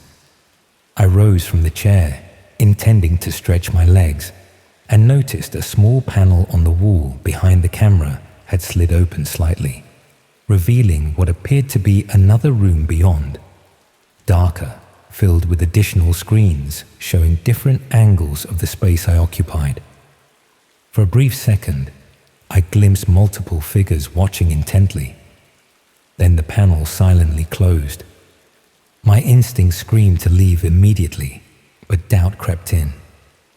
Perhaps this was normal, a separate control room for technical staff. I'd never been to a professional casting before. Maybe this was standard procedure I was misinterpreting due to nervousness. The thought of walking out, of potentially burning bridges in an industry I desperately wanted to enter, made me hesitate just long enough for the photographer to return, this time with a male assistant carrying additional equipment. The atmosphere shifted subtly. The photographer's instructions became colder, more demanding. The assistant positioned what appeared to be restraints on the chair, explaining them as posing aids that would help maintain specific positions for longer sequences. When I expressed concern, they exchanged a look I couldn't interpret. The photographer reminded me of the confidentiality agreement I'd signed, emphasizing the competitive nature of the industry and how many aspiring models would gladly take my place if I wasn't serious about the opportunity. I agreed to continue, allowing them to secure my wrist to the chair's armrests with what they called comfort straps, thinking I could ask to be released if things went further than I was comfortable with. It was only when they fastened the final restraint across my ankles that I realized the terrible miscalculation I'd made. These weren't posing aids. They were proper restraints, tightening rather than loosening when I pulled against them. The photographer's demeanor transformed entirely. She stepped back, assessed me with clinical detachment, then spoke into a small microphone attached to her lapel, confirming that the subject was secured and they were ready to begin the real casting. The assistant wheeled in additional equipment, another camera on a movable arm that could capture close-up angles, a laptop connected to what appeared to be a broadcasting setup. With growing horror, I watched as they adjusted settings on the computer, revealing a web page with a dark background and red text in a language I didn't recognize. Below this was an English interface showing a live stream count, a bidding section, and a chat window where messages were already appearing. This wasn't a modeling casting. It was a dark web broadcast, with me as the unwitting content. The photographer explained in detached terms what would happen next. This was indeed a casting, but not for a fashion campaign. They were talent scouts for an exclusive online network that provided specialized content to paying subscribers around the world. The restraint session was being broadcast live as a preview, with viewers already placing bids for what would follow. Those with the highest bids would dictate what happened to me over the next several hours. My consent was irrelevant. My signature on their falsified documents would be manipulated to suggest I had agreed to everything. I'll spare you the details of what followed, though the memories replay in vivid, unwanted detail whenever I close my eyes. I can still feel the clinical touch of latex gloves against my skin, still hear the mechanical whir of the camera adjusting for close-ups, still see the laptop screen flickering with incoming messages from faceless viewers suggesting increasingly depraved scenarios. Throughout it all, they maintained that professional facade, discussing angles and lighting as if this were indeed just another fashion shoot, the mundane normality of their technical conversation a grotesque counterpoint to what they were documenting. It ended abruptly when an alarm sounded elsewhere in the building, a fire drill, a security breach. I never learned what. The assistant hurriedly released my restraints while the photographer packed essential equipment. They seemed practiced at rapid evacuation, suggesting this wasn't their first emergency exit. I was warned that any attempt to report what had happened would result in the footage being released publicly, with my personal details attached. They had my address, my full name, my social media accounts, all freely provided in my eager application. In the chaos, I managed to grab my original clothes and fled down a back stairwell, emerging into an alley behind the building where other office workers were gathering at a fire assembly point, entirely unaware of what had occurred floors above them. I walked away as calmly as I could manage on trembling legs, fighting the urge to run until I had turned several corners. The police report I filed the next day went nowhere. The address I led them to housed a legitimate business consultancy firm that had occupied the space for years. Elite Casting had never existed there. The website where I'd found the original posting had no record of it. The emails I'd received were sent from accounts that no longer existed. Even the photographs I'd submitted had vanished from my sent items folder, as if someone had accessed my accounts and meticulously erased every digital trace of the interaction. 2 weeks later, a message appeared in my spam folder. A link, nothing else. Against every rational instinct, I clicked it. It led to a countdown timer on a black background, beneath which was a thumbnail image of me, restrained in that chair, my face partially obscured, but clearly recognizable to anyone who knew me. The countdown showed 3 days remaining. I deleted my social media accounts that same hour, withdrew from university the following day, and moved back to my parents' home in Northumberland by the end of the week, claiming a mental health crisis that wasn't entirely a lie. The countdown expired without consequence that I'm aware of. Perhaps it was just a final psychological torture, or perhaps the content is circulating in corners of the internet I'll never visit. I've changed my name now, dyed my hair, altered my appearance as much as possible without surgery. I work nights at a supermarket distribution center where interactions are minimal and photographs non-existent. Sometimes I think about the others in that waiting room, wonder if they met the same fate or managed to escape.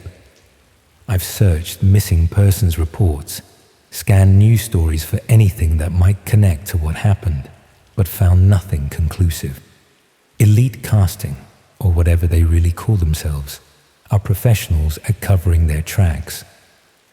The most haunting part isn't what they did, it's how expertly they exploited my deepest desires. They knew exactly what to offer, exactly what language would bypass my natural caution.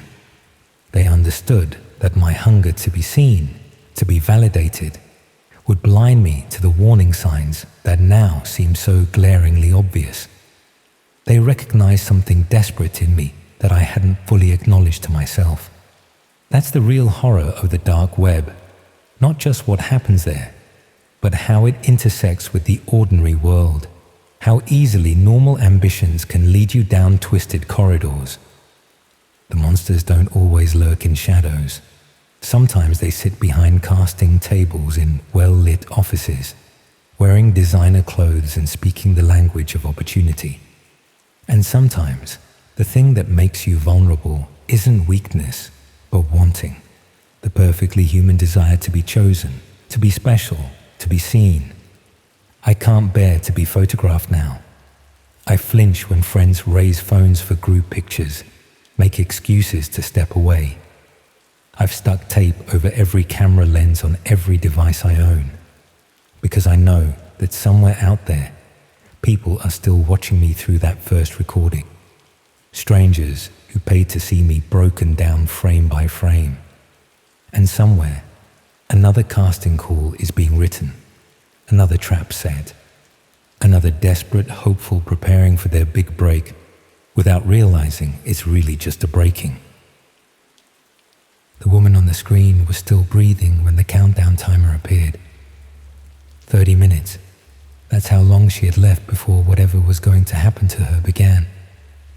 I didn't know it then, but that's also when my normal life ended. I've never told anyone this story before, not properly anyway.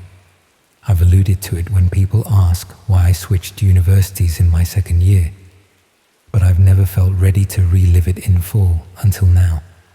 I suppose sharing it here, anonymously, feels safer. My therapist suggested writing it down might help process what happened, but I couldn't bring myself to do that either.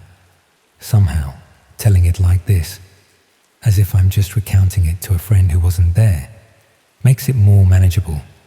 I was studying computer science at a university in northern England. Not one of the fancy Russell Group ones, but decent enough.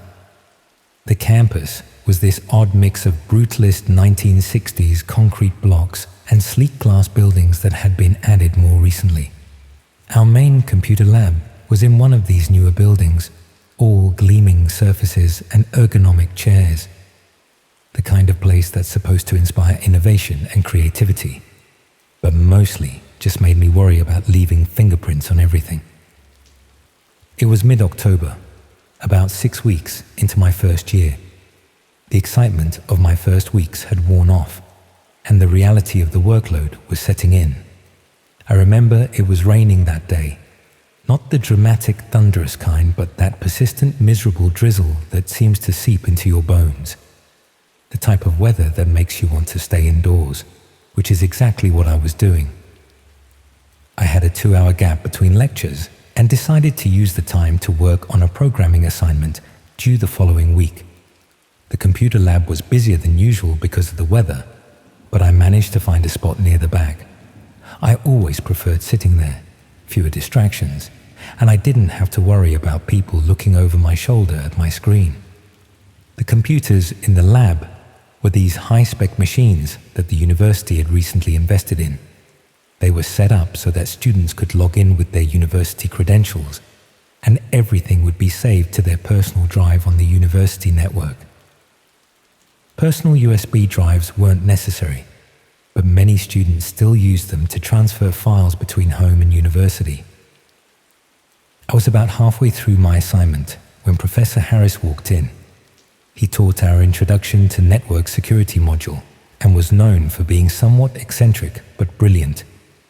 He was in his 50s, with a perpetually rumpled appearance, the stereotype of an academic who cared more about ideas than presentation. Professor Harris was setting up for a lecture that would be held in the lab later that afternoon. He was connecting his laptop to the projector and muttering to himself. I didn't pay much attention. I was struggling with a particularly frustrating bit of code. But then I noticed him searching through his pockets and bag with increasing urgency. He'd clearly lost something. Eventually, he approached the teaching assistant who was supervising the lab and had a brief conversation I couldn't hear. The assistant shrugged and gestured around the room. Professor Harris looked annoyed but resigned. He left shortly after, presumably to retrieve whatever he'd forgotten from his office. I returned to my assignment, But a few minutes later, I noticed something under the desk where Professor Harris had been standing. A small black USB drive. Without thinking much of it, I picked it up, assuming it contained his lecture slides for the afternoon. I thought I'd be helpful and plug it into his laptop so it would be ready when he returned. This is the moment I replay in my head constantly. The moment where if I'd made a different choice, if I'd just left the USB drive at the reception desk or waited for Professor Harris to come back, everything that followed might not have happened. But I didn't. Instead, I walked over to his laptop, which was still connected to the projector, but had gone into sleep mode. I wiggled the mouse to wake it up and plugged the USB drive into one of the ports. I expected a File Explorer window to open, showing the contents of the drive so I could find his lecture slides. Instead, the screen remained black for a moment. Then, without any prompt from me, an application launched automatically. At first, I thought it was some kind of video player as a dark window opened, filling the screen. I realized with horror that what I was looking at was being streamed in real time. The image was grainy and poorly lit, but clear enough to make out a room with bare concrete walls. It looked like a basement or cellar of some kind. In the center was a young woman, tied to a chair. Her head was slumped forward, but I could see she was breathing. She appeared unconscious, not dead, which was somehow both a relief and more terrifying, because it meant whatever was going to happen to her hadn't started yet. I froze. My brain couldn't process what I was seeing. Part of me thought, hoped, it might be some elaborate setup for a horror film or an extreme performance art piece. But deep down, I knew better. There was an authenticity to the crudeness of the setup that no staged production would include. The feed had no sound, which made it even more unnerving. I could see the woman's chest rising and falling with each breath, but the silence made it feel distant and surreal, like watching a security camera feed. A ticker at the bottom of the screen was counting down from 30 minutes. It was at 28:47 when I first noticed it. I should have immediately unplugged the USB drive and reported it. That would have been the sensible, ethical thing to do. But shock kept me rooted to the spot, staring at the screen. I couldn't reconcile what I was seeing with the ordinary university environment around me. The cognitive dissonance was paralyzing. Then I noticed something that made my blood run cold. In the background of the video, barely visible in the poor lighting, was a small table. On it was a copy of our university newspaper, folded open to show the front page. I recognized it immediately because I'd read it that morning. It was the current issue, published just 2 days earlier. This wasn't some old video file stored on the USB. This was happening now, somewhere close by, somewhere on or near our campus. Just as this realization hit me, the lab door opened and Professor Harris walked back in. Our eyes met, and for a split second, there was nothing unusual in his expression, just mild curiosity about why I was standing at his laptop. Then his gaze shifted to the projector screen, which was large enough that anyone in the room could see it clearly. His face changed, not with shock or horror, as mine must have been, but with something cold and calculating. His eyes narrowed, his jaw tightened, and in that moment, I knew with absolute certainty that this was his USB drive, and he knew exactly what was on it. I looked around the lab, expecting others to be reacting to the disturbing image now projected for all to see. But most students were focused on their own screens, headphones on. Oblivious, the teaching assistant had stepped out. Only one other student, a girl sitting a few computers away, was staring at the projection with a confused expression. Professor Harris moved quickly. He reached the laptop in 3 long strides and ejected the USB drive. The screen went black immediately. He pocketed the drive and turned to me with a smile that didn't reach his eyes. "Curious about the dark web, are we?" he asked, his voice low enough that only I could hear. "That's a dangerous habit. People who poke around where they shouldn't tend to find themselves in uncomfortable situations. I mumbled something about finding the drive on the floor and thinking it contained his lecture slides. My heart was pounding so hard I thought it might burst through my chest. He didn't believe me. I could tell by the way his eyes hardened. But he maintained that artificial smile. "Best forget what you saw," he said, still quietly. "It's not real anyway. Just a simulation for my advanced cybersecurity class. Special effects. Impressive, aren't they?" I nodded, desperate to escape the conversation and the lab. I returned to my computer, saved my work and logged off. My hands were shaking so badly I could barely navigate the mouse. As I packed up my things, I glanced at Professor Harris. He was watching me, that same cold calculation in his eyes. I left the lab as casually as I could manage. But once in the corridor, I nearly ran to the nearest toilet, where I was violently sick.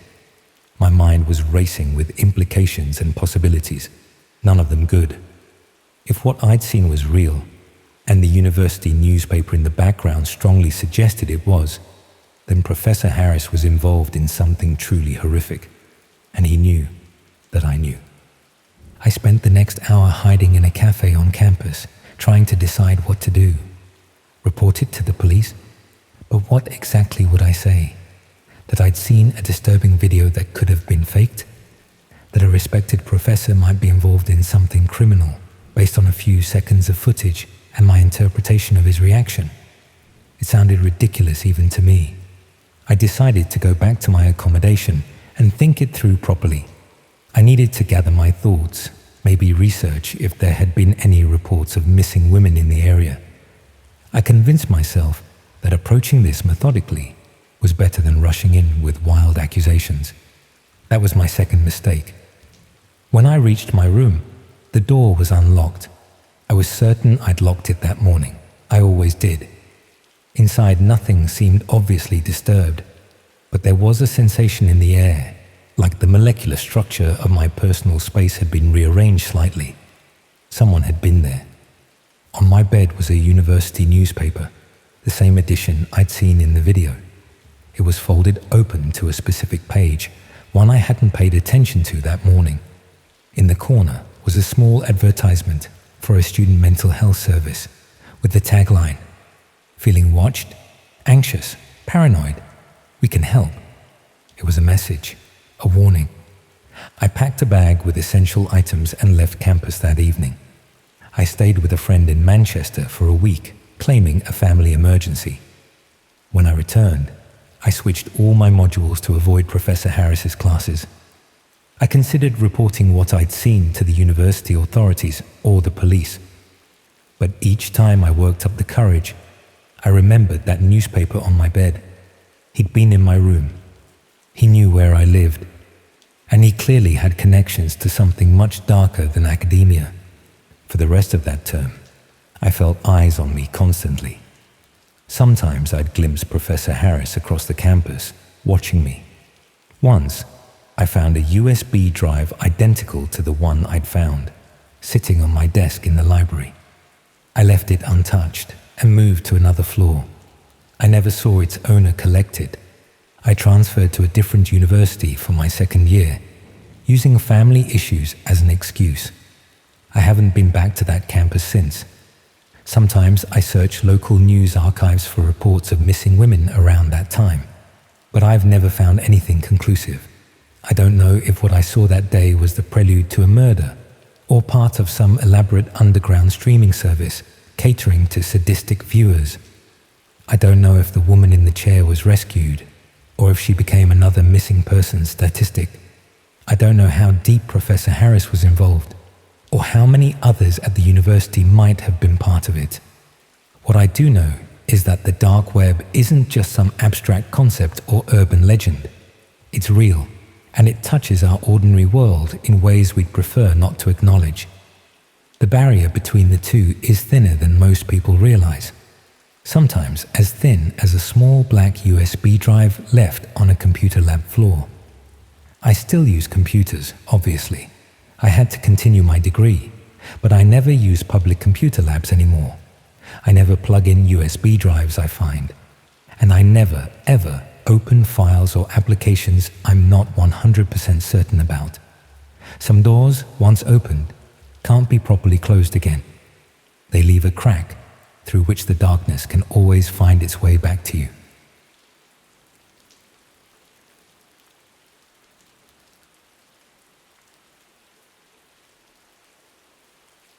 The pulsing lights still trigger panic attacks, strobing reds and blues that scatter across my vision like electric panic. Even passing nightclubs from the safety of a taxi can send my heart hammering against my ribs. My skin instantly slick with cold sweat as I'm transported back to that abandoned warehouse in East London, where the floor vibrated with bass drops that masked screams, where the dark web broadcast its most visceral content beneath the perfect camouflage of legitimate revelry. I wasn't always this fractured shell, jumping at shadows and sleeping with the lights on. Before that night, I was simply Ellie, a second-year art student at Central St. Martin's, with an experimental photography portfolio and a growing reputation for capturing London's underground scene. My work focused on the beautiful chaos of illegal raves, the authentic euphoria of spaces where social boundaries dissolved under relentless beats and shared chemical experiences. I prided myself on accessing events that existed through whispered invitations and temporary messaging groups, documenting fleeting moments of connection in venues that would be empty by sunrise, leaving no evidence of the hundreds who had transcended reality within their walls. The invitation to dissent came through Mira, a Lithuanian fashion student whose connections to London's underground electronic scene ran deeper than most. The details were typically cryptic: an industrial location near Hackney Wick, a password that changed hourly, instructions to disable location services on our phones. What distinguished this event from others was its reputation for extreme exclusivity and technological innovation. Rumors suggested immersive installations, pioneering sound systems, and performance art that pushed boundaries of legality and taste. For someone building a portfolio on authentic subcultural experiences, it was an opportunity too perfect to ignore. The venue itself was promisingly ominous, a derelict Victorian factory complex accessible only through a service tunnel that ran beneath railway arches, its entrance disguised as a maintenance door covered in graffiti. Security was unusually thorough, with multiple checkpoints involving password verification, phone camera blocking, and UV stamps that changed under different light frequencies. I remember feeling a thrill at the elaborate precautions, interpreting them as signs of an authentically underground experience rather than the warning system they actually were. Filtering potential witnesses and creating plausible deniability for what happened in the innermost chambers. The main dance area initially seemed like a standard warehouse rave, albeit executed with exceptional attention to detail.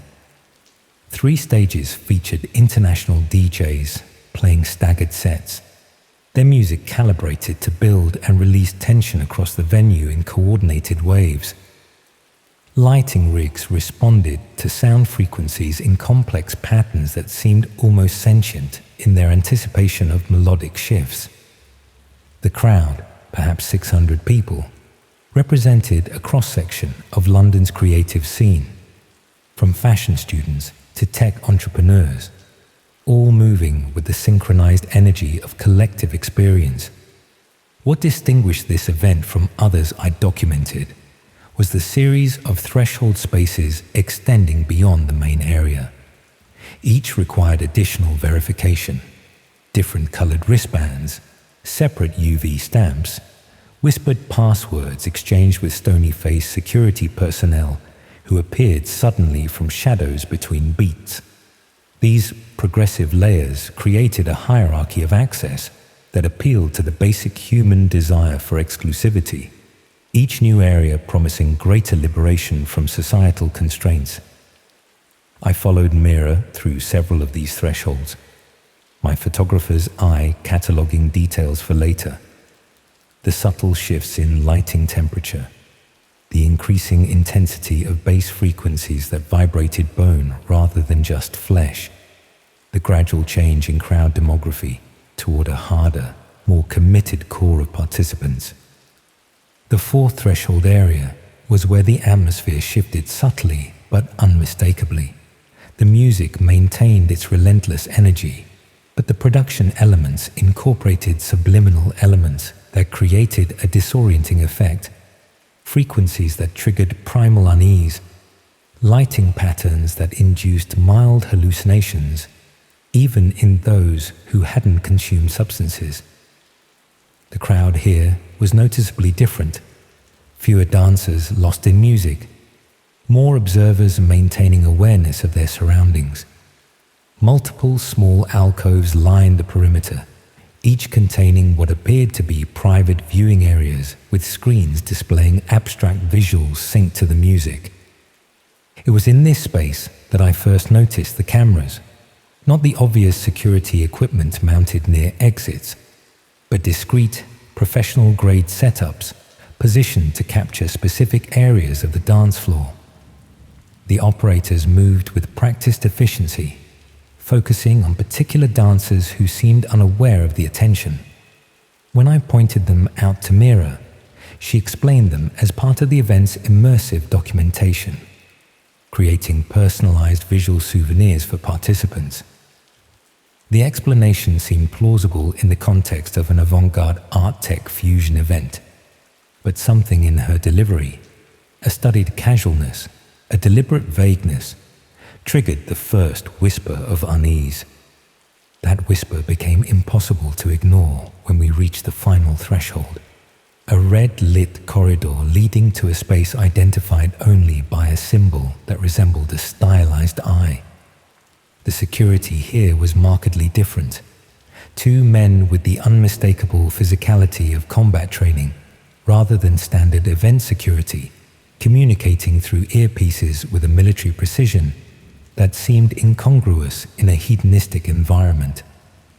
Mira exchanged not just a password, but a complex sequence of gestures that appeared choreographed, receiving in return a sleek black wristband embedded with what looked like a microchip.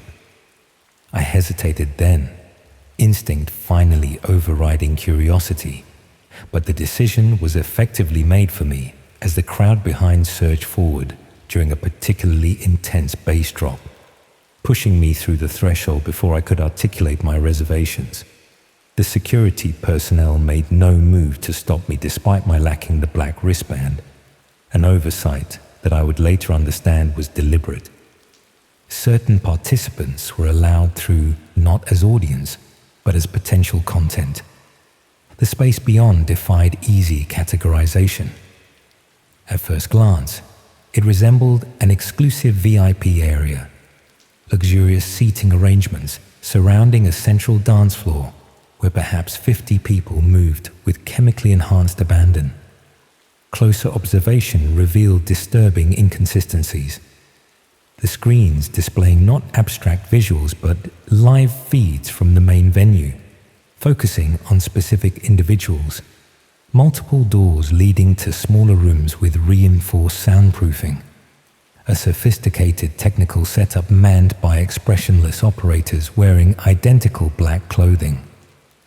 From my position near the entrance, partially concealed by a structural column, I watched as Mira approached one of these technicians, engaging in a brief exchange before being directed to a seating area where several other black wristband wearers lounged with the entitled casualness of regular patrons. On the screens, I could see the main dance floor from multiple angles, particular feeds tracking individual dancers with unsettling precision, metadata scrolling alongside their images, heart rates, estimated substance levels, physical specifications catalogued with clinical detachment. The realization crystallized with nauseating clarity. This wasn't documentation for artistic purposes or even standard surveillance. It was targeting, the identification and tracking of potential subjects for whatever occurred behind those soundproof doors. As if confirming my suspicions, one screen switched to a browser interface I recognized from journalistic exposés of dark web markets. The distinctive aesthetic of sites accessible only through specialized browsers, complete with cryptocurrency payment options and anonymous user profiles. Before I could process the full implications, the music in both the main venue and this inner sanctum synchronized in a carefully orchestrated moment, a simultaneous bass drop across all spaces that sent the crowd into collective euphoria, the volume momentarily high enough to mask any other sound.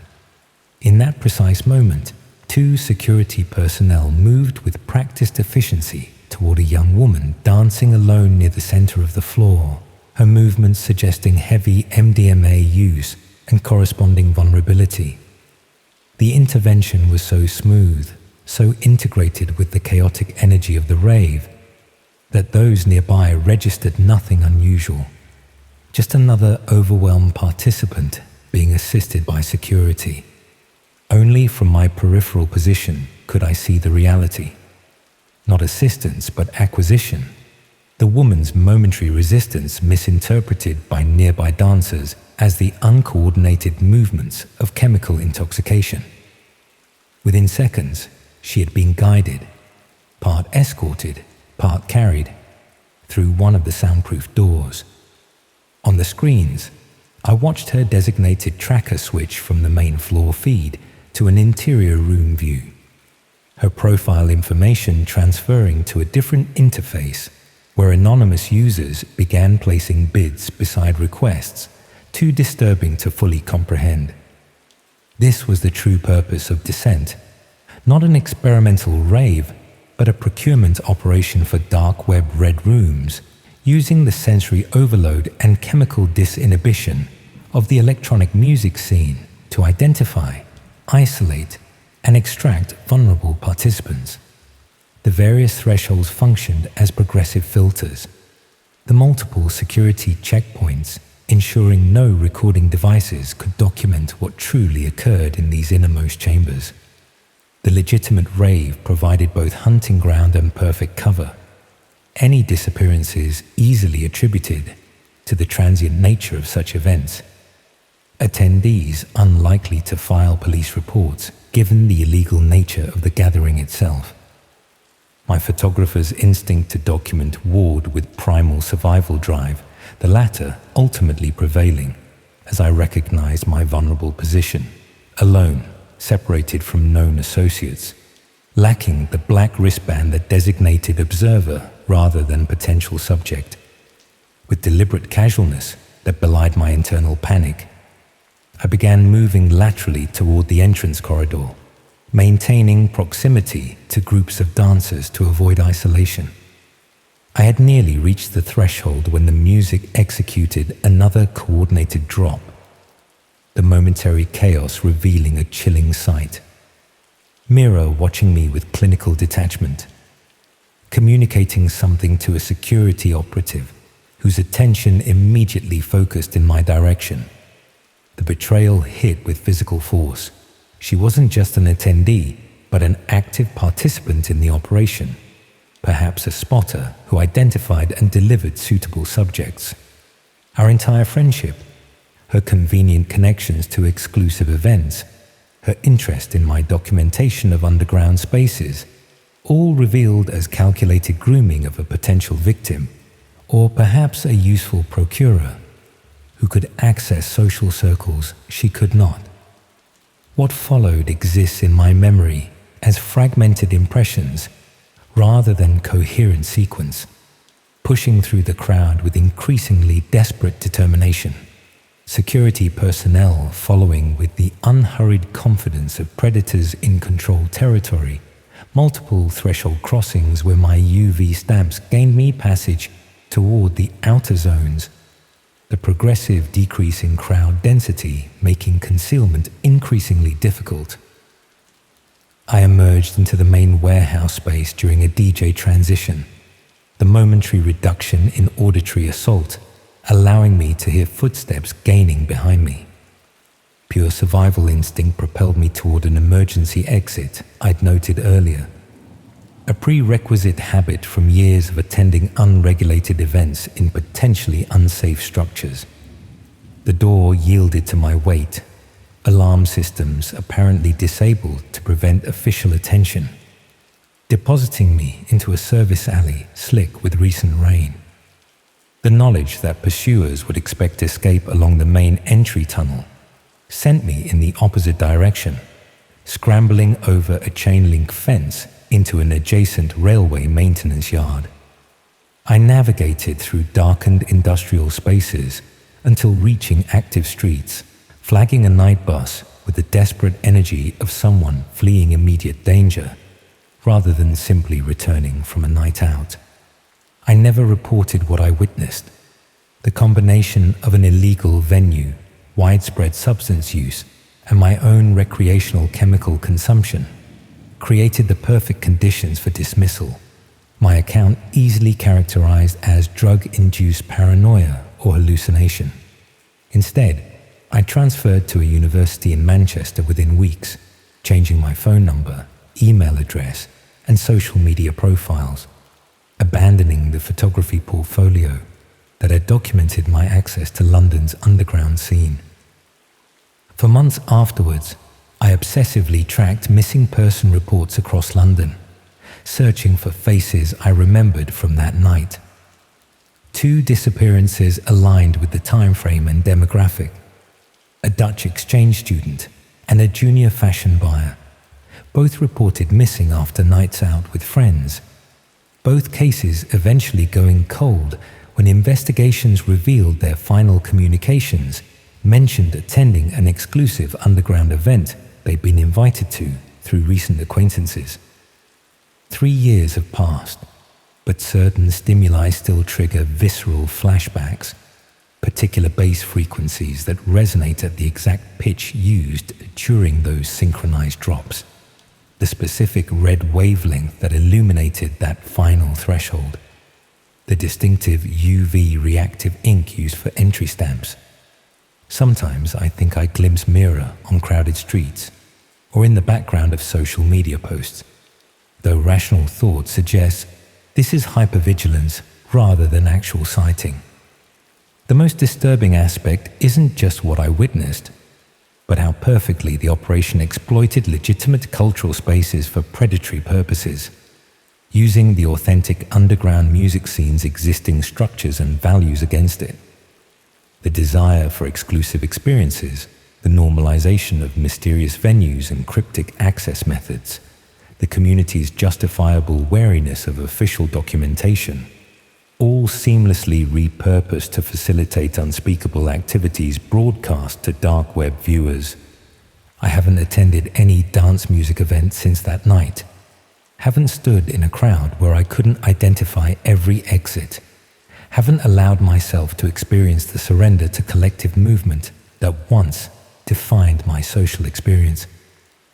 The bass drops that once signaled release now represent only danger. The carefully calculated moments when chaos provides perfect cover, when the sensory overload of hundreds drowns out the disappearance of one, when the darkest corners of the web momentarily intersect with physical space to claim new content for audiences whose entertainment demands are met with living supply.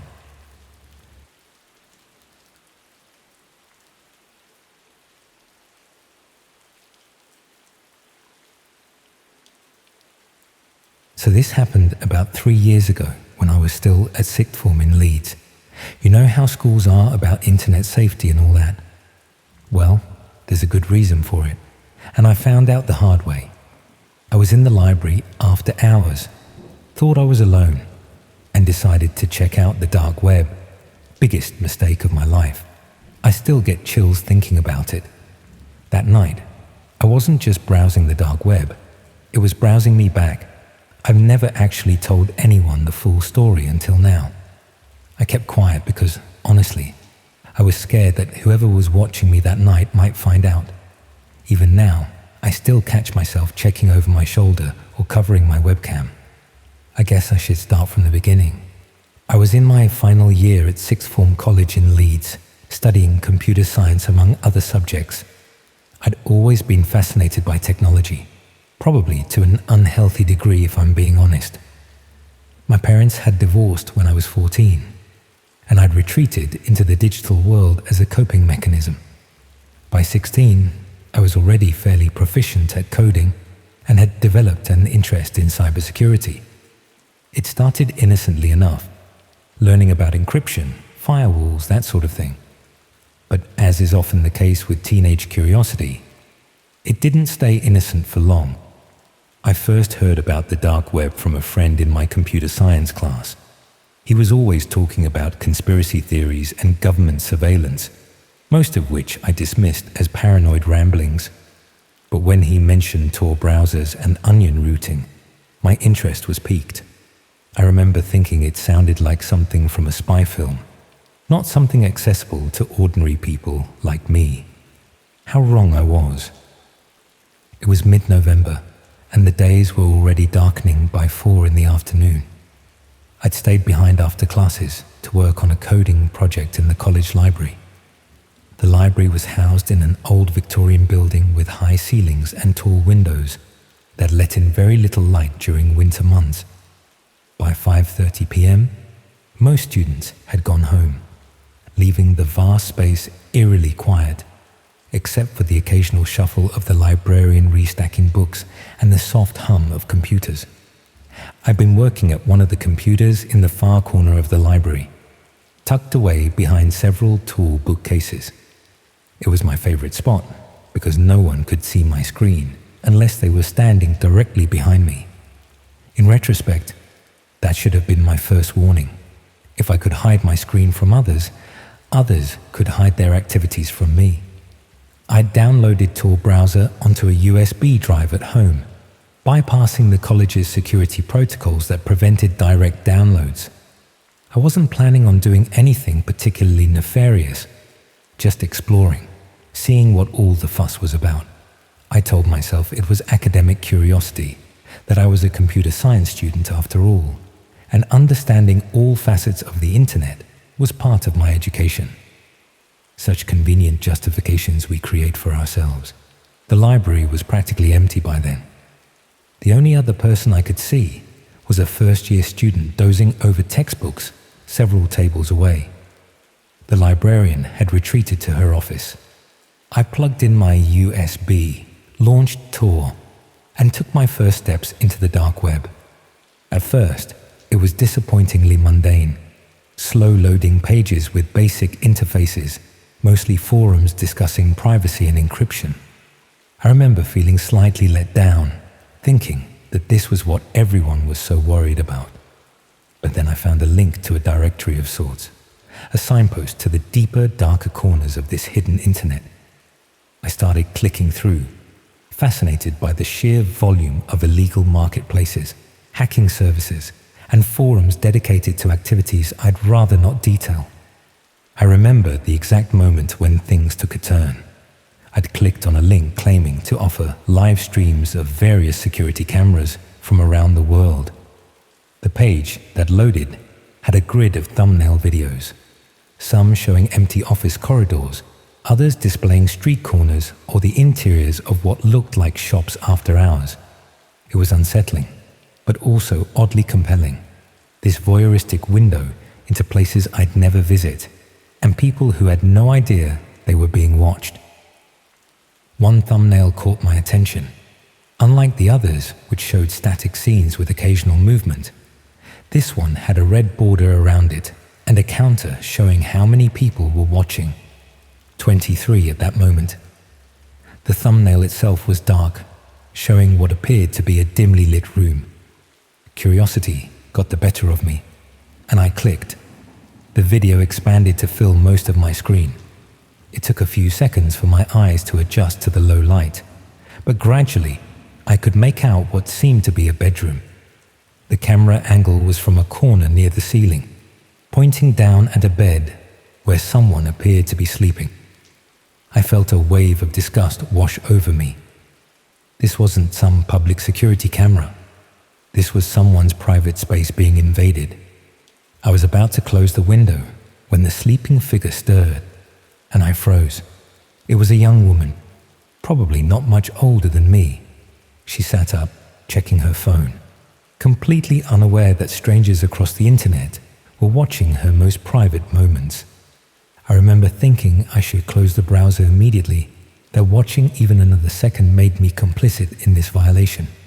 But before I could move the cursor to the X, something in the live chat sidebar caught my eye. Someone with the username Observer Prime had written something that made my blood turn to ice. They somehow knew I was watching from Leeds College Library.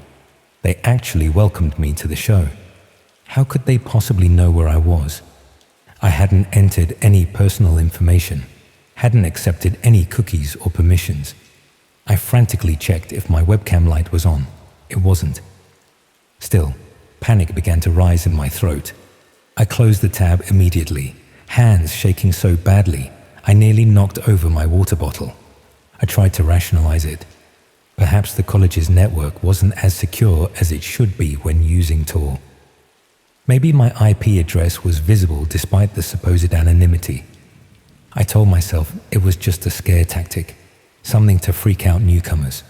But deep down, I knew something wasn't right.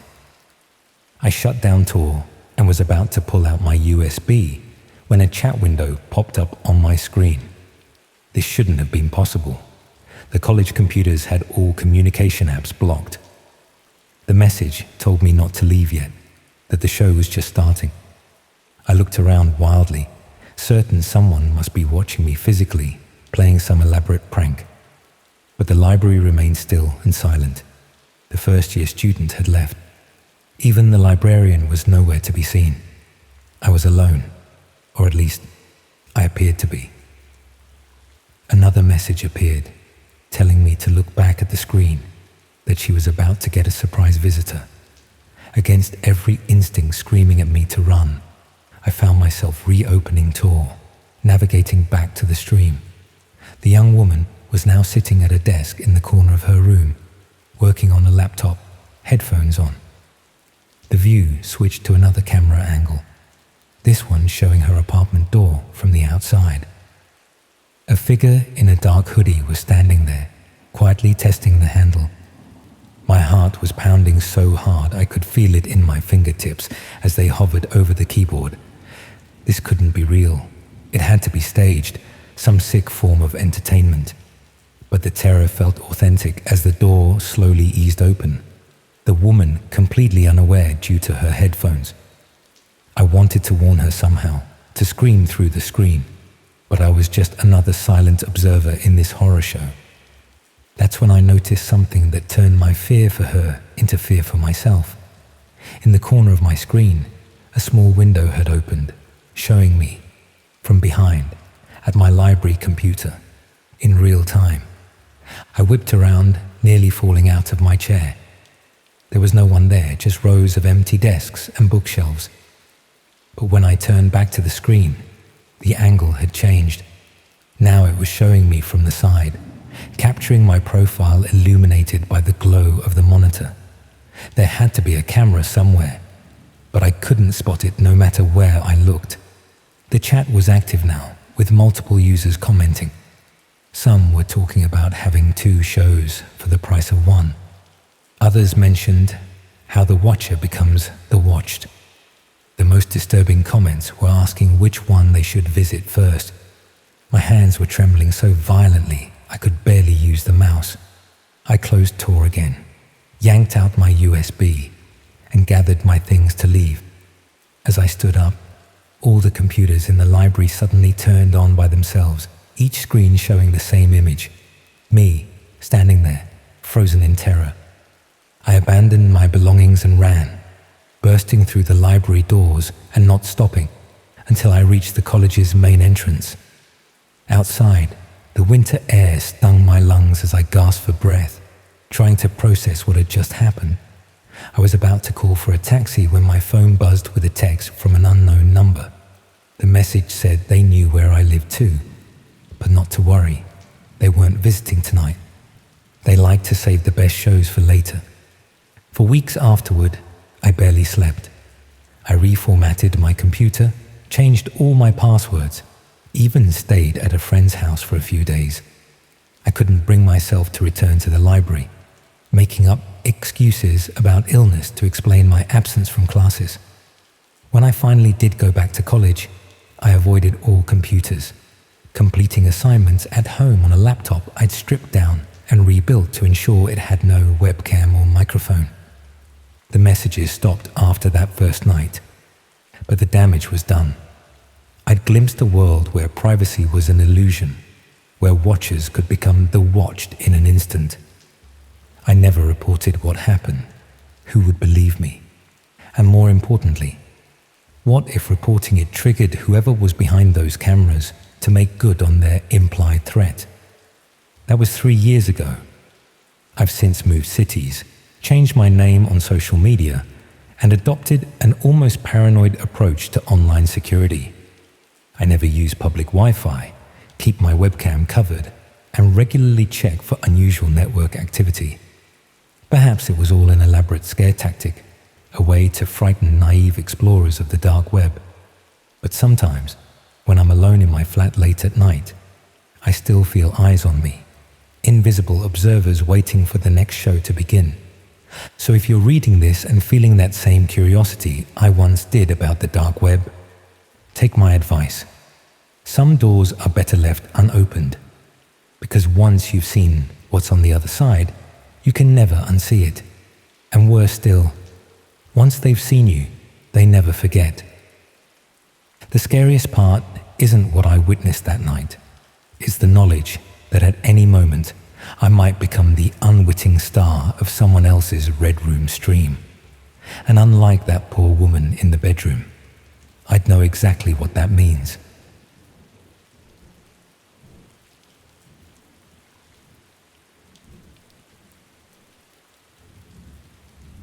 I want to tell you about something that happened to me last February. It's pretty messed up, and I haven't really told anyone about it until now. I figured it might be worth sharing, both to get it off my chest and because, well, maybe it could prevent someone else from falling into the same trap I did. It all started when I received an invitation to test out a new VR experience at a place called Neo Sensory in Manchester.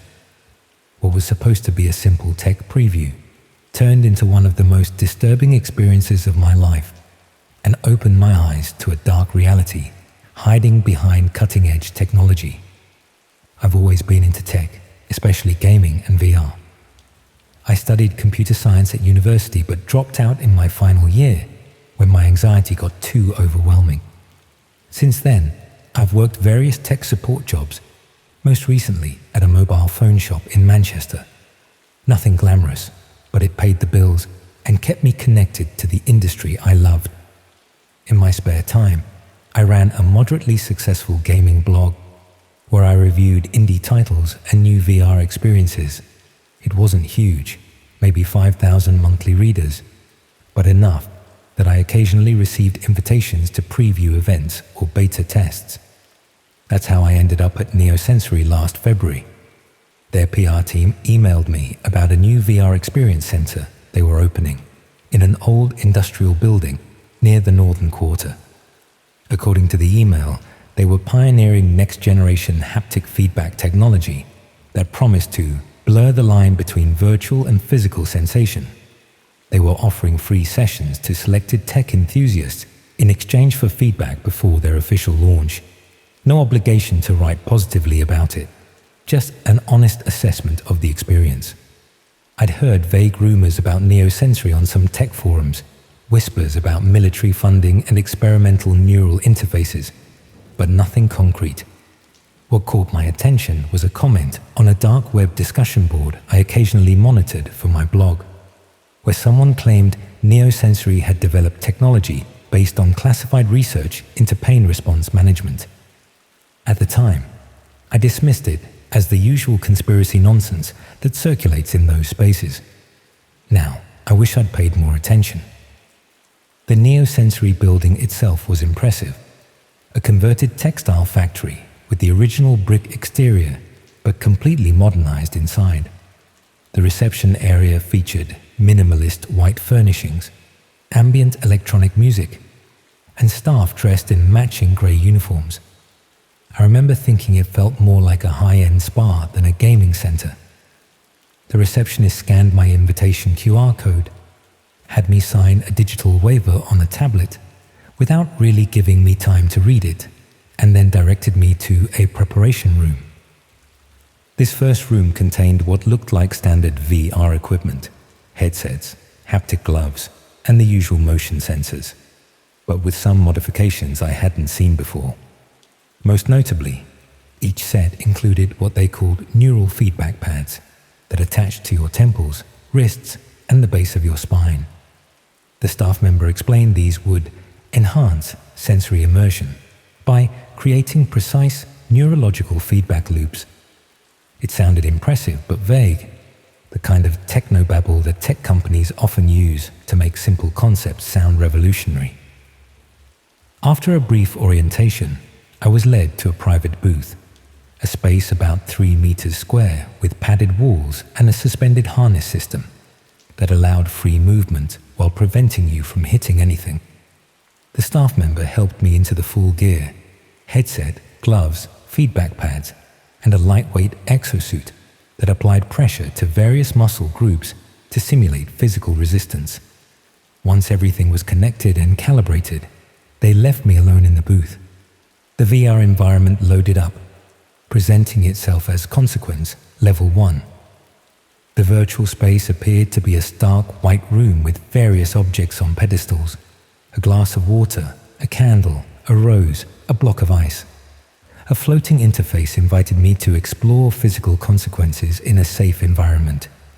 It seemed like a basic haptic demonstration program, designed to showcase the system's ability to simulate different textures and sensations. I began interacting with the virtual objects and immediately noticed the extraordinary fidelity of the sensations.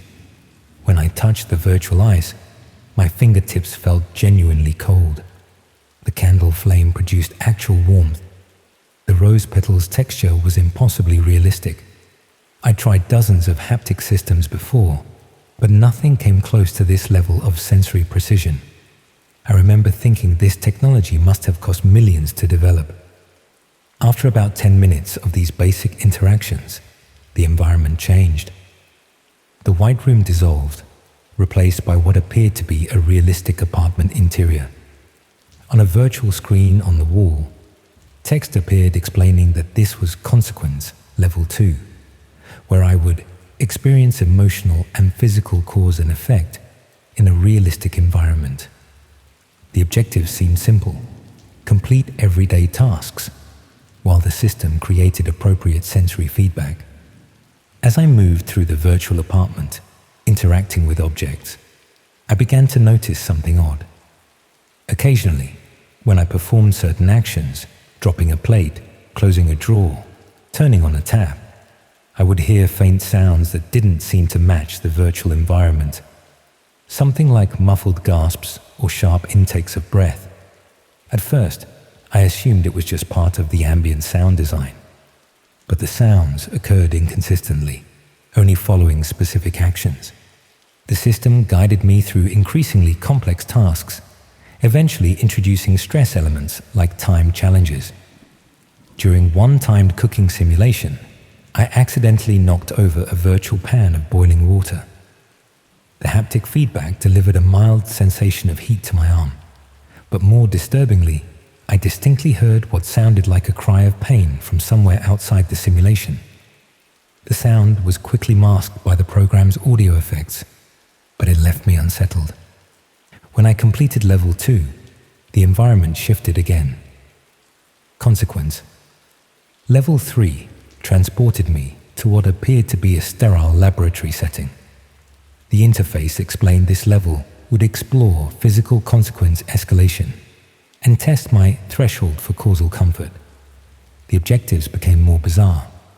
Use various implements on test subjects represented as featureless mannequins. adjust environmental controls that cause visible discomfort to these figures, manipulate emotional states through physical stimuli.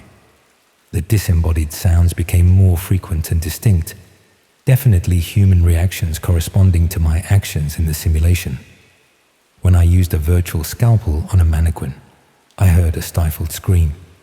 When I adjusted temperature controls to extremes, there were sounds of shivering or panting. The haptic feedback to my own body remained mild and manageable, but something about the audio felt increasingly wrong, increasingly real.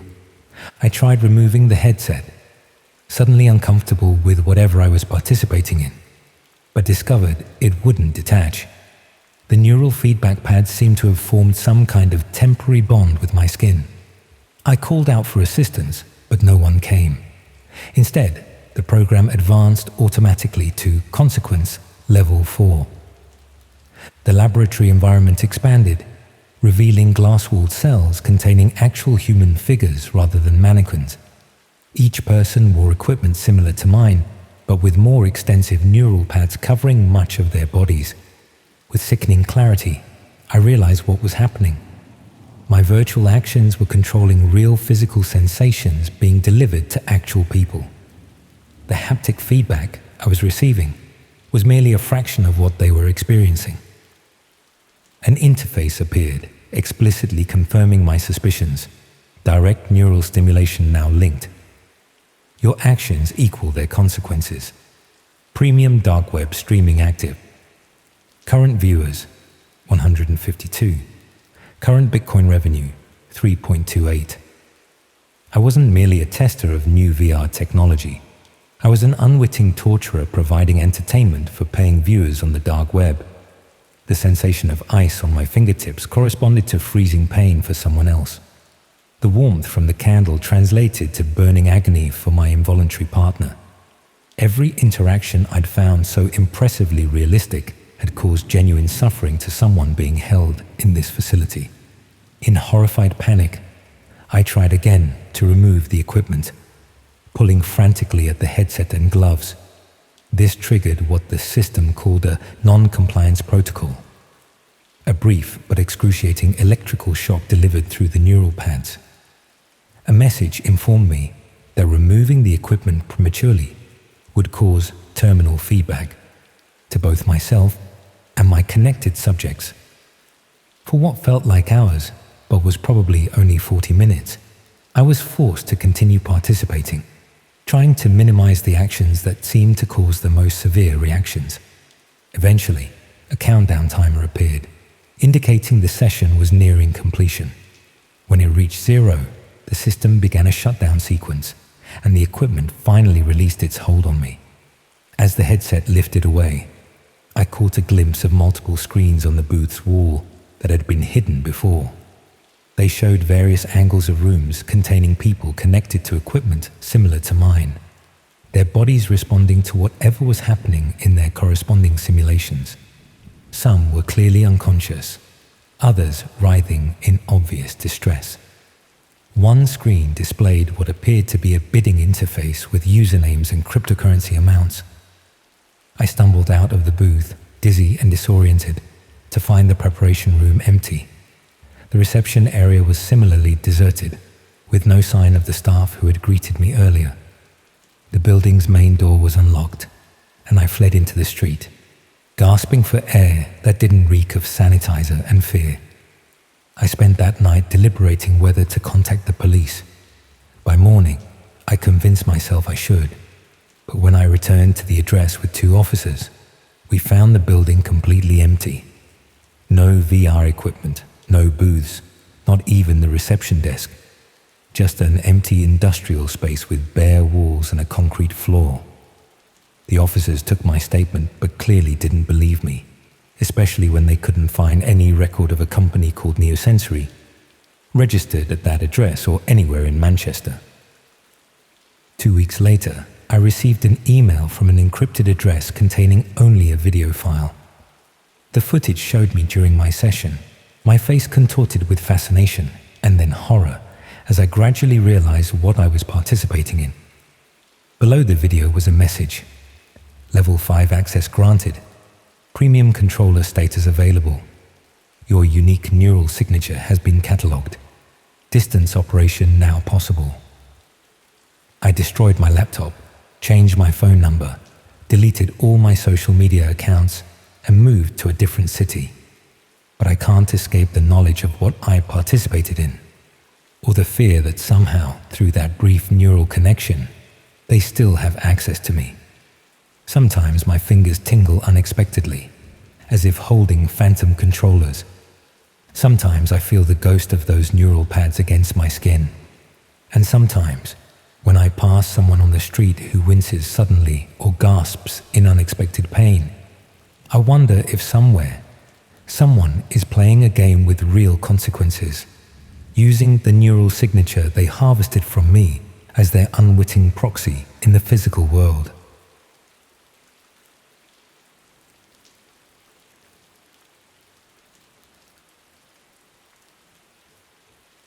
I haven't slept properly in about 3 weeks now, and I think I need to get this story off my chest. My friend suggested I should talk to someone professional about it. But how do you even begin to explain something like this without sounding completely insane? Or worse, having them report you to the police. I'm not even sure if I committed a crime or not, but I definitely saw something I shouldn't have, something I can't unsee. I'm a freelance content writer, have been for about 4 years now. It's not the most glamorous job, but it pays the bills and lets me work from home in my pajamas, which was always the dream. My schedule's pretty flexible, so I often end up working late into the night because I'm naturally a bit of a night owl. Why fight your body clock if you don't have to, right? About a month ago, I was struggling with a particularly boring article about home insurance. It was nearly 2 a.m., and I was desperate to finish it so I could invoice the client and be done with it. I'd been hearing all this buzz about AI writing tools, and I thought maybe they could help me get through this mind-numbing assignment faster. I wasn't looking to plagiarize or anything, just wanted some inspiration to break through my writer's block. I started looking into different AI writing tools online, comparing features and prices. Most of the mainstream ones seemed pretty expensive for what they offered, and I wasn't sure if they'd be worth the investment. Then I stumbled across this Reddit thread where people were discussing some newer, less-known tools that were supposedly more advanced. Someone mentioned one called NeuralScribe that wasn't as restricted as the mainstream ones and could generate more creative content.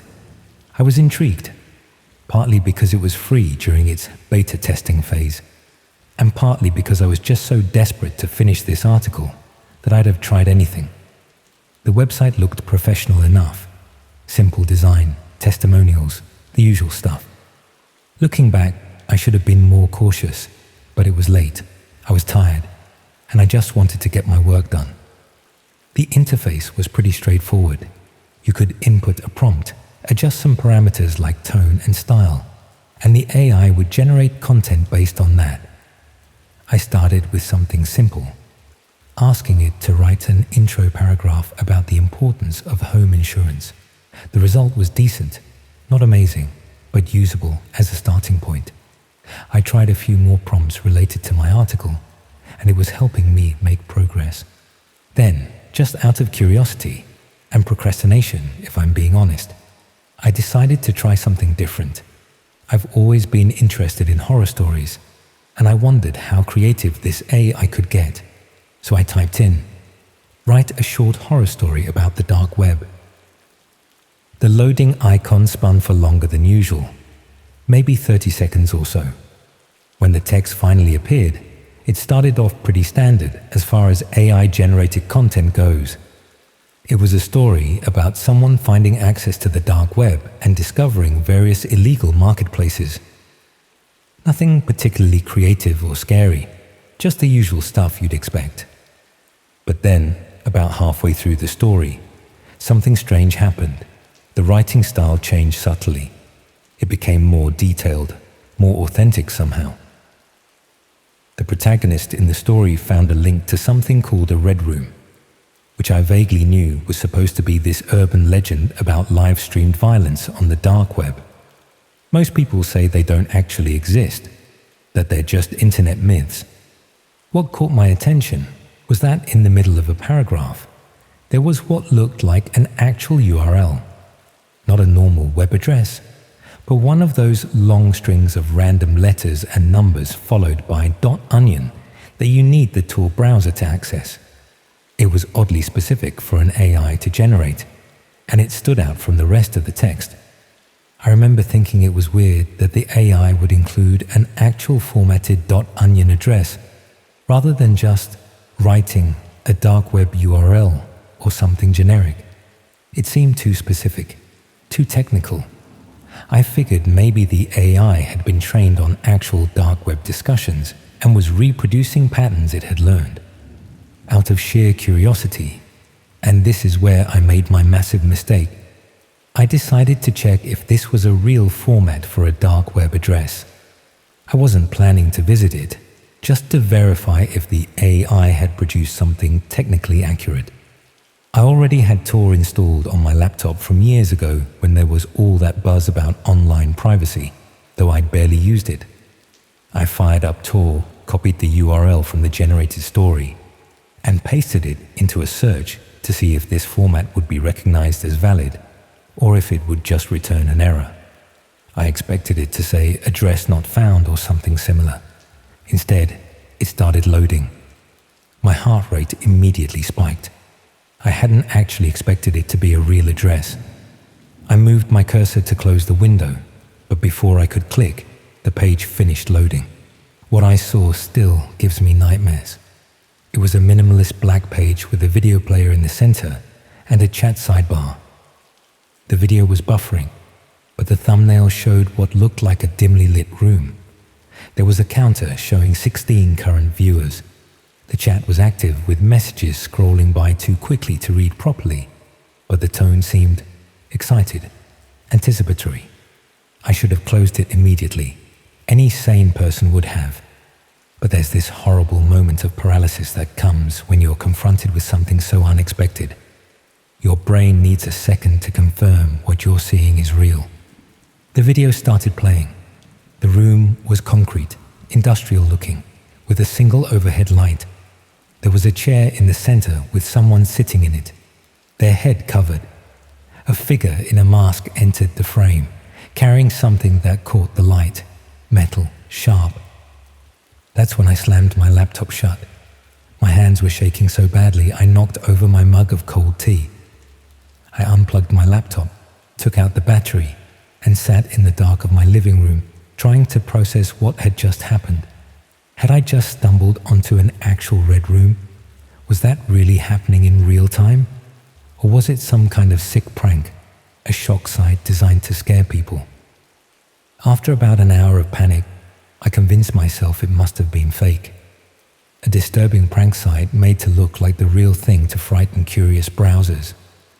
I plugged my laptop back in and immediately ran a full virus scan, changed all my passwords, and deleted Tor completely. I went back to the NeuralScribe website to report what had happened, thinking they should know their AI was somehow generating links to disturbing content. But the site was gone. Just a generic 404 error. I tried searching for it again, but there was no trace of it ever existing. No search results, no Reddit threads mentioning it, nothing. That's when the real fear set in. Had I imagined the whole thing? No, I couldn't have. The article I'd been working on still had some of the AI-generated paragraphs incorporated into it. Over the next few days, I dug deeper, trying to find any information about NeuralScribe. Eventually, on a cybersecurity forum, I found a single thread discussing it. According to one user, NeuralScribe wasn't a legitimate AI tool at all, but a sophisticated phishing operation. Its real purpose wasn't to generate content, but to harvest data from users and, in some cases, to trick people into accessing dark web sites they'd never normally visit. The theory was that by getting innocent users to visit these sites, they created plausible deniability for the actual operators. If authorities ever traced access to these sites, they'd find normal people with no history of criminal activity, making it harder to identify the real criminals behind them. What keeps me up at night isn't just what I saw, but the fact that I accessed it from my home IP address. My name, my identity, is now potentially linked to that site in some database somewhere. Every unexpected knock at the door makes me jump. Every time my internet buffers, I wonder if someone is monitoring my connection. I've since moved flats, switched internet providers, and bought a new laptop. I've become almost paranoid about online security. No more working at 2 a.m. No more curious clicks. No more trusting unknown websites. The most terrifying part is that I'll never know for sure what I actually saw that night. Was it real? Were those real people? Is my name now on some watch list? Or was the whole thing an elaborate scam designed to make me feel exactly this way? Paranoid, afraid, and isolated. I keep thinking about how that URL was embedded in an otherwise unremarkable piece of AI-generated text. How many other people received similar links? How many of them clicked out of the same curiosity that I did? Are they out there too, lying awake at night, wondering if they're being watched? The dark web isn't just some mysterious hidden corner of the internet anymore. It found its way to me through something as benign as an AI writing tool. The line between our everyday online experience and the darkest parts of the internet is thinner than we think. Sometimes it's just one curious click away.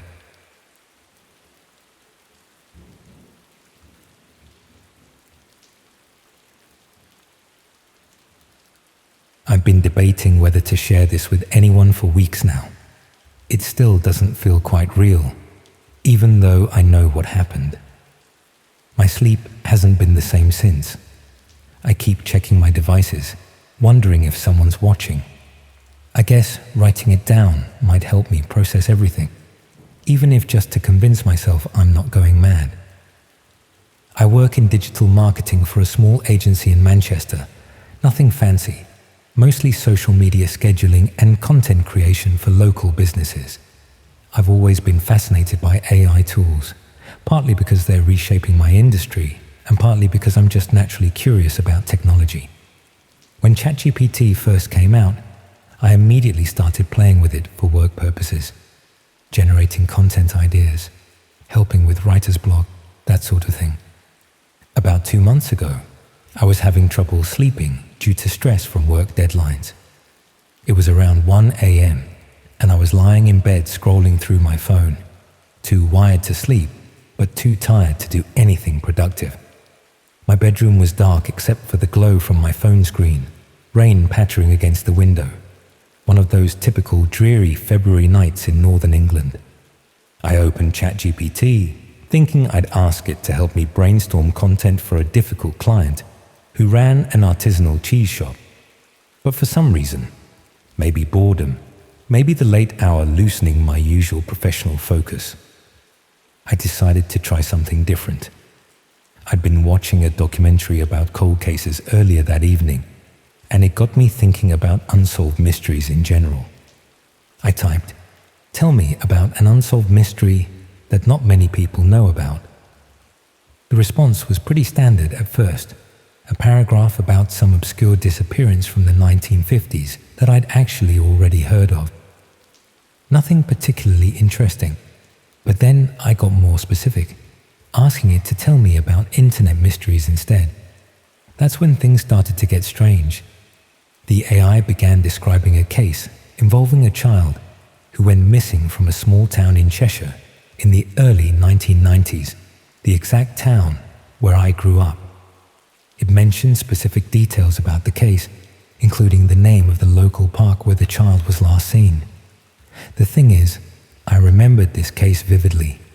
It had happened when I was 7 years old, and it had terrified me and every other kid in the neighborhood. We weren't allowed to play outside alone for months afterwards. What unsettled me wasn't just that the AI knew about this obscure local case from 30 years ago. It was that some of the details it shared weren't ever reported in the news. The description of the distinctive red and blue jacket the missing child had been wearing, for instance.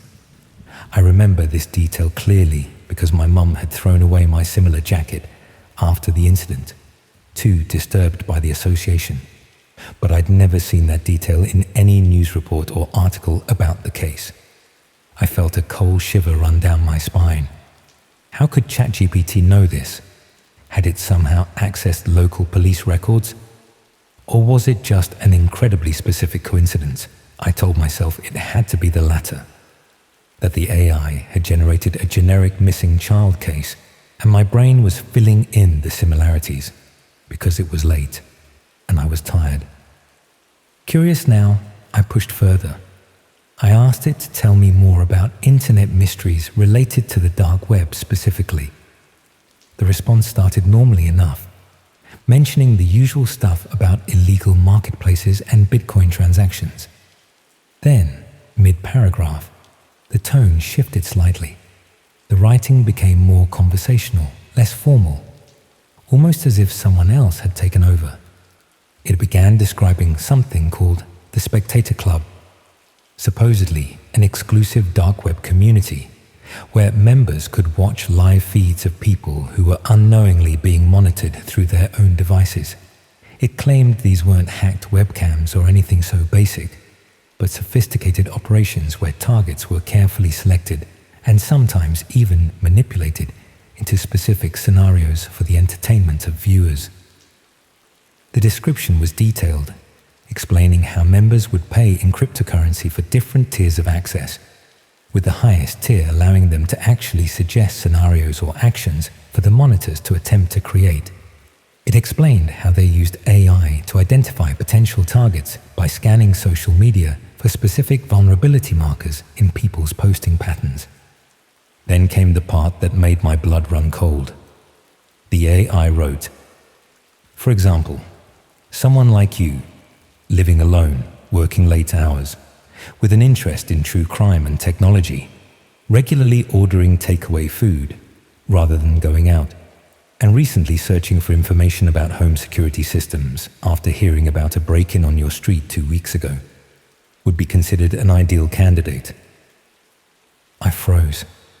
I did live alone. I had been working late. I was interested in true crime and technology. I had ordered takeaway 3 times that week, and there had been a break-in on my street 2 weeks prior, after which I'd researched security cameras online. My heart was pounding as I tried to rationalize this. These could be reasonable guesses based on my previous conversations with the AI. Maybe I'd mentioned living alone or my work hours in earlier prompts. The interest in true crime could be inferred from my current questions. The takeaway part was unsettling, but could be a lucky guess based on typical habits of people working late. But the break-in on my street, how could it possibly know about that? As I was trying to process this, the AI continued, describing how the Spectator Club members would sometimes introduce themselves to targets by demonstrating how much they knew about them. And then, at the end of the response, there was a string of text that looked like a Tor address, one of those .onion URLs you need a special browser to access. Right after it, the AI added, "But you shouldn't visit this." No one should. It's merely an example of what these addresses look like. I sat up in bed, fully awake now, a knot forming in my stomach. This felt wrong in a way I couldn't quite articulate. I decided to report the conversation as inappropriate, thinking the AI had clearly been fed some problematic information. But before I could, the app refreshed itself, and when I checked my conversation history, that particular exchange was gone. All my other conversations were still there, but this specific one had vanished completely. I told myself I was being paranoid. The app probably just glitched and lost that conversation thread. It happens, but I couldn't shake the unease I felt, especially about those oddly specific details. I closed the app and tried to sleep, but my mind kept racing. The next day, curiosity got the better of me. I couldn't stop thinking about that Tor address. What if the Spectator Club was real? What if people really were being watched without their knowledge? I told myself I just wanted to verify if this was something I should report to authorities. That's how I justified downloading Tor. I installed the browser, copied the address from memory as best I could, and hesitated before hitting enter. A part of me knew this was stupid, exactly the kind of thing people criticize in horror films, but another part needed to know if this was real, or if my sleep-deprived brain had imagined the whole thing. When the page loaded, it looked disappointingly mundane. Just a black background with a simple login form. No indication of what the site was about. A small note at the bottom read, "Invitation code required." I felt a mixture of relief and anticlimax. Without an invitation code, I couldn't access whatever this was anyway. I was about to close the browser when my phone pinged with a notification. A text message from an unknown number. "Your invitation code is 347XZB. We've been waiting for you to join us." My hands started shaking so badly, I dropped my phone. This couldn't be happening. It had to be a coincidence, some spam text that happened to arrive at the worst possible moment. I picked up my phone and blocked the number immediately, then shut down my laptop and unplugged it for good measure. For the next few days, I jumped at every notification. I covered my laptop camera with tape and even disconnected my smart TV. I considered going to the police but couldn't imagine how I'd explain what had happened without sounding completely delusional. A week later, I received an email with the subject line, "Spectator Feedback Survey." The body was empty except for a link. I deleted it immediately and ran a virus scan, which found nothing. The following day, another email arrived, this one saying, "Your viewing patterns suggest you enjoy watching from your kitchen window at 8:15 p.m. Your neighbors provide excellent content." The blood drained from my face. I did often find myself absent-mindedly watching my neighbors while waiting for my kettle to boil around that time. It was just a coincidence, I told myself. It had to be. But I closed my curtains that evening and have kept them closed ever since. Over the next few weeks, the messages became more frequent and more specific. References to conversations I'd had in my flat when I thought I was alone. Descriptions of items I'd recently purchased. At one point, I received a text with nothing but the title of the book I was currently reading. A paperback I'd bought from a second-hand shop, not ordered online. I've since moved flats, changed my phone number, deleted all my social media accounts, and bought a new laptop. I only access the internet through public Wi-Fi now, using a VPN. I've stopped using any AI tools completely. But here's the thing that keeps me up at night. What if the AI didn't send me to the Spectator Club? What if it was trying to warn me that I was already being watched? What if the reason it knew those details about me wasn't because it was somehow spying on me, but because someone else was, and they were feeding that information into its training data? I don't know if I'll ever feel safe again. Every camera I pass, every device with a microphone, every stranger looking at their phone when I walk by, they all make me wonder if I'm still being watched, if I'm still providing content for some hidden audience. And the most terrifying thought of all, what if I'm not the only one? What if there are thousands of us out there being monitored without our knowledge, our lives turned into entertainment for people we'll never see? How would we even know?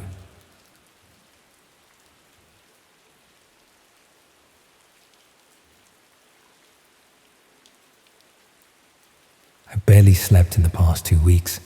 Every little sound makes me jump now. The refrigerator humming, a car door closing outside, the heating system clicking on. I keep thinking I hear things that aren't there, voices hidden in everyday noises. The more I keep this bottled up, the more I feel like I'm going to lose my mind completely, so here goes. I work as an audio engineer at a small recording studio in Bristol. Nothing fancy or high profile, mostly local bands and podcast production. But I've always had a good ear for sound. That's what makes this whole thing so much worse. I should have noticed it sooner. I should have recognized what I was hearing the first time. About 3 weeks ago, my friend Alex sent me a message asking if I could give some feedback on a music track he was working on. We've known each other since university, where we both studied sound engineering, but while I went into studio work, he took a more experimental route with electronic music. He's always sending me works in progress, asking for my opinion on mixing or mastering, and I'm usually happy to help. It's a good arrangement. I keep my critical listening skills sharp, and he gets free professional feedback. The track he sent me that night was different from his usual style. He described it as ambient experimental, with some field recordings mixed in. He said he'd been playing around with layering environmental sounds to create atmosphere beneath the music. That didn't seem unusual to me. Field recordings are common in certain genres, and Alex was always trying new techniques. I remember it was a Tuesday night, around 11 p.m. I just finished a late session at the studio and was unwinding at my desk at home with a glass of whiskey, still wearing the clothes I'd worked in all day. My flat was quiet, except for the occasional car passing on the wet street outside. It had been raining all day, one of those endless grey February days that make you feel like summer might never come again. I put on my studio headphones, the expensive ones I use for detailed listening, and downloaded Alex's track. It was about 8 minutes long, which seemed a bit excessive for a demo, but that was typical of Alex. He's never been one for radio-friendly 3-minute songs. The track started with a low drone, gradually building with subtle electronic elements. Nothing unusual there. Around the 2-minute mark, the field recordings began to blend in.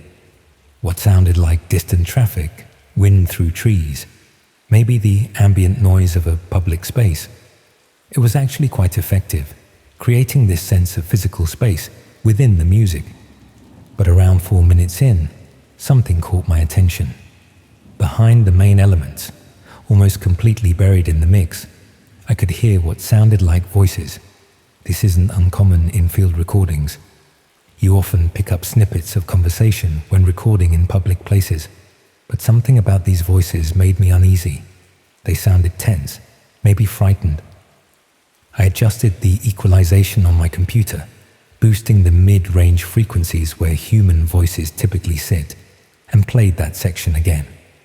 With the adjustment, I could make out more clearly what sounded like a person, possibly a woman, speaking urgently. The words weren't clear, but the tone definitely conveyed distress. I paused the track, feeling suddenly uncomfortable. I told myself it was just an interesting sample Alex had found online or recorded from a film. Field recordings often have strange, ambiguous sounds that your brain tries to interpret as something recognizable. Audio engineers call it pareidolia, like seeing faces in clouds, but with sound. Your brain tries to find patterns, meaning, where there might be none. I continued listening, but now I was focused entirely on the background elements. As the track progressed, the voices became slightly more prominent. Around the 6-minute mark, buried under a swelling synth pad, I distinctly heard what sounded like someone screaming. It was distant, heavily processed with reverb, but unmistakable once I'd noticed it. And it didn't sound like it was from a film or staged. It had a raw, desperate quality that made my skin crawl. I stopped the track again and took off my headphones, suddenly aware of how fast my heart was beating. The silence of my flat felt oppressive now. I took a large sip of whiskey, trying to calm myself down. I was being ridiculous. Alex was just experimenting with unsettling samples to create atmosphere. That's all it was. I put my headphones back on, determined to finish listening professionally. The final 2 minutes of the track became increasingly chaotic, with the background voices and sounds growing more prominent beneath the music. What I'd initially perceived as artistic ambient noise now sounded like a deliberate attempt to mask something disturbing. The screams, though still distant, seemed to multiply. And underneath it all, there was a rhythmic sound I couldn't quite identify. Mechanical, repetitive. When the track finally ended, I sat in silence for several minutes. A rational part of my brain was saying that Alex had simply created a disturbing piece of experimental music.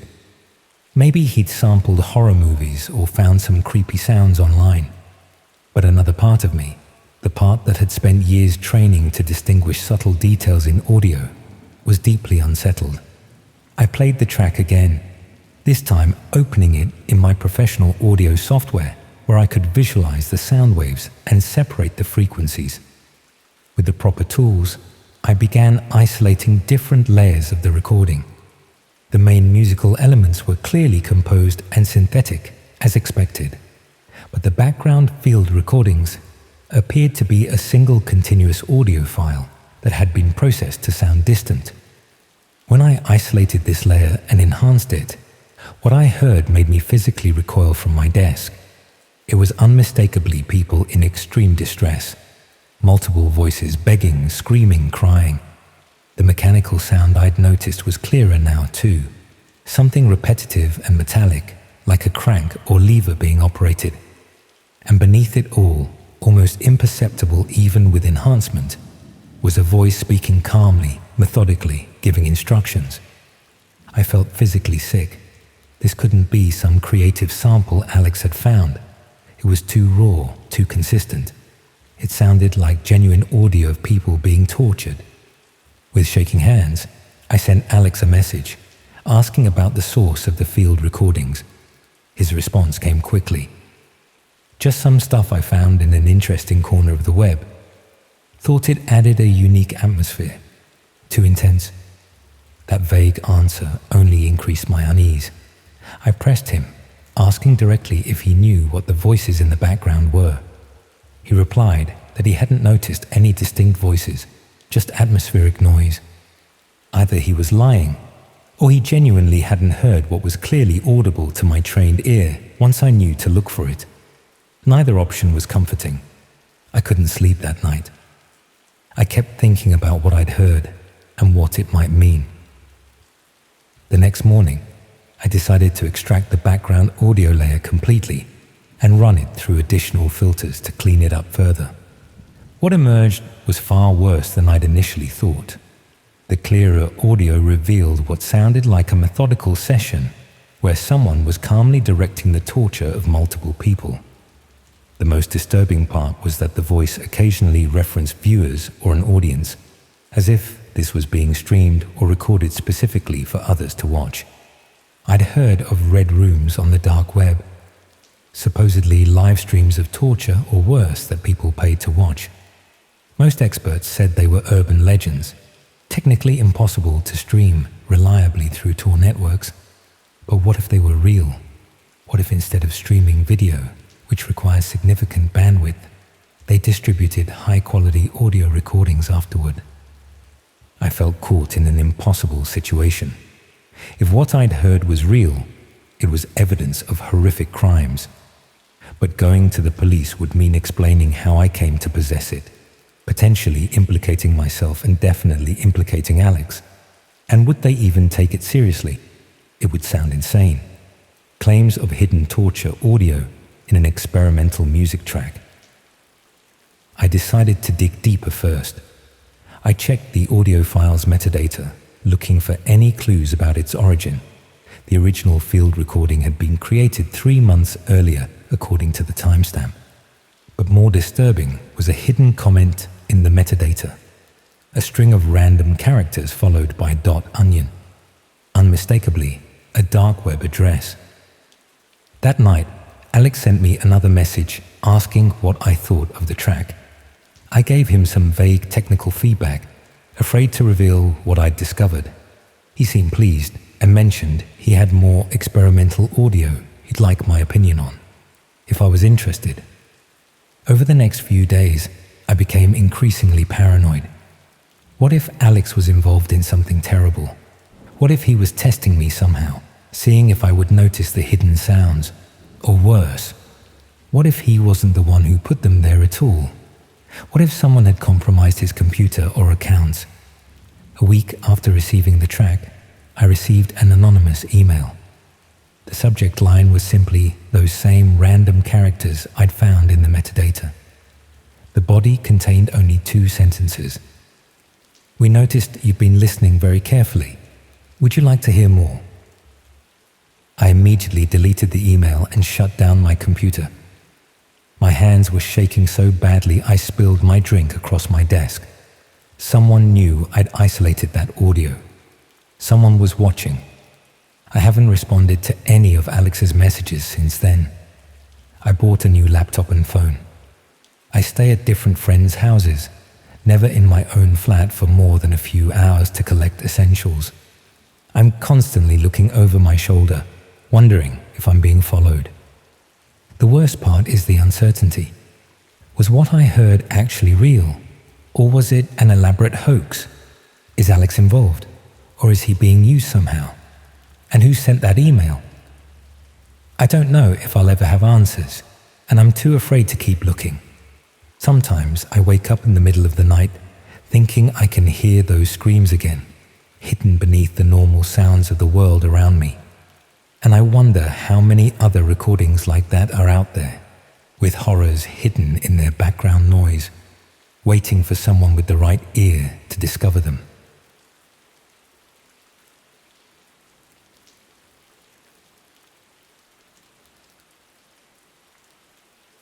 I never thought I'd be sharing this story with anyone, but I need to get it off my chest before I lose my mind. You know how some experiences are so disturbing that you start to doubt whether they actually happened? That's where I've been for the past 3 months since that night at the Penumbra Gallery. I keep telling myself it couldn't have been real, that I imagined it all. But then I'll catch a news item about another missing person or see an advertisement for an exclusive art show, and it all comes flooding back. I tried going to the police, but the investigation went nowhere. It's like the whole thing has been wiped clean, and I can't shake the feeling that people with serious money and influence want to keep it that way. I've spent the last decade as an arts journalist for various online publications, specializing in the more experimental corners of the contemporary art world. My particular focus has been the intersection of technology and art, AI-generated exhibitions, VR installations, blockchain-authenticated pieces, that sort of thing. This naturally led me to develop an understanding of the darker aspects of digital culture, including the infamous corners of the dark web, where contraband and controversial content circulates beyond mainstream scrutiny. The invitation to the Penumbra Gallery opening arrived via an encrypted email from a source I'd previously interviewed for a piece on controversial digital art markets. The exhibition was titled Visceral Truth and promised to transcend the boundaries between observer and subject through revolutionary live performance techniques. The gallery was a pop-up in an abandoned warehouse in East London, operating for just 3 nights. My source mentioned that several wealthy collectors and dark web art dealers would be present, making it a valuable networking opportunity. The exclusivity appealed to me. Invitation only, no photography permitted, no public social media coverage. I'd attended similar underground exhibitions before and written anonymous reviews that earned me credibility in certain circles. This didn't seem particularly different from other avant-garde showings where the location is revealed only hours before the event. The night of the exhibition was unseasonably cold for September. I arrived at the warehouse at precisely 9 p.m., as instructed. The building looked derelict from the outside, broken windows patched with black plastic, graffiti covering the lower walls, no visible signage indicating an art event was occurring inside. Only the presence of a well-dressed doorman checking names against a tablet suggested anything legitimate was happening there. After verifying my identity and confiscating my mobile phone, standard practice for exclusive events seeking to prevent leaks. I was ushered through a series of black curtains into the main exhibition space. The transformation from decrepit exterior to polished gallery was impressive. The cavernous interior had been divided into various chambers using temporary walls, each space spotlessly white with professional lighting. Approximately 40 people milled about, drinking champagne from crystal flutes and speaking in hushed tones, a mixture of recognizable art world figures and individuals I suspected were the wealthy collectors my source had mentioned. The first few exhibition rooms featured relatively conventional shock art, photographs of extreme body modifications, video installations showing ritual scarification, sculptures made from what appeared to be preserved animal remains. Provocative, certainly, but nothing particularly groundbreaking for someone familiar with this corner of the art world. I remember thinking the exhibition was surprisingly tame, given the secretive nature of the invitation. It wasn't until I reached the central chamber that things began to feel genuinely unsettling. This room was larger than the others, with a raised circular platform in the center, surrounded by gallery-style seating. A sign indicated this would be the location of the evening's live performance, scheduled to begin at 11 p.m. What caught my attention, however, was the unusual technical setup.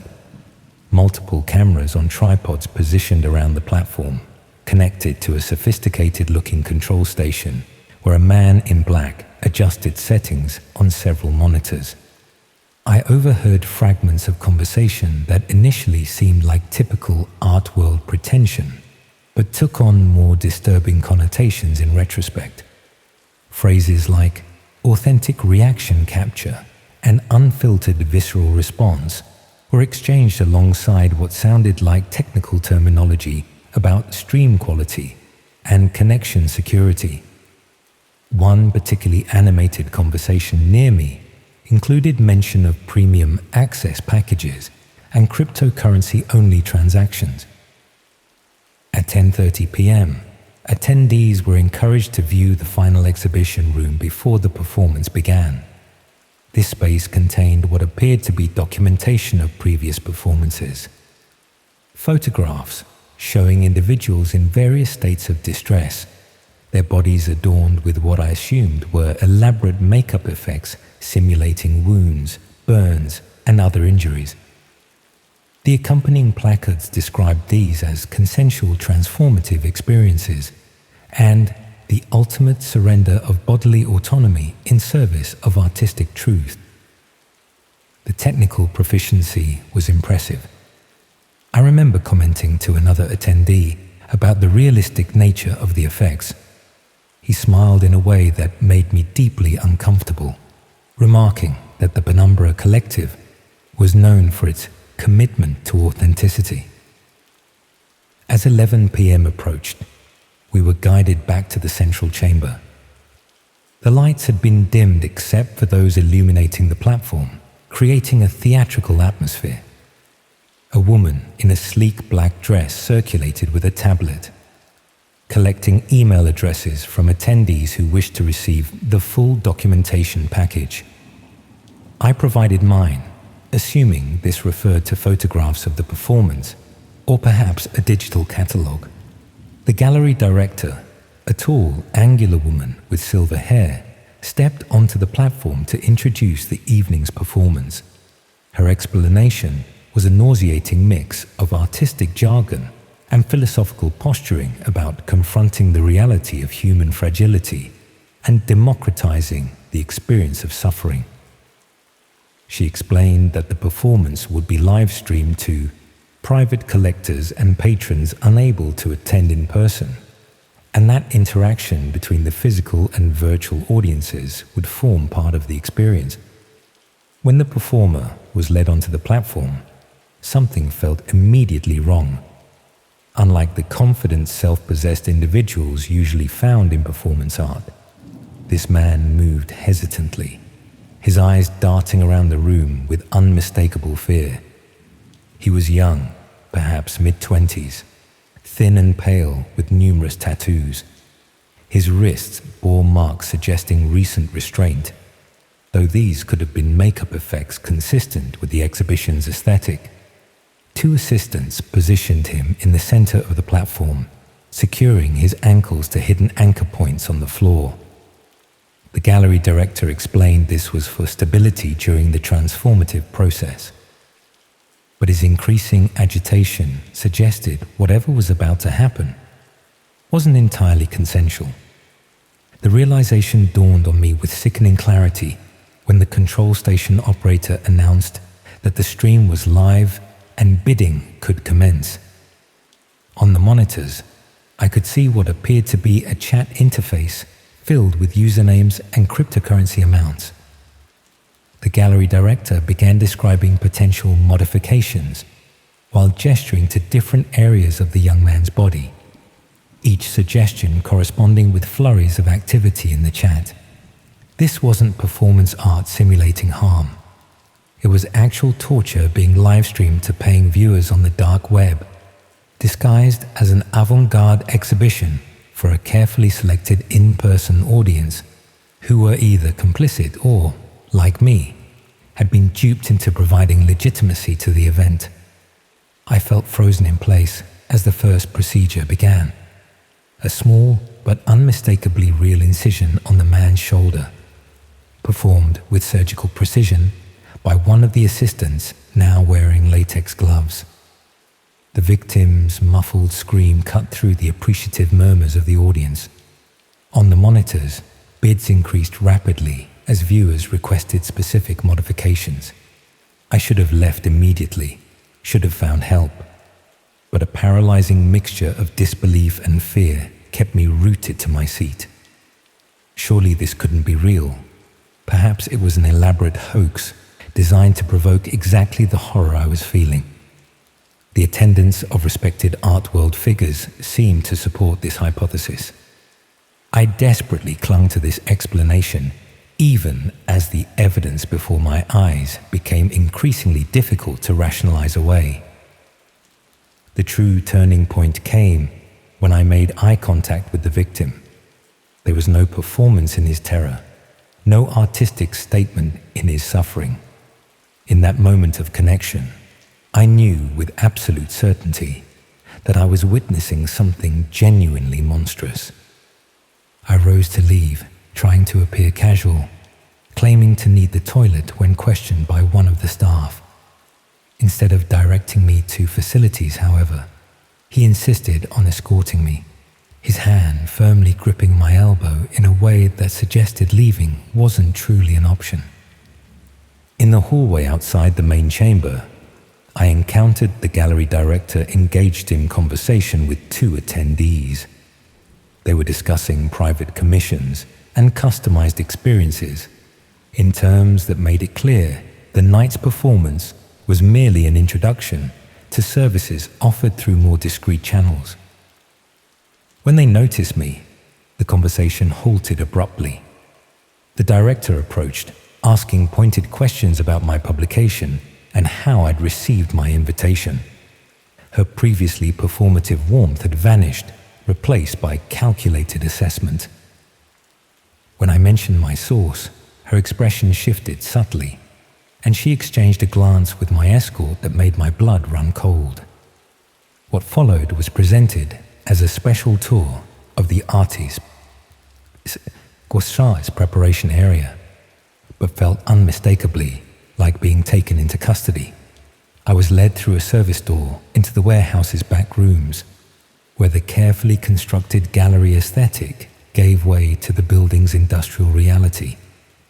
In one room, computer equipment far more sophisticated than necessary for a simple art installation processed what appeared to be multiple live streams.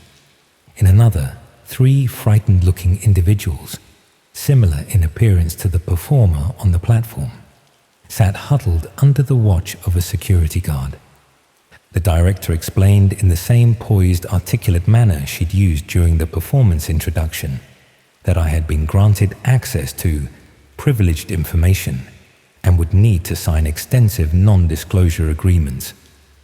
The alternative, implied rather than stated explicitly, involved joining those awaiting performance opportunities. I signed whatever was placed before me, my hand shaking so violently I barely recognized my own signature. The documents included clauses about artistic confidentiality and performance ethics that thinly disguised their true purpose: to silence witnesses to criminal activity. After what felt like hours but was probably only 45 minutes, I was returned to the main gallery space where the performance continued. The victim was still conscious, but clearly in shock, his body now bearing multiple modifications that would leave permanent scars at best. The audience watched with the detached appreciation of conventional gallery patrons, occasionally consulting their phones, presumably to follow the online auction determining what would happen next. I remained only long enough to avoid suspicion, then claimed illness and requested to leave. My phone was returned, but when I checked it later, I discovered all photos from that day had been deleted, and the device had been reset to factory settings. In the following days, I attempted to report what I'd witnessed to the police. Their initial interest waned rapidly after they visited the warehouse, finding it empty with no evidence of the gallery's existence. The names I provided led nowhere. The Penumbra Collective had no official registration. The gallery director was untraceable, and the building's ownership was buried under layers of shell companies. A week later, I received an email containing only a link. Against my better judgment, I clicked it, finding myself on a password-protected site that appeared to be a catalogue of performances available for private commission. The thumbnail images were mercifully blurred, but recognizable enough that I could identify the young man from the exhibition among them. The final message arrived yesterday, a digital invitation to the next Penumbra event, scheduled for next month at an undisclosed location. The invitation included a personal note mentioning how my journalistic perspective had been particularly valuable and suggesting I might wish to participate more directly in future performances. I've deleted my email accounts, changed my phone number, and am staying with a friend while I arrange more permanent relocation. But I know these precautions are likely insufficient. The Penumbra Collective operates at the intersection of the art world and the dark web, with connections and resources beyond what conventional authorities can easily trace. Every gallery opening I see advertised now fills me with dread. Every art performance a potential front for unimaginable cruelty. The boundary between provocative creativity and genuine atrocity has been irrevocably blurred in my mind. And somewhere, I know the next exhibition is already being prepared, with new performers selected and wealthy patrons eagerly awaiting their invitations.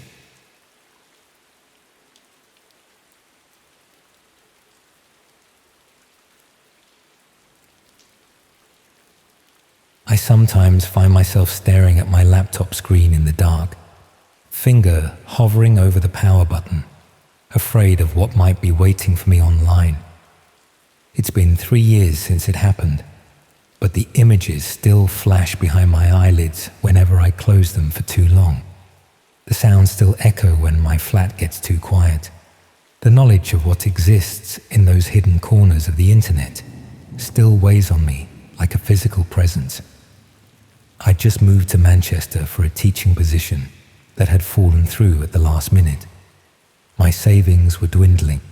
My laptop had died an inglorious death after an unfortunate encounter with a cup of tea, and I was staying in this miserable bedsit where the Wi-Fi worked about as reliably as British weather forecasts. I needed to send out CVs, check job listings, anything to keep myself from having to crawl back home to Birmingham and admit defeat. That's how I found myself in this grimy internet cafe, tucked between a kebab shop and a betting parlor on a side street that even Google Maps seemed hesitant to acknowledge. The kind of place with ancient desktop computers behind sticky partitions, mysterious stains on the carpet, and a permanent haze of cigarette smoke despite the no smoking signs plastered everywhere. The kind of place that charged by the hour but would look the other way if you wanted to download something dodgy or watch something that might raise eyebrows in a more reputable establishment. I remember the owner barely looking up when I walked in, just pointing to an open computer in the far corner and grunting what might have been a price. The place was nearly empty, just a couple of teenagers huddled around a screen playing some online game, and an older man with bloodshot eyes staring intently at his monitor.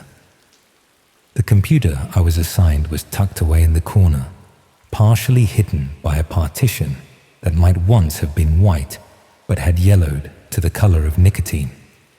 The chair wobbled, the keyboard was missing several keys, and there was a peculiar smell emanating from somewhere beneath the desk that I chose not to investigate. But it had internet access, and at that point, that was all that mattered. I spent the first hour doing what I'd come to do, sending emails, updating my CV, applying for jobs that I was either overqualified or underqualified for, but desperate enough to try anyway. It was mind-numbing work, made worse by the sluggish internet connection and the computer that seemed to deliberate over every keystroke like it was making a life-altering decision. After a while, I needed a break. The teenagers had left, the bloodshot-eyed man was still there, and the owner appeared to be dozing behind the counter. I decided to check some news sites, maybe scroll through social media for a bit before diving back into the job hunt. That's when I noticed something odd. When I opened a new browser window, it didn't default to the usual search engine. Instead, it opened to a blank page with a simple search bar and a string of numbers and letters in the address bar that didn't look like any URL I'd seen before. I figured it was some custom setup for the cafe, maybe a portal page or something. Out of curiosity, I tried searching for general news. The results that came back weren't from any sites I recognized. The layouts were basic, the text sometimes oddly formatted. Some weren't even in English, but the content seemed legitimate enough. World events, political commentary, technology news, just from sources I'd never heard of. I remember thinking it was interesting how different search engines could yield such different results. I clicked on a few links, skimming articles that seemed to have more detailed information than mainstream sites, sometimes with perspectives that felt refreshingly unfiltered. One link led to another, and I found myself on what looked like a forum discussing internet privacy and surveillance. The users seemed knowledgeable, if paranoid, sharing tips on how to avoid tracking and discussing the extent of government monitoring programs. It was while reading through these discussions that I first saw mention of something called the Red Rooms. The way they referenced it, always with a mixture of disgust and morbid fascination, made it clear this was something deeply disturbing. My initial instinct was to back away, to return to the job sites and forget about it. But there's something insidious about curiosity when it's paired with the perceived anonymity of being on someone else's computer in a place where no one knows your name. I searched for the term, telling myself it was just to understand what they were talking about, just to confirm it was as bad as I suspected, so I could properly condemn it. The search returned fewer results, and they were much darker in tone. Links with ominous names, descriptions that were deliberately vague, yet hinted at violence. Still, nothing explicit appeared, just discussions, rumors, debates about whether such things actually existed or were just internet legends designed to frighten the naive. One thread caught my attention. Users were arguing about the authenticity of various sites, with some claiming most were elaborate hoaxes designed to scam the gullible or trap the unwary. One user, with the username Lucky Number 7, seemed particularly adamant that they had verified access to legitimate streams. They were being challenged by others accused of boasting about something they couldn't prove. In response, Lucky Number 7 posted what appeared to be access instructions, a URL that wasn't clickable, instructions for a specific browser, references to encryption keys and verification processes. It read like a deliberately complex treasure map designed to filter out all but the most determined. The post was quickly deleted by a moderator, but not before others had responded with variations of disbelief and macabre interest. I sat there, staring at the screen where the post had been, feeling an uncomfortable mixture of relief and disappointment that it had disappeared before I could properly process it. I should have taken that as a sign to stop, to get back to my job search, to remember why I was there in the first place. Instead, I found myself scrolling back through the cached version of the page, looking for fragments of those instructions. I told myself it was just to understand, just to know what people were talking about, just to confirm it was real, so I could properly process how disturbed I should be. Justifications that sound hollow now, but seemed reasonable in that moment. I found bits and pieces, enough to piece together that these red rooms were supposedly live streams of torture or worse, where viewers could pay to request specific acts. Most users insisted they were myths, technical impossibilities, or elaborate scams. But the user Lucky Number 7 had seemed so certain, had written with such specific detail. In my fumbling exploration, I clicked through to a page that asked for a verification code.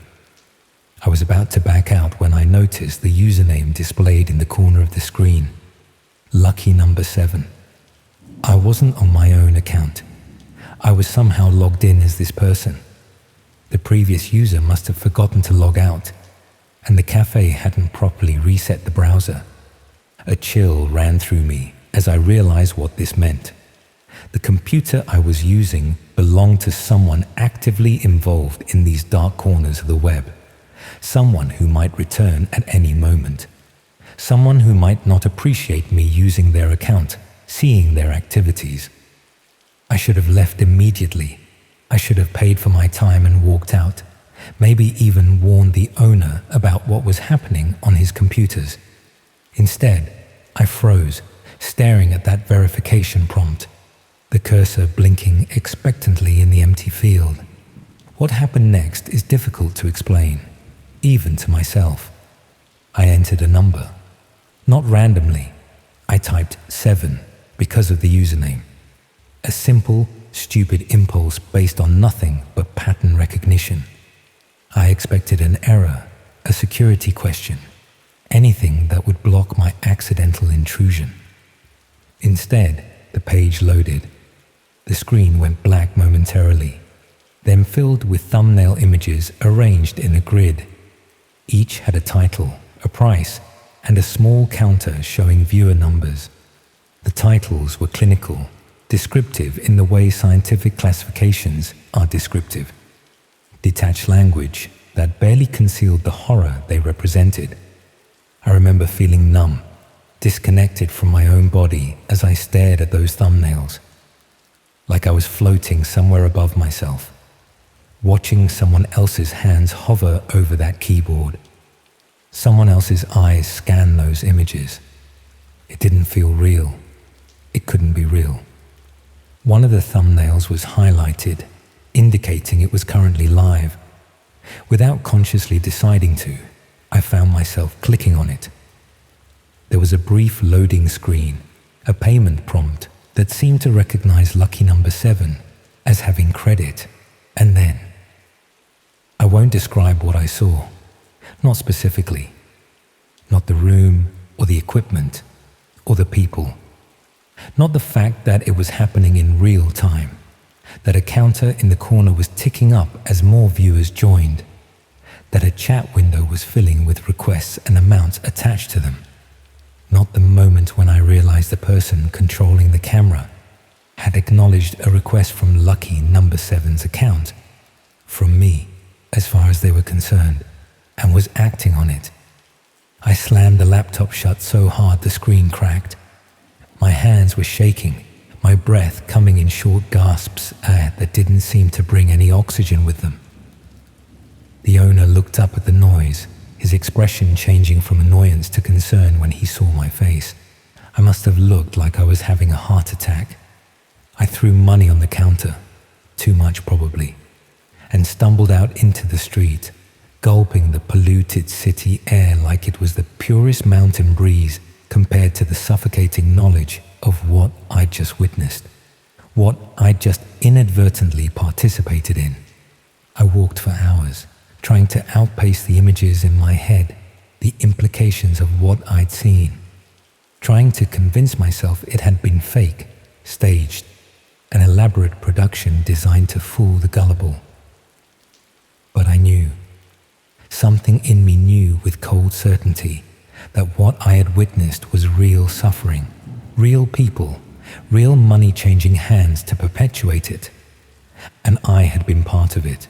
However accidentally, however briefly, I had been counted among the viewers. My borrowed identity had made a request that had been fulfilled. Someone had suffered because of a number I typed without thinking. I never went back to that internet cafe. I spent money I didn't have on a new laptop the next day, using the public library's Wi-Fi until it arrived. I considered reporting what I'd seen to the police, but couldn't figure out how to explain it without implicating myself. What would I say? That I'd stumbled upon torture broadcasts while casually browsing the dark web? That I had used someone else's account to access them? That I had, however unintentionally, participated?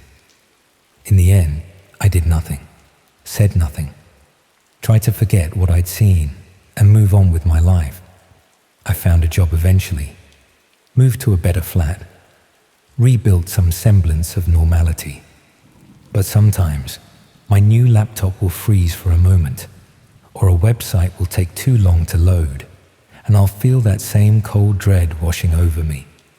The fear that somehow I've stumbled back into that hidden world, that lucky number 7 has found me, that those unseen observers who monitor such things have tracked me down and are watching, waiting to see if I'll reveal what I know.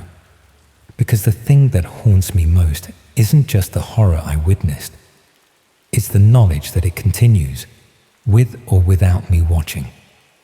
That right now, as I'm telling you this, as you're sitting there listening, somewhere those streams are still running, somewhere people are still paying to watch, somewhere lucky number 7 is still making requests, and somewhere the people who run those streams are still wondering who was using that account on that specific day, who saw what they weren't supposed to see, who knows what they aren't supposed to know.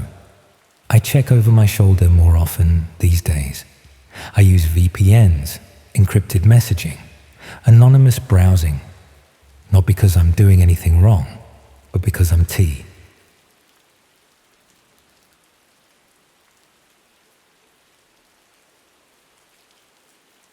I can't watch YouTube anymore. Not even the most innocent cooking tutorials or guitar lessons. The moment a camera angle shifts unexpectedly, or someone laughs with a fraction too much enthusiasm, my mind immediately floods with images I've spent 2 years trying to forget.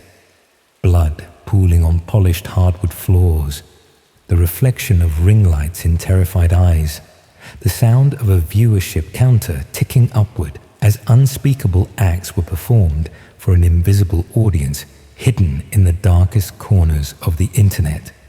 Before that week in Brighton, I was just another aspiring content creator desperate for that elusive breakthrough moment. 23 years old with a moderately successful YouTube channel. 80,000 subscribers built over 3 grueling years of twice-weekly uploads, mostly commentary on gaming culture and tech reviews. Not exactly setting the algorithm on fire, but enough to occasionally receive sponsorship offers and free products. The grinding predictability of creating content while working part-time at a mobile phone shop had begun wearing me down. Each video feeling more formulaic than the last.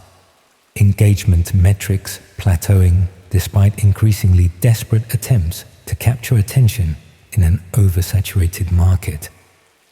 When the email arrived from Jules Harrison, content creator extraordinaire with 5 million subscribers and founder of the Spotlight Collective, I initially assumed it was spam or an elaborate prank. The Spotlight was legendary in UK YouTube circles, a collaboration house where Jules brought together up-and-coming creators for month-long residencies that typically resulted in massive subscriber growth for participants. Their videos, high-energy challenges, elaborate pranks, and carefully choreographed spontaneous moments dominated recommended feeds across multiple demographics. An invitation to their summer residency program was essentially a golden ticket, a shortcut past years of algorithm-chasing obscurity.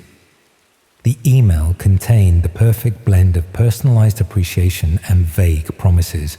Jules claimed to admire my authentic voice and untapped potential, suggesting that a month at the Brighton mansion they'd rented for the summer could elevate my content to its natural audience. I should have been suspicious of the flattery, should have questioned why someone with millions of followers would notice my modest channel. But validation is a powerful intoxicant when you've been shouting into the void for years, each upload meeting with increasingly diminished returns. Within days, I had rearranged my work schedule, packed my equipment, and boarded a train to the South Coast, nursing dreams of verification badges and sponsorship deals. The house itself was exactly what you'd expect from successful YouTubers. A sprawling Victorian mansion overlooking the sea, renovated with an aesthetic that balanced historical features with contemporary luxury and optimal filming conditions.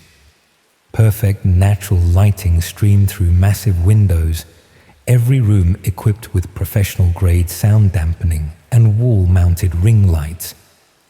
The 6 other content creators selected for the residency represented diverse niches. Beauty tutorials, fitness challenges, comedy sketches, true crime commentary, urban exploration, and cooking videos, creating what Jules described as perfect cross-pollination potential for collaborative content. The first few days proceeded exactly as promised. We filmed introductory content establishing the residency concept, participated in getting to know you challenges designed to showcase our personalities, and planned collaborative videos that would introduce each creator's audience to the others. Jules and his core team, 3 long-term collaborators who handled technical aspects, editing, and social media management, maintained a relentlessly upbeat atmosphere while guiding us through their proven content formulas. The resulting videos performed exceptionally well, my subscriber count jumping by thousands within days as the Spotlight's massive audience discovered my channel through cleverly structured collaborations. The subtle shift began during the second week as Jules introduced what he called escalation content, videos designed to capitalize on our growing comfort with each other by pushing boundaries for entertainment value. What started as mildly embarrassing challenges gradually evolved into elaborate pranks with increasingly uncomfortable elements. Sleep deprivation, minor physical discomfort, emotional manipulation designed to capture genuine distress that could be packaged as entertainment. Nothing technically harmful, but walking a line that made several of us privately uncomfortable, though none dared voice concerns for fear of appearing ungrateful or unsuited to the competitive reality of professional content creation. I remember the exact moment when my unease crystallized into something more concrete. During a late-night editing session, I noticed discrepancies in the footage from a particularly intense prank involving simulated intruders. The reactions Jules had captured seemed disproportionate to the scenario as I remembered it. Expressions of fear that exceeded what would be reasonable for something understood to be staged. Reviewing the raw footage more carefully, I noticed subtle cuts where reactions from different contexts had been spliced together, creating a narrative of escalating terror that hadn't actually occurred in the sequence shown. When I casually mentioned these observations to Mai, the beauty content creator who had become my closest ally in the house, she shared similar concerns about her own footage being manipulated to exaggerate emotional responses. More disturbing was her revelation that certain exclusive content was being filmed when some of us were sent on off-site activities, featuring the remaining residents in scenarios she described as significantly more intense than what appeared on the public channels. That night, unable to sleep and increasingly troubled by the pattern emerging, I made the fateful decision to investigate the technical setup in the basement media room, where all footage was processed and uploaded. The house was quiet, most residents exhausted from a particularly demanding day of filming. The media room door was locked, but the adjacent storage area connected through a partially concealed access point behind sound dampening panels, something I'd noticed earlier in the week while helping transport equipment. The computers were running, multiple monitors displaying editing interfaces with ongoing projects. What immediately caught my attention wasn't the familiar YouTube Studio interface, but several adjacent screens showing a completely different platform. Dark background, red accents, user interfaces displaying cryptocurrency values and viewer counts. One monitor showed what appeared to be a private chat, where users with anonymized handles discussed upcoming episodes and intensity progression, alongside cryptocurrency bids for what they called direction privileges. With growing horror, I realized I was looking at the back end of a dark web broadcasting operation, one that ran parallel to the legitimate YouTube content. As I navigated through the file structure, the truth revealed itself with nauseating clarity. The Spotlight Collective's public channel was merely the sanitized, algorithm-friendly version of their actual product, a subscription-based dark web stream where the pranks, challenges, and interpersonal conflicts were staged at progressively more extreme levels for paying audiences who could influence events through bidding systems. The folder labeled Previous Residents contained material that confirmed my worst fears. These weren't just recordings of pranks, but documented psychological breaking points, moments where genuine distress had been deliberately engineered and captured. Most disturbing were subfolders with participants' names followed by finale designations containing footage never intended for public platforms. Scenarios where simulation gave way to actual harm, where the line between content and cruelty had been deliberately, methodically erased. I was so absorbed in this discovery that I failed to notice the door opening behind me. Jules's voice, stripped of its YouTube enthusiasm and speaking with clinical detachment, observed that I'd accelerated the schedule by discovering their operation prematurely. His tone suggested this was not an unexpected development, but rather a contingency they had prepared for, perhaps even a scenario that had played out with previous residents whose disturbing finale folders I'd just discovered. What followed exists in my memory as fragmented impressions rather than coherent sequence, Jules explaining with disturbing calmness that I had unwittingly auditioned for and been selected for their dark web content stream, where authentic reactions to escalating scenarios commanded premium subscription rates from viewers tired of the artificial positivity of mainstream platforms. The real purpose of the Spotlight Residency program wasn't to elevate promising creators, but to identify those whose psychological profile suggested they would produce compelling content when subjected to genuine rather than simulated distress. My attempted escape was predictably unsuccessful. The house had been specifically selected for its isolation and security features. The other residents either complicit or themselves unaware of the true nature of their participation. The following 3 days became a nightmare of forced participation in what they called my breakdown arc, a carefully orchestrated series of scenarios designed to document my psychological deterioration for their dark web audience. Each segment was constructed to appear consensual if viewed selectively, with carefully captured moments of apparent agreement that could be edited together to create plausible deniability. The other residents' reactions revealed the spectrum of their involvement.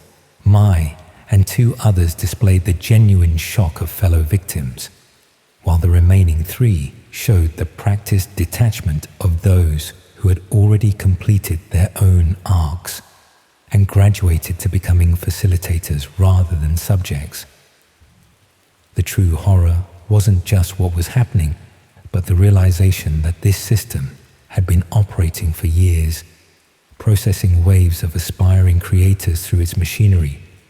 Some discarded after providing sufficient content, others absorbed into the operation as their moral boundaries were systematically dismantled. My salvation came not through my own efforts, but through Mai's desperate initiative. Having witnessed my content sessions and realizing she was likely scheduled for similar treatment, she had managed to smuggle a message out through a food delivery service, using a technique so simple it had evaded the elaborate security systems. A note written in eyeliner on a delivery instruction slip, containing just enough information to raise alarms when received by someone outside the house's controlled environment. The police response was initially skeptical, but escalated rapidly when Mai's family independently reported concerns after unusual changes in her communication patterns. The raid occurred during what was being prepared as my finale session, interrupting a scenario designed to document actual rather than simulated harm. The resulting investigation uncovered not just the dark web broadcasting operation, but a cryptocurrency trail linking the Spotlight Collective to similar operations across multiple countries, a network of content houses where the boundaries between entertainment and exploitation had been deliberately, profitably erased. The legal aftermath continues even now, complicated by jurisdictional issues and the technical challenges of prosecuting crimes conducted through encrypted channels. Jules and 2 core team members remain in custody awaiting trial, while others negotiate reduced sentences in exchange for testimony. The victims, dozens identified across 3 years of operations, grapple with psychological trauma and the knowledge that footage of their worst moments continues to circulate in unreachable corners of the internet. I haven't posted online since that day. My channel remains dormant, comment sections filled with conspiracy theories and demands for explanation that I cannot bring myself to address. Sometimes I receive messages from accounts I don't recognize, containing nothing but timestamp references that I understand with sickening clarity to be directions to specific moments in my content arc, still being viewed and shared on platforms beyond the reach of conventional moderation. The most disturbing legacy isn't the personal trauma, but the knowledge that the Spotlight Collective was merely one node in a larger network. A proof of concept showing how effectively mainstream content creation could be weaponized as both cover and recruitment for darker operations. how many other collaboration houses, creator residencies, and content collectives operate similar schemes beneath their algorithm-friendly surfaces. How many aspiring creators, desperate for visibility in an oversaturated market, are being evaluated not for their talent, but for their potential to generate compelling content when their consent is methodically, invisibly withdrawn. Each viral challenge, each increasingly extreme prank war, each collaboration house promoting authentic content and pushing boundaries now represents potential danger rather than opportunity. The possible visible surface of operations extending into depths where entertainment and atrocity become indistinguishable, where audiences transition from passive viewers to active directors of harm, where the desperate pursuit of visibility becomes vulnerability to those who see human breaking points as merely premium content for the darkest corners of the web.